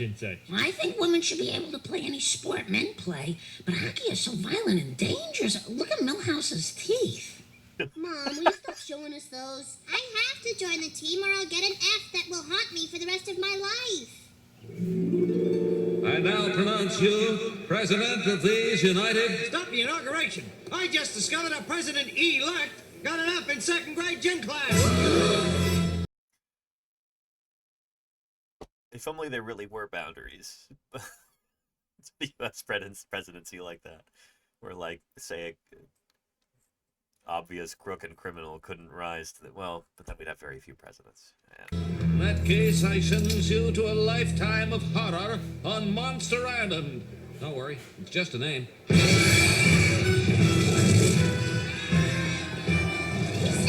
it was just a name. What he meant is that Monster Island is actually a peninsula. Do you have my teeth? No. Anyway, it's a plateau, not an island. And Arthur Conan Doyle's The Lost World. Hayes' 1914 animated film, Gertie the Dinosaur. A 12-minute film in which Gertie, a lovable brontosaurus, performs some tricks. And also, notably, this is one of the rare movies where dinosaurs aren't just presented as monsters trying to eat people. After King Kong, there was a lull for several decades in dinosaur cinema. And in their place, we got plenty of giant monster movies like The Beast from 20,000 Fathoms, or... And Luckless Jacks. Honestly, I don't know anything about that. Honestly, I'm not a historian or anything. But I think when we're talking about accuracy in films about dinosaurs, I am 100% willing to let that go when it comes to something like Godzilla, because that's kind of not the point. But when it's a film like Jurassic Park, and part of the marketing was that the dinosaurs are supposed to be really authentic, that's when it becomes kind of a thing. And Jurassic Park was really kind of great when it came to depictions of dinosaurs in cinema. Vox did a video about this a while ago that I think sets things up nicely. Here. It's entitled Jurassic Park was ahead of its time, Jurassic World When was not. Jurassic Park first came out in 1993, it was a pretty groundbreaking depiction of dinosaurs. Yep. Steven Spielberg certainly took plenty of artistic liberties. Yeah, so Dilophosaurus was a lot bigger, didn't have a neck frill like this, didn't spit venom. We have no evidence for any of that. But overall, the movie was so much better than what had come before in terms of recreating what scientists knew about how dinosaurs looked and how they moved. Yep. So, yeah, Ken Carpenter says, by and large, they did a darn good job. And he's right. So this is the thing, is that this Jurassic Park helped to change the way that the general public looked at dinosaurs. You know, even the concept that birds evolved from dinosaurs was largely unknown to the general public at the time. The character Alan Grant was actually a bit ahead of his time. Look at the half-moon-shaped bones on the wrist. There's no way these guys learn how to fly. No, seriously. Back then, the claim that birds evolved from dinosaurs was still controversial. Now it's widely accepted. Kind of universally accepted now. But in the late 1990s, the science started speeding ahead, and the movies just didn't keep up. Even the latest installment, Jurassic World, shot in ultra-high-definition 3D, it features dinosaurs that are out of date. They're not just out of date, they're actively, like, worse than they were in 1993. Like, these look less like an accurate Velociraptor than the 1993 ones did. They took a step backwards, which is kind of nuts. So, anyway, yeah. Why would they do that? Laziness. I think part of it, too, is that they were cutting corners. I don't think they had, like, a paleontologist on staff to call them out.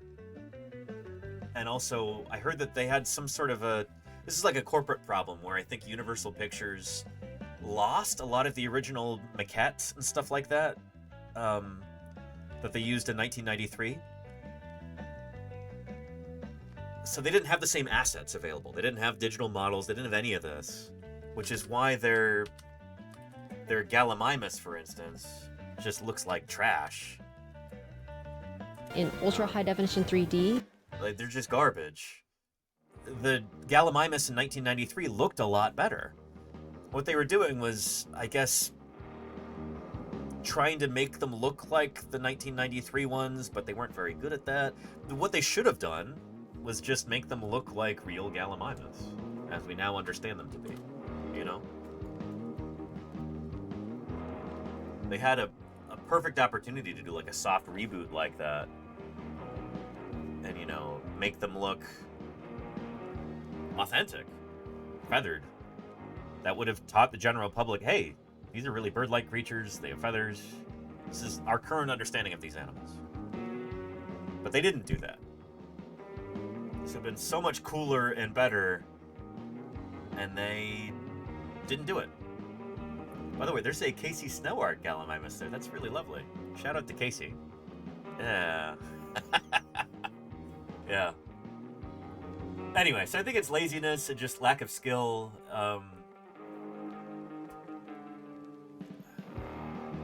I'm still finding out details about exactly why they mangled things so badly in the Jurassic World series. But yeah, it's like they somehow lost those assets. They just didn't have the digital files anymore. So they had to start from scratch, and they did it badly. You know? Anyhow. 33 late. Hey, thank you for the kind words. I appreciate that. Good to have you here. Holy cow. Appreciate you. Yeah. And I look at, yeah, a lot of the, I've talked about this before many times, but the Jurassic World Evolution games, anytime that they feature a dinosaur that's not in any of the movies or other video games or whatever, they generally do a really good job with it. Because they'll consult paleontologists to look at the scientific literature. They'll sometimes, like, I think, get the advice of paleo artists.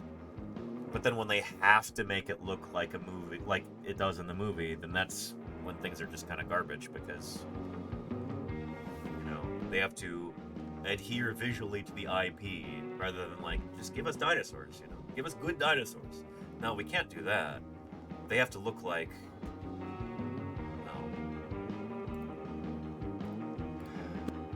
here.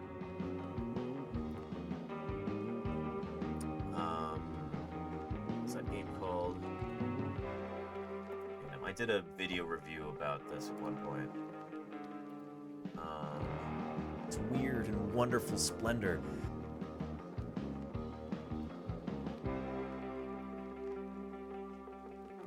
Yeah. Uneven. Some are beautiful. There we go. That should have done better. To me, the biggest difference between the two games is in the animals themselves. The quality of Jurassic World Evolution's creatures is uneven. Some are beautifully rendered and pretty true to life. Some of them are of dubious quality. Ugh.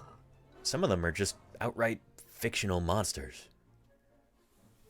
The problem lies with the source material, the IP.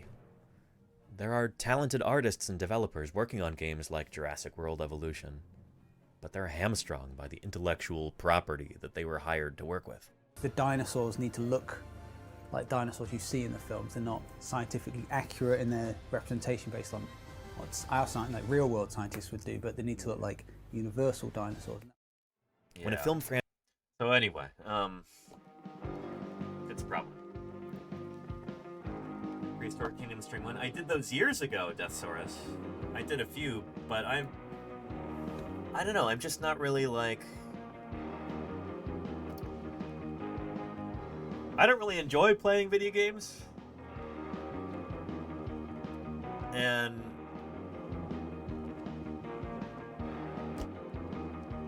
I don't know. It's not something I enjoy streaming either. So yeah.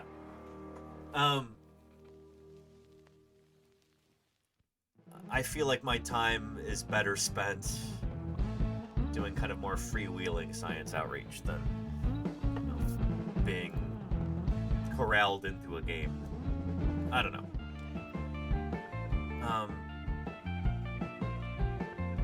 Yeah. And Gonzalez, yeah, I know about the Isle and Ark and other games like that, and I just don't really have any interest. It would feel... Here, I'll put it this way.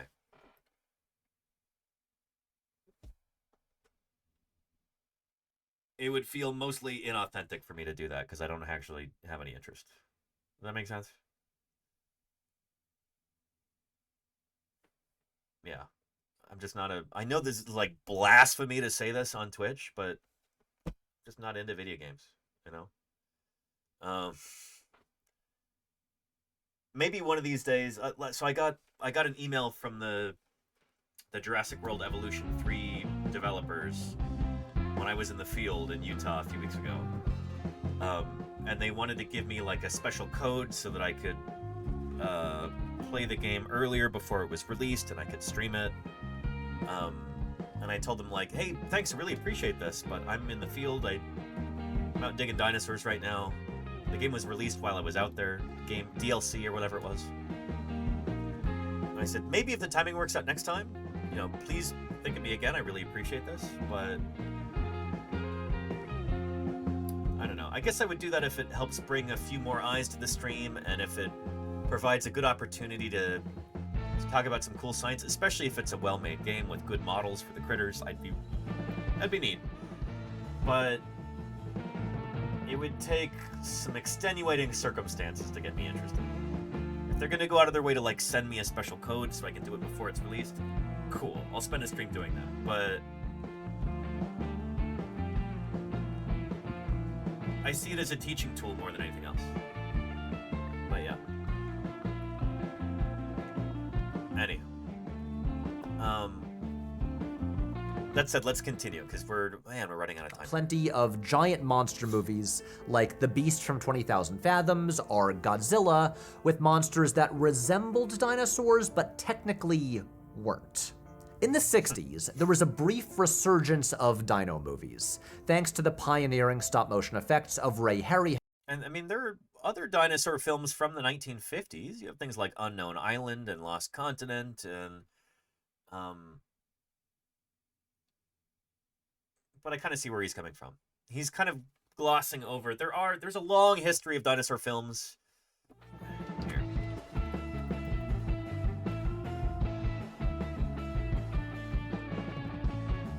List of films featuring dinosaurs. I wish we could sort by year. This is alphabetical order. But, anyway, there's a good number from the 50s.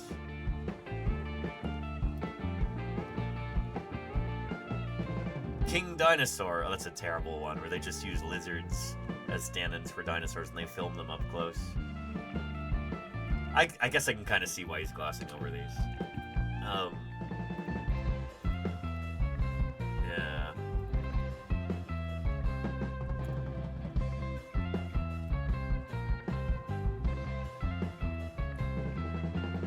From Mystery Science Theater 3000, they did a send-up of...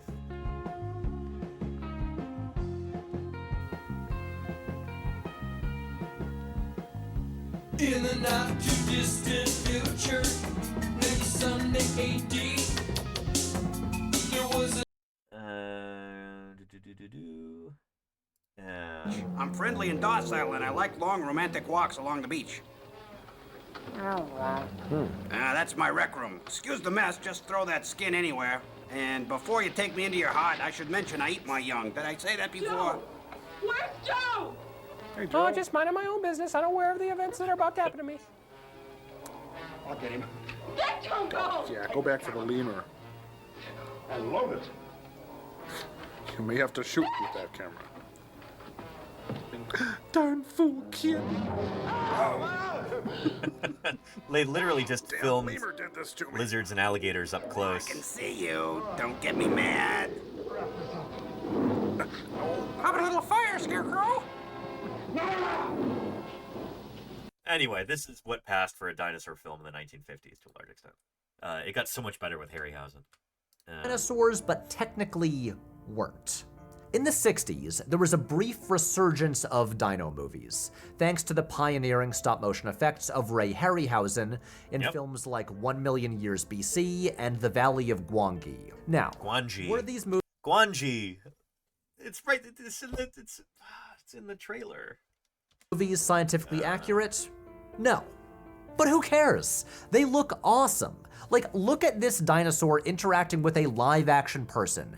That still is hella impressive 60 years later. Around this time, in the late 60s, a major breakthrough occurred in paleontology known as the dinosaur renaissance that completely changed how we view dinosaurs. Before this, scientists thought of them as slow-moving, cold-blooded reptiles that walked with a vertical spine in a kangaroo pose. But the dinosaur renaissance is when our understanding changed, and ever since, we've seen them as fast, agile, warm-blooded creatures that are more related to birds. But these discoveries... Well, birds literally are a kind of dinosaur, but yeah, this is like I was talking about earlier with John Ostrom and Deinonychus, you know? This was part of my SVP presentation in 2024. With this like feedback loop over here.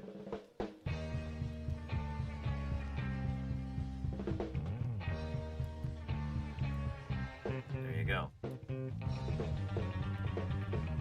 would not be represented in cinema for over 2 decades, and so for a time, dino movies went dark once again. Wait, what? No, there were dinosaur movies in the 70s and 80s. What's he talking about? Things like The Last Dinosaur or Baby, Secret of the Lost Legend. Yeah. Flash forward to 1993, when a director named Steve, reeling from the mixed reception to his deeply weird midlife crisis movie aimed at children, decided to win everyone back by making the best shit of all time. All right, language, goodness. Petrodactylus says maybe he meant like big hits. Well, I mean, The Valley of Gwangi was famously a flop. Like nobody went to see it. I don't know. I kind of feel like I think part of this is that this guy doesn't really have an in-depth understanding of the history of dinosaurs in cinema. And that's not what he's trying to do either. But when he kind of says, oh, you know, dinosaur films just kind of went dark for 20 years, it's like, that's not the case. Anyway, yeah. Jurassic Park was and still is a phenomenon. At the time, it was the highest grossing movie in history. It showed up making the seemingly impossible promise to deliver totally believable dinosaurs on screen for the first time ever. Kennedy, yeah. Land That Time Forgot, yeah. And then it did it. It did it. Doug McClure. The crazy sons of bitches, they did it. The inner child. All right. Goodness. I'm gonna give you a link. I'm just really bending my PG language rule here, so all right, that's the last straw there. But yeah, Jurassic Park is a truly special film. Like, it was, there's a reason why it was the highest grossing film of all time when it came out. It was a huge cultural phenomenon. And again, I think people forget what a huge cultural impact it had. I think people forget how much people don't realize, they take for granted how much it changed the landscape.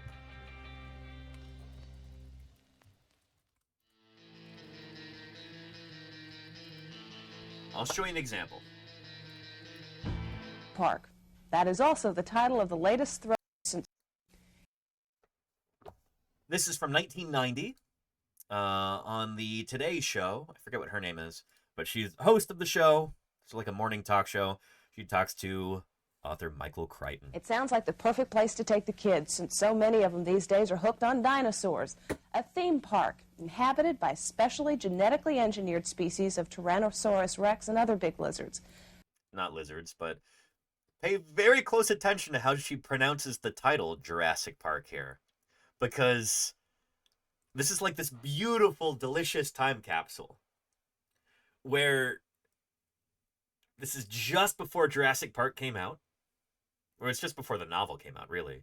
But the novel and the movie were actually being made at the same time. So before the novel even came out, Steven Spielberg was already working on producing a film.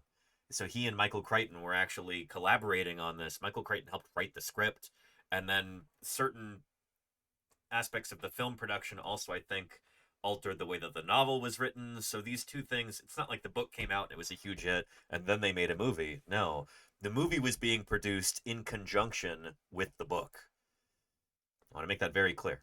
So 1990, beautiful time capsule here. Just play it. The park is called Jurassic Park. I'm sorry. What? Of Tyrannosaurus rex and other big lizards. The park is called Jurassic Park.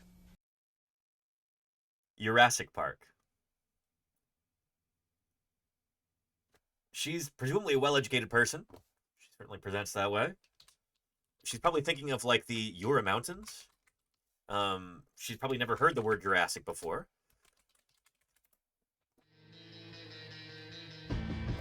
It's pronounced Jura Mountains, right?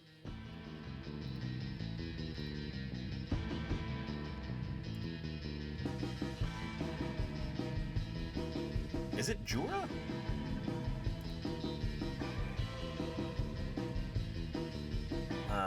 We use or yeah, exactly, hibiscus, yeah.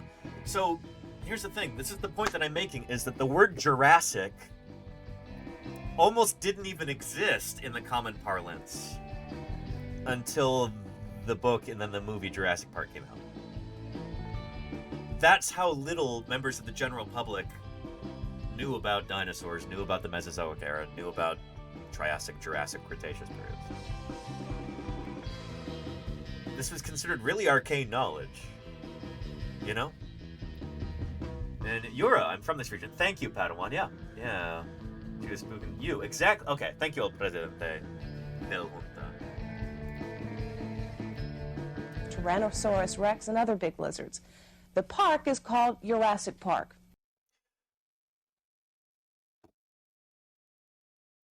Again,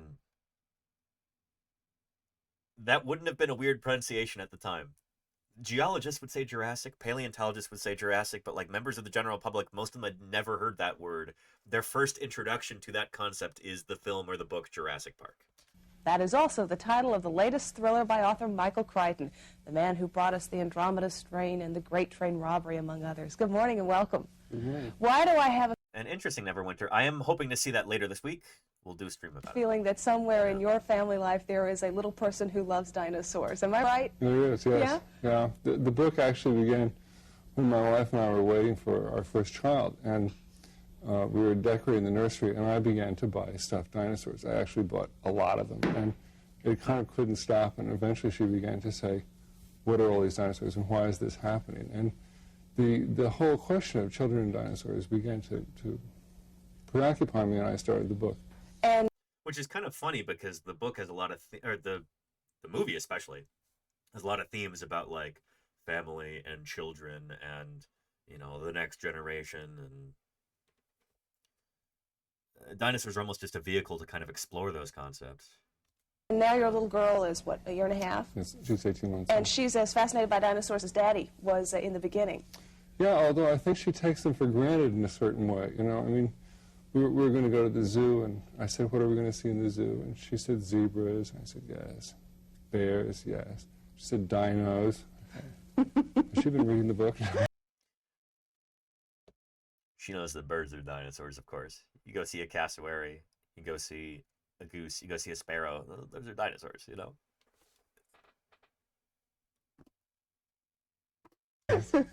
Well, if she had been reading the book and she went to this particular theme park, that is what she'd see. This is sort of the classic story of man's experiment gone in a direction man never ever wanted it to go. I don't want to spill the beans, so why don't you tell me the general plot?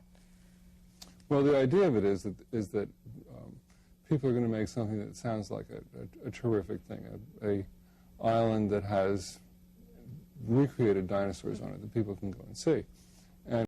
And Hibiscus says, Crichton, before you turn into a global warming denialist. I mean, there's always been strong undercurrents of, like, anti-science in Crichton's writing. But yeah, something definitely seems to have happened to him before he died, where he did just go completely anti-science at the end of his life. But yeah, Wolvulus, it's pretty sad. And it certainly sounds, you know, at first blush like something I would like, and I think most people respond very favorably to it. And so part of why I was interested in the book was to take an idea that seemed like a good idea and show why it might not be a good idea. The book works. I mean, and he kind of does this with science in general. Like, I don't know. I've always had an issue with Crichton's novels that touch on... I've never actually read any of his novels that don't really touch on science. I've never read The Great Train Robbery or anything like that. I'm sure it's good. But there's always a kind of naivete in Crichton's writing when it comes to science and, like, philosophy of science. Yeah. Plane Shifter Inn says, I wonder what research Michael Crichton did to write Jurassic Park. We will be talking about that extensively in an upcoming stream.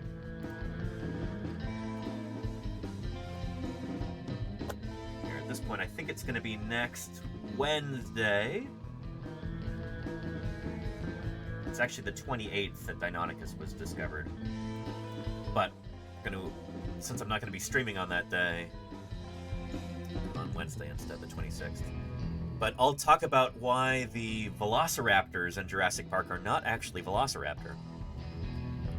And how this book over here, Predatory Dinosaurs of the World, that Michael Crichton was referencing when he was writing Jurassic Park, the novel, this is why the Deinonychus in Jurassic Park get called velociraptor. Because of this book in particular that he was reading as he was writing that novel.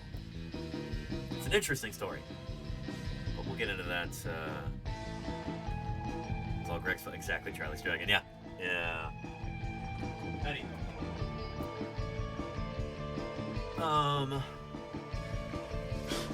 Now I can see that my Axeman, 50,000 a year has been well spent. Tier 3 sub right there, Axeman. Thank you for your ongoing support. There's a lot to do. Thank you, Axeman. And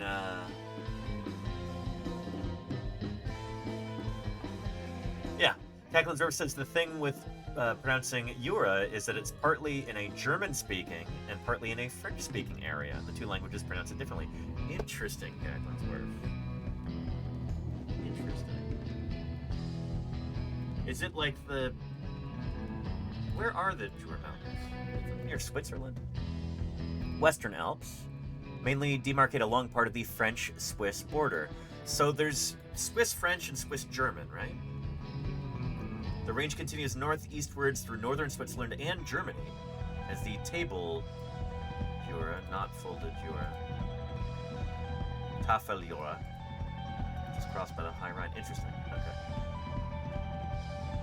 Anyway, this is where the word Jurassic actually comes from. There's a sequence of rocks there that were kind of like the first Jurassic strata to be extensively studied by geologists. Or at least that's where the name Jurassic comes from. It's like that was the first rocks that were recognized as being Jurassic in age. But yeah. Jura. Interesting, Mobulus. Okay. It's Jura and first one. Okay. Huh. Yeah. The main language in Switzerland is German, though. That's what I thought. Thank you. Yeah. But yeah, and Andy got it. Yeah, Gregory S. Paul there. Yep. So we'll be talking about that. We'll do a whole stream about Deinonychus and how that dinosaur really changed things. And oh boy, we've run out of time, but shoot. We'll have to do this another time, I guess. And the brow horns are done. Shoot. We really let time get away from us here. I let time get away from me.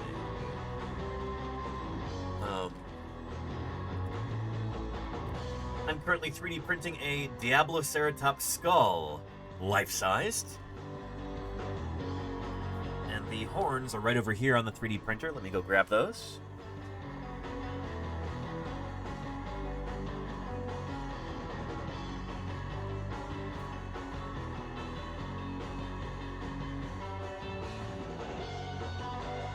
There we go. These are the brow horns. Pretty short. I don't think this animal was full died. I doubt it. But anyway, this is something that I've been assembling over the past week. I started this just about as soon as I got back from the field. And let me show you what I've got so far.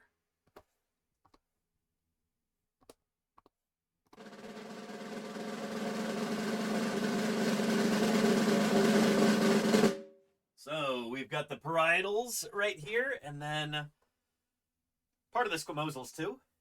This is our frill of Diabloceratops, printed life-size. We will have the whole skull done before too long.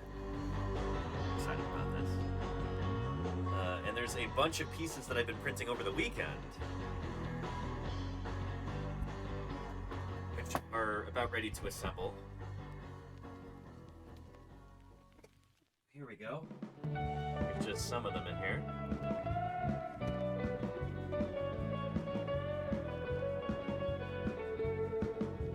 There we go. Let's do at least a few today before we wrap up.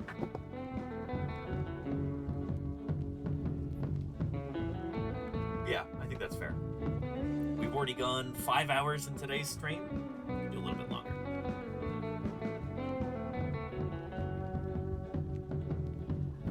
Let's put these pieces on here, the squamosal parts. So Diabloceratops is a really cool horned dinosaur from the early part of the late Cretaceous in Utah. Diabloceratops was actually discovered by friend of the channel, Don DeBlue, Uncle Don as we call him around here, the assistant state paleontologist for the state of Utah. Was just out doing fieldwork with him in Utah over a week ago now. So yeah, we've got some pieces of the squamosals. Let's put those on right here. And then we'll call it a day. Set up for viewing. There we go. Looks good. There you go. And yeah.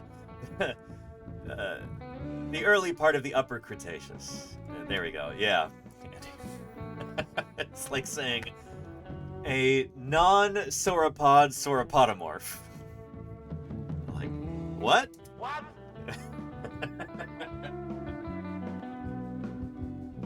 We love saying stuff like that. We really do. Yeah. Makes sense to us.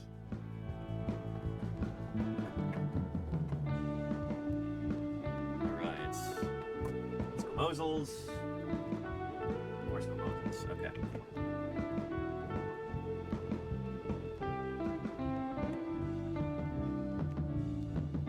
Let's remove some of those supports from in there real quick. Let's see, those are done. Snip a few of these pieces off so it occludes properly.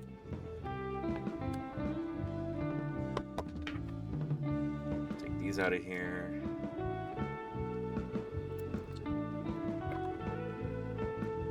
Then we'll do a quick test fitting. There we go, that goes on there like that.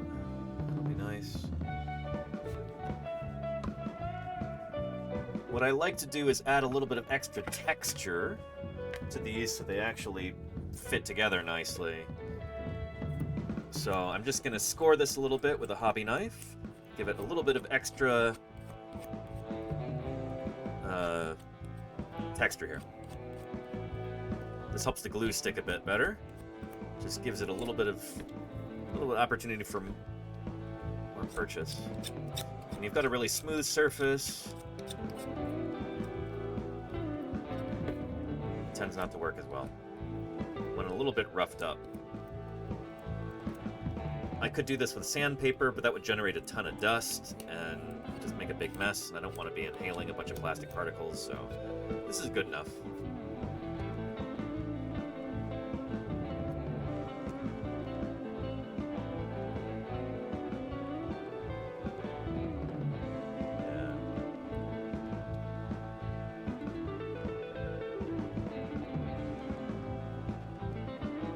I've said this before, but I'm really excited about having this particular specimen printed here in the office.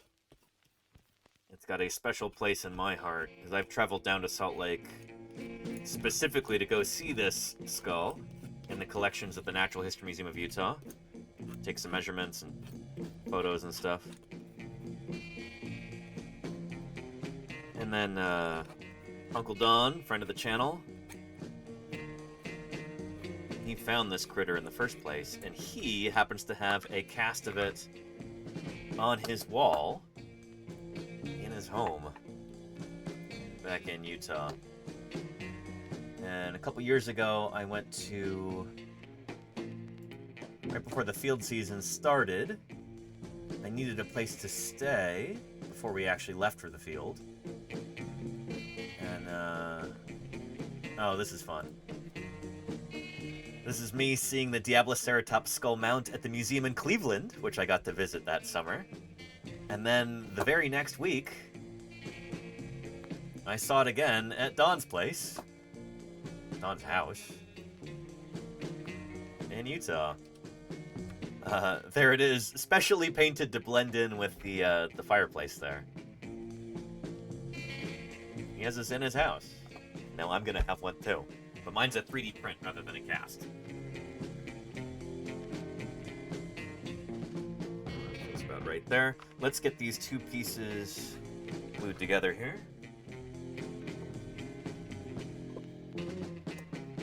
It's my signature cocktail of Gorilla Glue and cyanoacrylate blended together. Gorilla Glue for gap filling and a little bit of flexibility. And then the cyanoacrylate to act as an accelerant and make sure things are not too flexible. Right. Happy with that test fitting. Let's do super glue.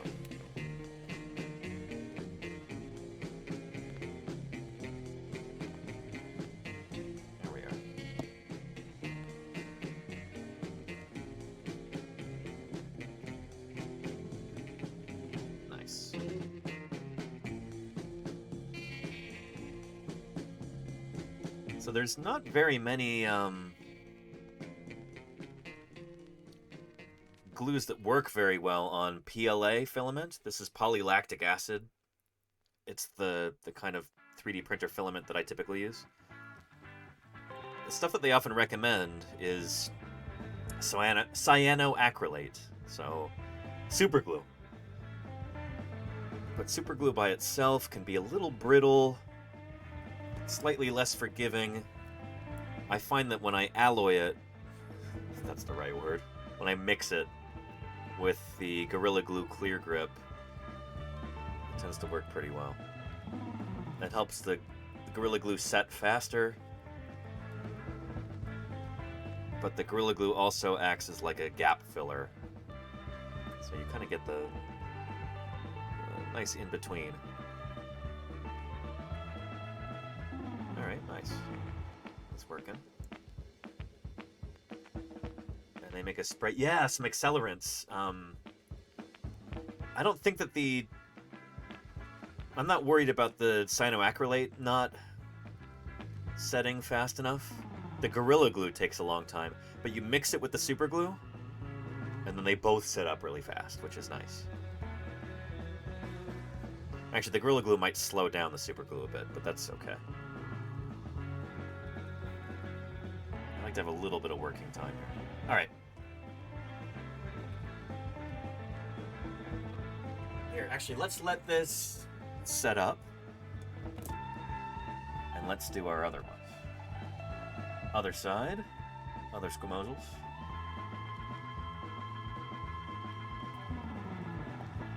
There we go, just like that. Nice. Oop. Sorry. Sorry, piece. I'm gonna set this to the side for now.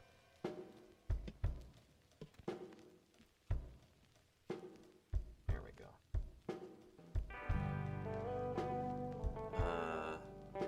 Didn't know about the glue mixing. I kind of discovered it on my own, Andy. I didn't read about that anywhere online. I was surprised how well it worked. These are just some of the questions that people ask about dinosaurs. Lilypad, thank you for the follow. Welcome to Paleontologizing. It's good to have you here. Here, before I forget, let me change our stream category back to science and technology. So when we raid out,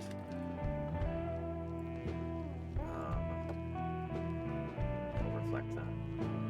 Okay, cool.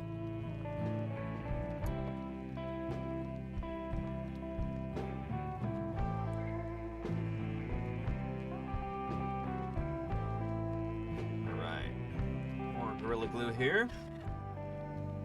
Oh, and shoot. Here, let me get rid of that real quick, but I forgot to scuff up this part. Let's texture it a little bit. Just real quick.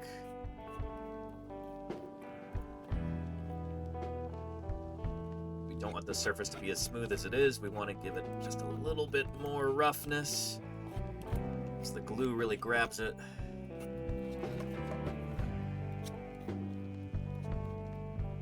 I don't really recommend being so cavalier with a hobby knife like this. I'm only doing this because I forgot to do it more carefully and slowly off stream. So kids, don't try this at home. Be more careful than I'm being. That side is a little scuffed up too. Okay.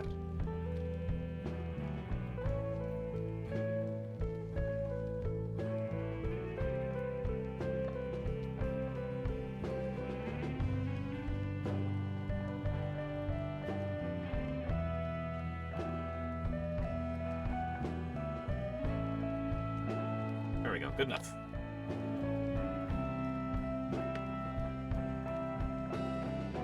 Alright.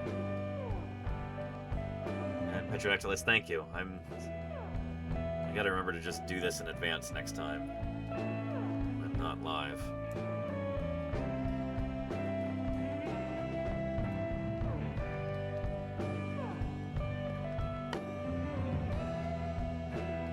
There we go.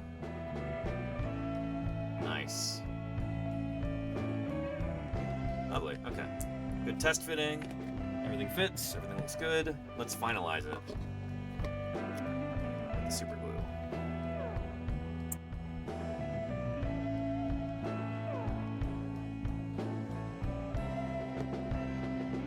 Sometimes I like to just blow a little bit of hot air on it. The condensation in my breath will actually help things set up a little bit faster. That's why superglue will set more quickly when you're in a humid environment than it will when you're in a really dry environment. That humidity helps it cure a little bit faster than it would have otherwise. For excess here.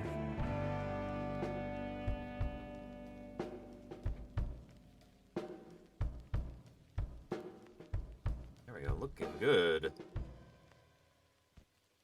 Nice. Alright. I'm gonna set this to the side. And let's put the other one that's been sitting there curing.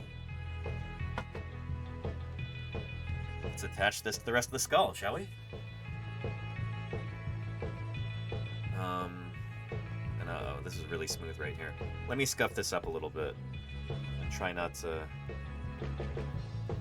I'm gonna be gentle with this.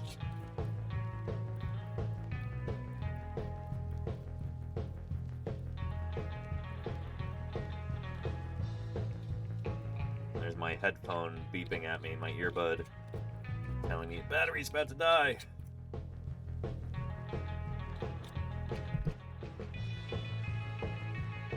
That's good enough.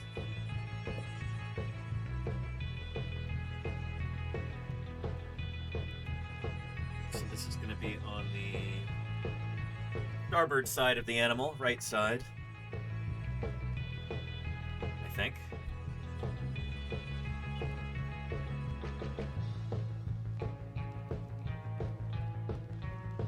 Just like that. There we go. Nice. Okay. Yeah, lovely. I'm gonna put just a little bit of super glue, or a little bit of Gorilla Glue into these holes real quick. But I'm gonna go kind of heavier with the super glue just because I want this to set up quickly.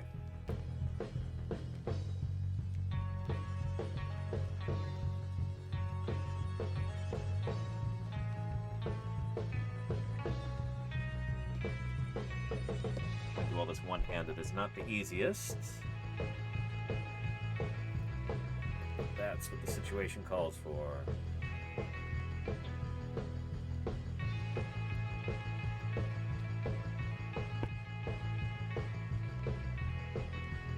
There we go. Moment of truth. Nice. Beautiful fit right there. Lovely. So I just gotta hold it there for a couple minutes while it starts to set. Maybe. No, I can't really put it on the desk because it's at a weird angle and it wants to split apart. I gotta just hold it like this. So we're waiting.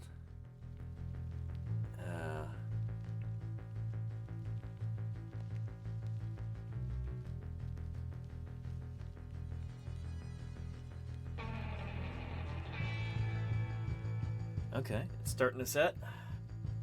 Lovely. Ooh, very nice. Excellent. You know, I was telling Lordy about this. This is like the smallest, like, truly impressive ceratopsid dinosaur skull that I could print. So a lot of ceratopsids are truly enormous animals. Like, there's Triceratops and Pentaceratops skulls that are like over 7 feet long, well over 2 meters. This is not that big, but it's still really charismatic. It's still impressive. Diabloceratops is just a lovely animal like that.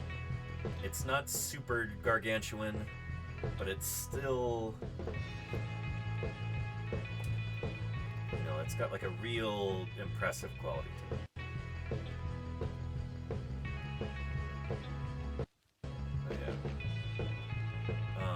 Oh, and Deathsaurus, Diabloceratops is actually a Centrosaurine, not a Chasmosaurine. It's super early on in the evolution of those groups. But, yeah, even though it's got brow horns, it is a Centrosaurine. Yeah, yeah.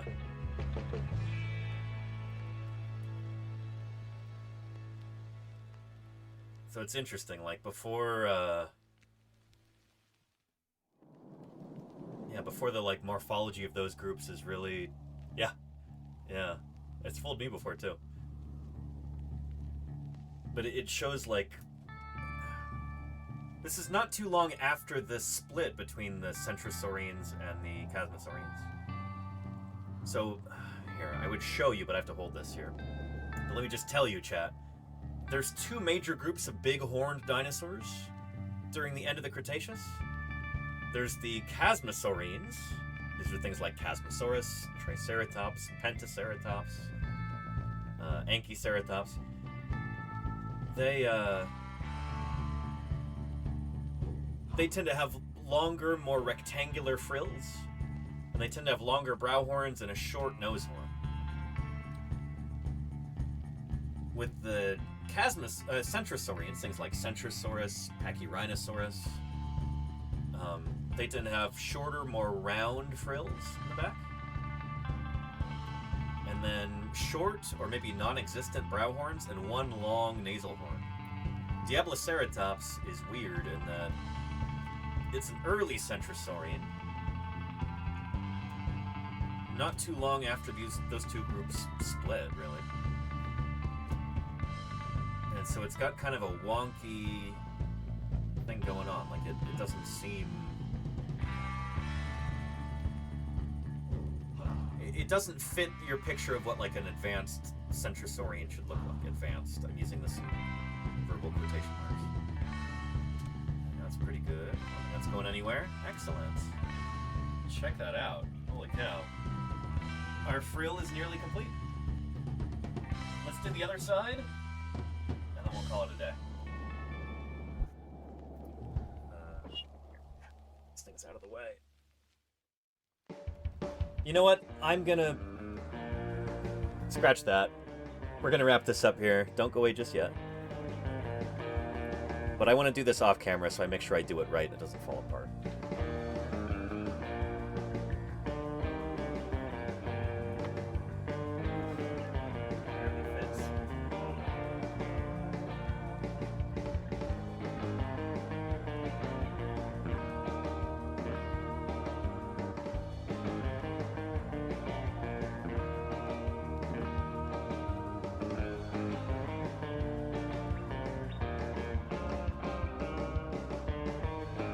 There we go.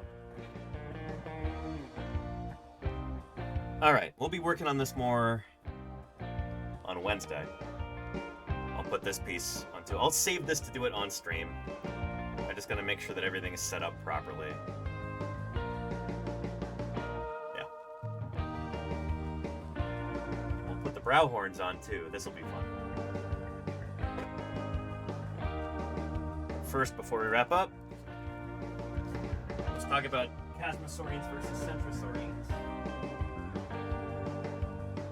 One of these days, I really want to bring on Denver Fowler to talk ceratopsid phylogeny.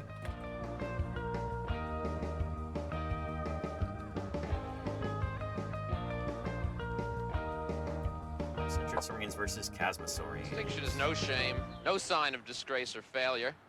In fact, in a world full of changing environments and occasional catastrophe, all species eventually become extinct. Freaky Feline, thank you for the 7 months of support. Really appreciate that. Thanks for keeping me here on the air. Yeah, Chasmosaurinae versus Centrosaurinae.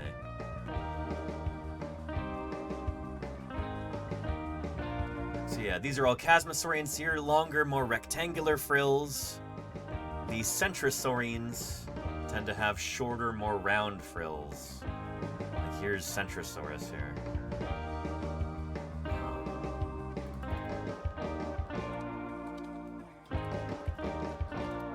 this printed out that I use in the field all the time as a little visual guide. But I'm not finding that image.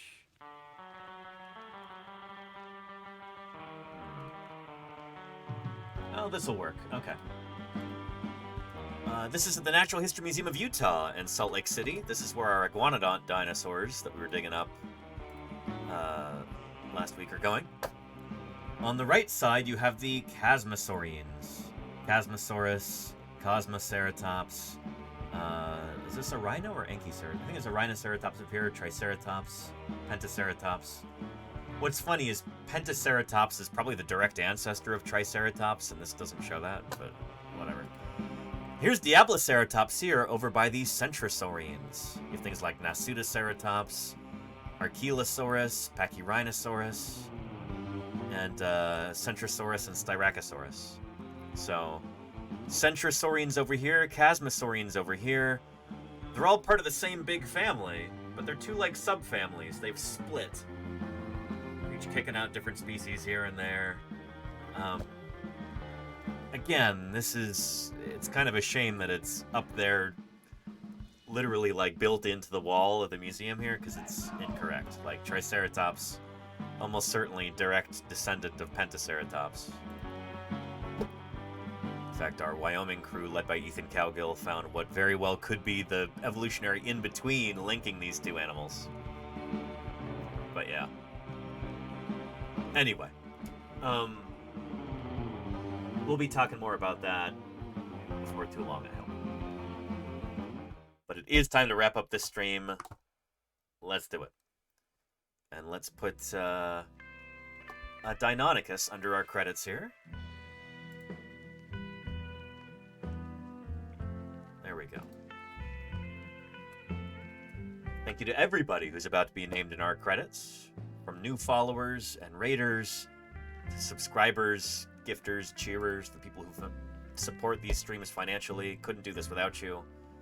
I appreciate you very, very much. What is Casey up to right now?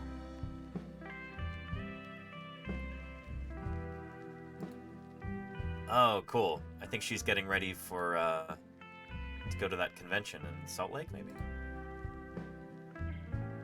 No, she's back from a convention. Okay, cool. Anyway, we're going to go right into Casey Snowart.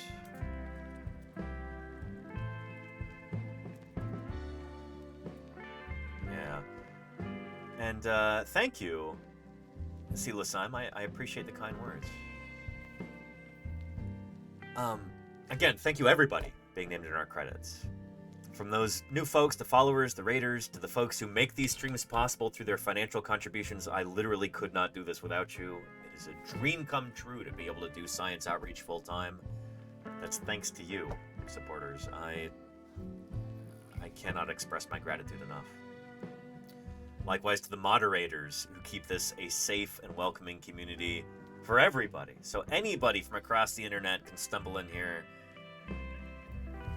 celebrate the history of life on Earth as we discover it through the fossil record.